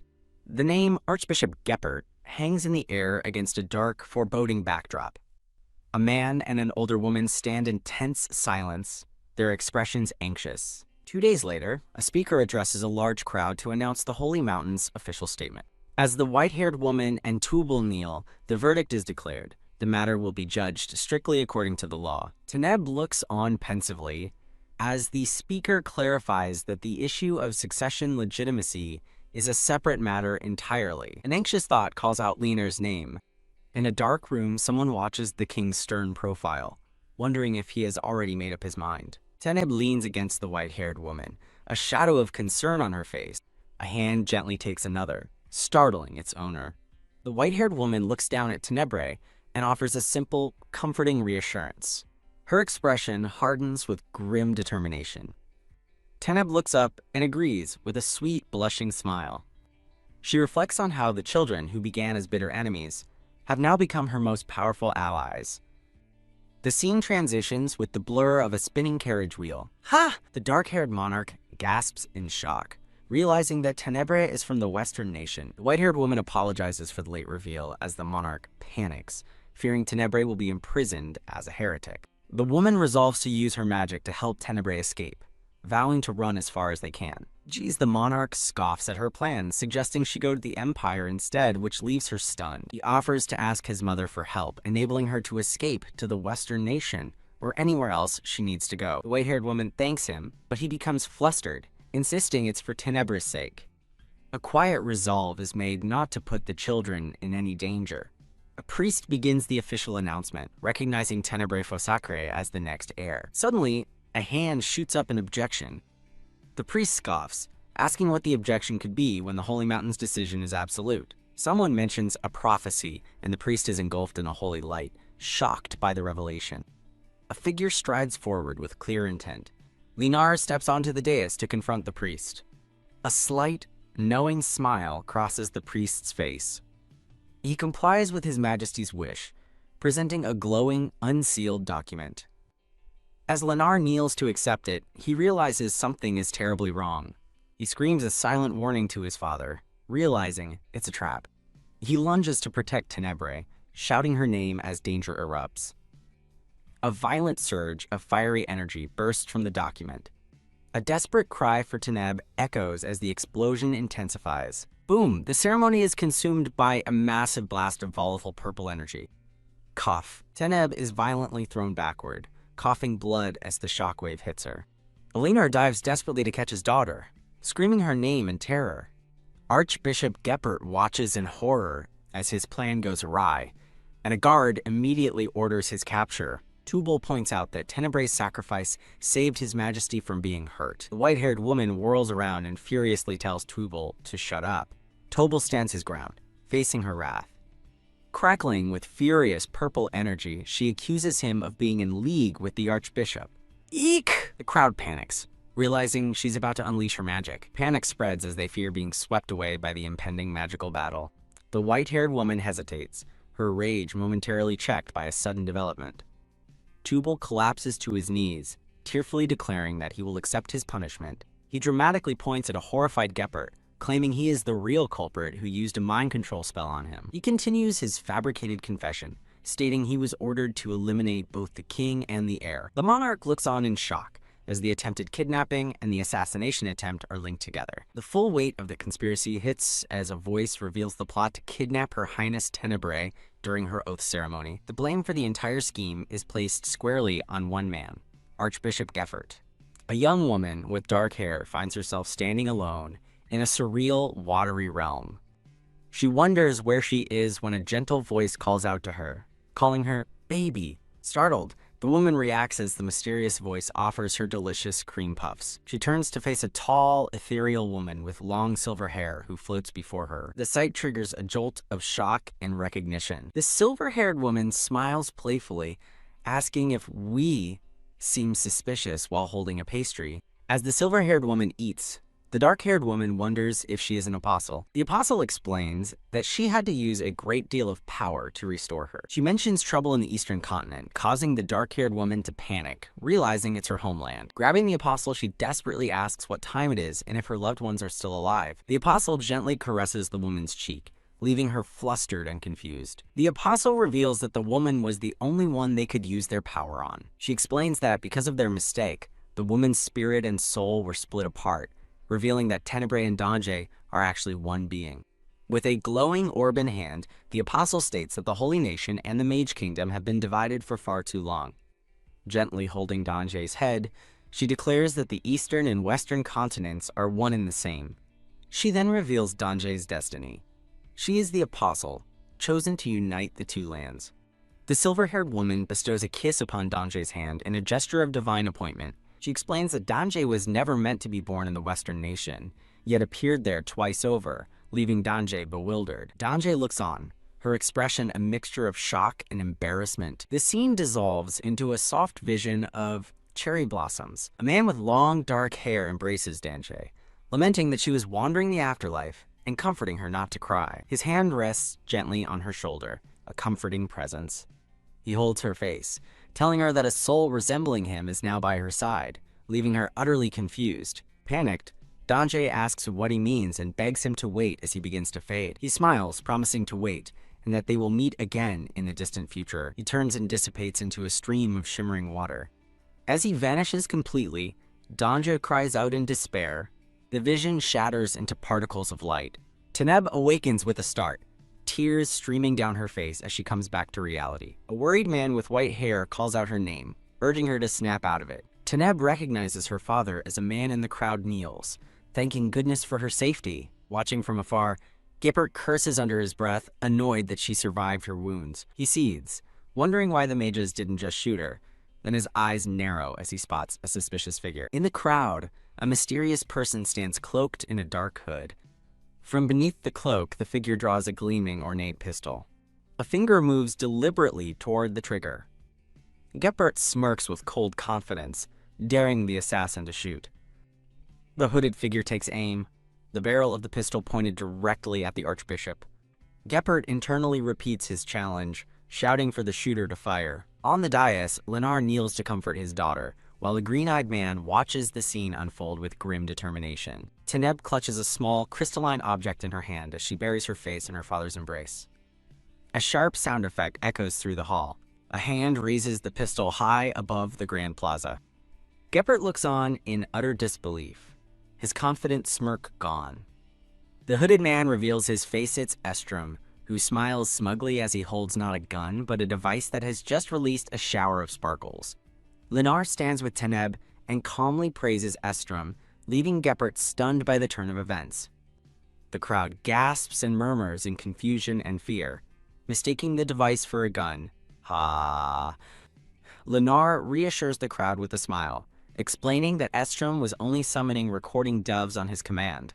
As a recording plays, a white dove flies past, and Archbishop Geppert's name is spoken. The recording reveals a shocking pact. They agreed to assassinate the Holy King. A voice praises someone named Dubal for their work, while another expresses concern about being caught. The recording captures Geppert's voice, arrogantly claiming God is on his side and boasting about getting away with the previous Holy King's assassination. The crowd gasps as Geppert clutches his chest in horror, denying the accusation and claiming he's been framed by Dubal with a submission spell. A voice retorts that Geppert is the true spellcaster, as a flashback shows silhouettes of children, and Geppert furiously demands proof. Lennar calmly steps forward, revealing that he was the one who broke Dubal's submission spell. Stunned and sweating, Archbishop Geppert stammers, asking how he could have possibly done it. Lennar smirks, admitting the ancient spell was tough, but the books Geppert left behind when he fled were a great help. Ugh. Geppert grimaces, trapped and seething with rage at the revelation. As Geppert's legs tremble before him in Dubal, a thought calls out Lennar's name in desperation. Teneb looks on with a soft blush, realizing with admiration that Lennar had been preparing this entire time. The white-haired woman admits that the situation had previously prevented her from speaking up. She explains their goal was to break the spell and expose Geppert's crimes. Lennar smiles confidently, declaring that the evidence against the Archbishop is more than enough.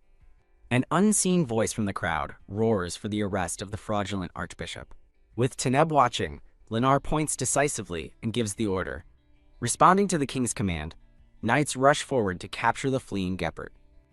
Geppert struggles against his captors, furiously demanding they let him go and questioning their authority. He desperately claims his actions were for the sake of his kingdom, following the will of a false god. A dark-haired man in a cloak firmly tells Geppert that God commands protection, not harm. With a tear rolling down her cheek, the little girl thinks she believed her ordeal was finally over. Memory of two women almost kissing flashes as she recalls her fear of never living a peaceful life again. In a moment of childish confusion, she playfully tugs on Lennar's collar. Lennar sets her down and gently pats her head, telling her he's glad everything ended well. He kneels before her with a warm, gentle smile, telling his daughter that she has been through a lot. Teneb looks startled, asking if he wasn't just trying to cast her out for not being his real daughter. Lennar tenderly takes her hand, assuring her that no matter what anyone says, she is his true daughter, as he pulls her into a loving and emotional embrace. Crying into his shoulder, she asks if it's really okay for her to be here, no matter what. He smiles softly, replying that sometimes she is absolutely allowed to be. He gently comforts his crying daughter, whispering, there," while holding her close. He tells her that a healthy mind creates strength, and she has grown stronger today. Teneb asks him to stop teasing, but he insists he is sincere and feels wonderful for finally helping his daughter. A dark-haired boy calls out, asking Lennar to share Teneb for a hug, prompting Lennar to invite the apprentice knight over. The boy recoils in disgust, shouting that he has no desire to hug his majesty. Lennar turns his attention to the white-haired priestess Ashat and asks if she would like a hug instead. The little girl beams and holds her arms out to Ashat, happily inviting her to come here. A flustered Ashat hesitates, blushing deeply at the sudden invitation. Lennar gently pulls Ashat into a group hug, thanking her for always staying by his daughter's side. Pressed close to him, a red-faced Ashat stammers that it was nothing at all. Nearby, a man with dark hair and glasses watches the touching scene, overcome with joy. In another location, the dark-haired monarch tells someone named Estrom that he must let her go unharmed. He reflects that Teneb still needs him now, but hopes that when the time comes for her to leave. A vision of Lennar reveals his own quiet prayer to be strong enough to let her go then. The dark-haired monarch wipes away a tear, expressing his genuine happiness for them. The scene transitions with a flurry of pink flowers, heralding Prince Teneb. The found family shares a joyous moment, with the monarch running to join their group hug. The setting shifts to a sunlit palace balcony, where a delicate teacup is lifted. Now dressed elegantly, Teneb sits before her father and gets straight to the point, asking what exactly he did. Lennar explains to Teneb that the day before the Holy Sea's announcement was the key to his entire plan. He recalls that on that fateful day, a group of magic refugees came to see him. In a flashback, he remembers 3 hooded figures who brought him a personal letter from the late Mage King. Reading the letter, he questions a hooded figure if the Mage King truly intended for him to receive it.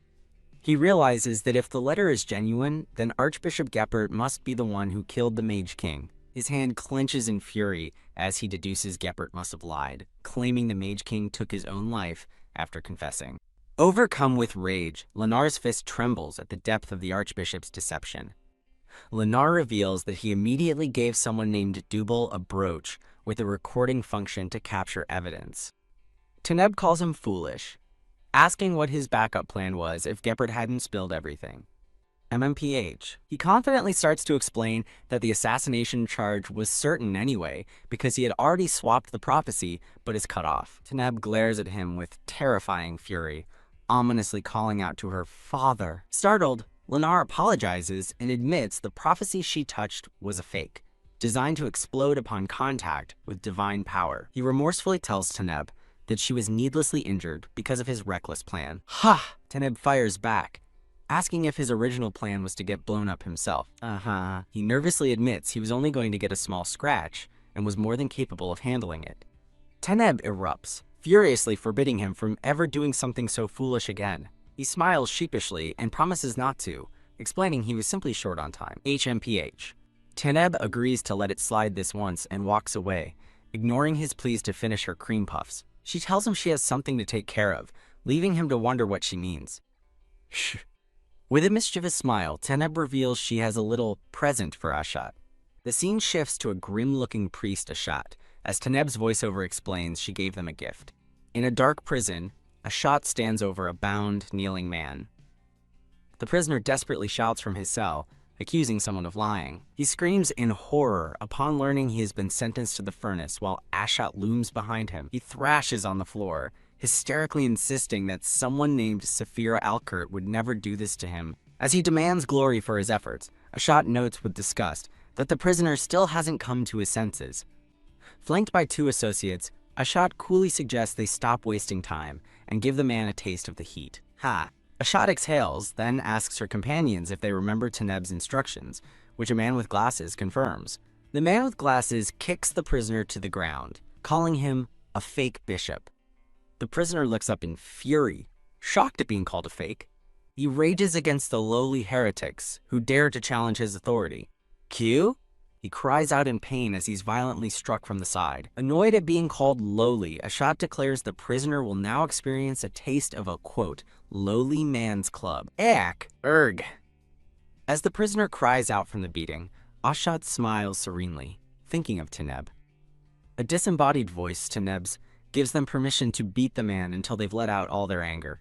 Her instructions conclude with a cheerful order to ensure he's still breathing for his execution in the furnace. The scene shifts to the quiet, sunlit exterior of the prison building. Ashat sits alone on a glass rooftop, lost in thought against the fading light. Teneb appears, calling Ashat's name and asking why she's there instead of still beating up Geppert.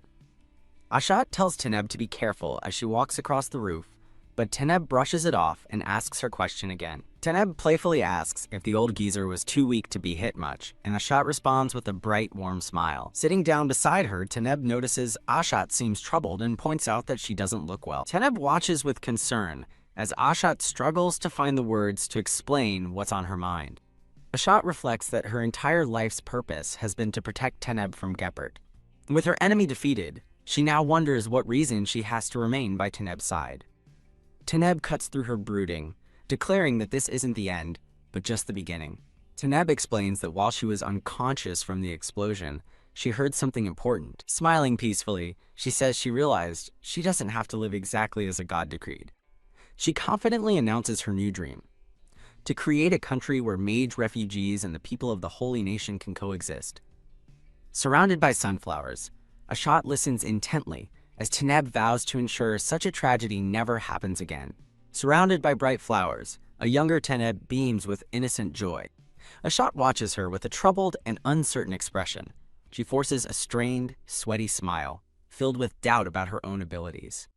She nervously tells Taneb she can achieve her dream because she is strong. Taneb rewards her encouragement with a sweet kiss on the cheek, catching Ashat by surprise. Shocked and blushing, Ashat stammers as Taneb cheekily asks if she will join her in making the dream a reality. Still flustered, Ashat clarifies that's not what she meant, her thoughts a tangled mess. As if in response to their bond, a magical flower blossoms on Taneb's dress. The story leaps forward 15 years, showing a bustling city in a new era. A confident step marks an arrival. Now a poised adult, Taneb arrives in Seogyong, the western capital, noting how familiar it feels. A handsome man with dark hair and striking purple eyes smiles warmly. Seeing him, Taneb's face contorts with rage as she vows revenge on Yoan for his past betrayal. In a tender moment, a hand gently takes hers as a voice calls her name. It's an older, more handsome Ashat, who lovingly raises her hand for a kiss as Taneb looks on, surprised. Ashat gives her a charming, knowing smile. He gently kisses her hand amidst a shower of cherry blossoms. Oh my, Taneb blushes, caught off guard as she whispers Ashat's name. Yoan furiously interrupts, demanding to know if they came for revenge or to be romantic, feeling completely ignored. PF'd.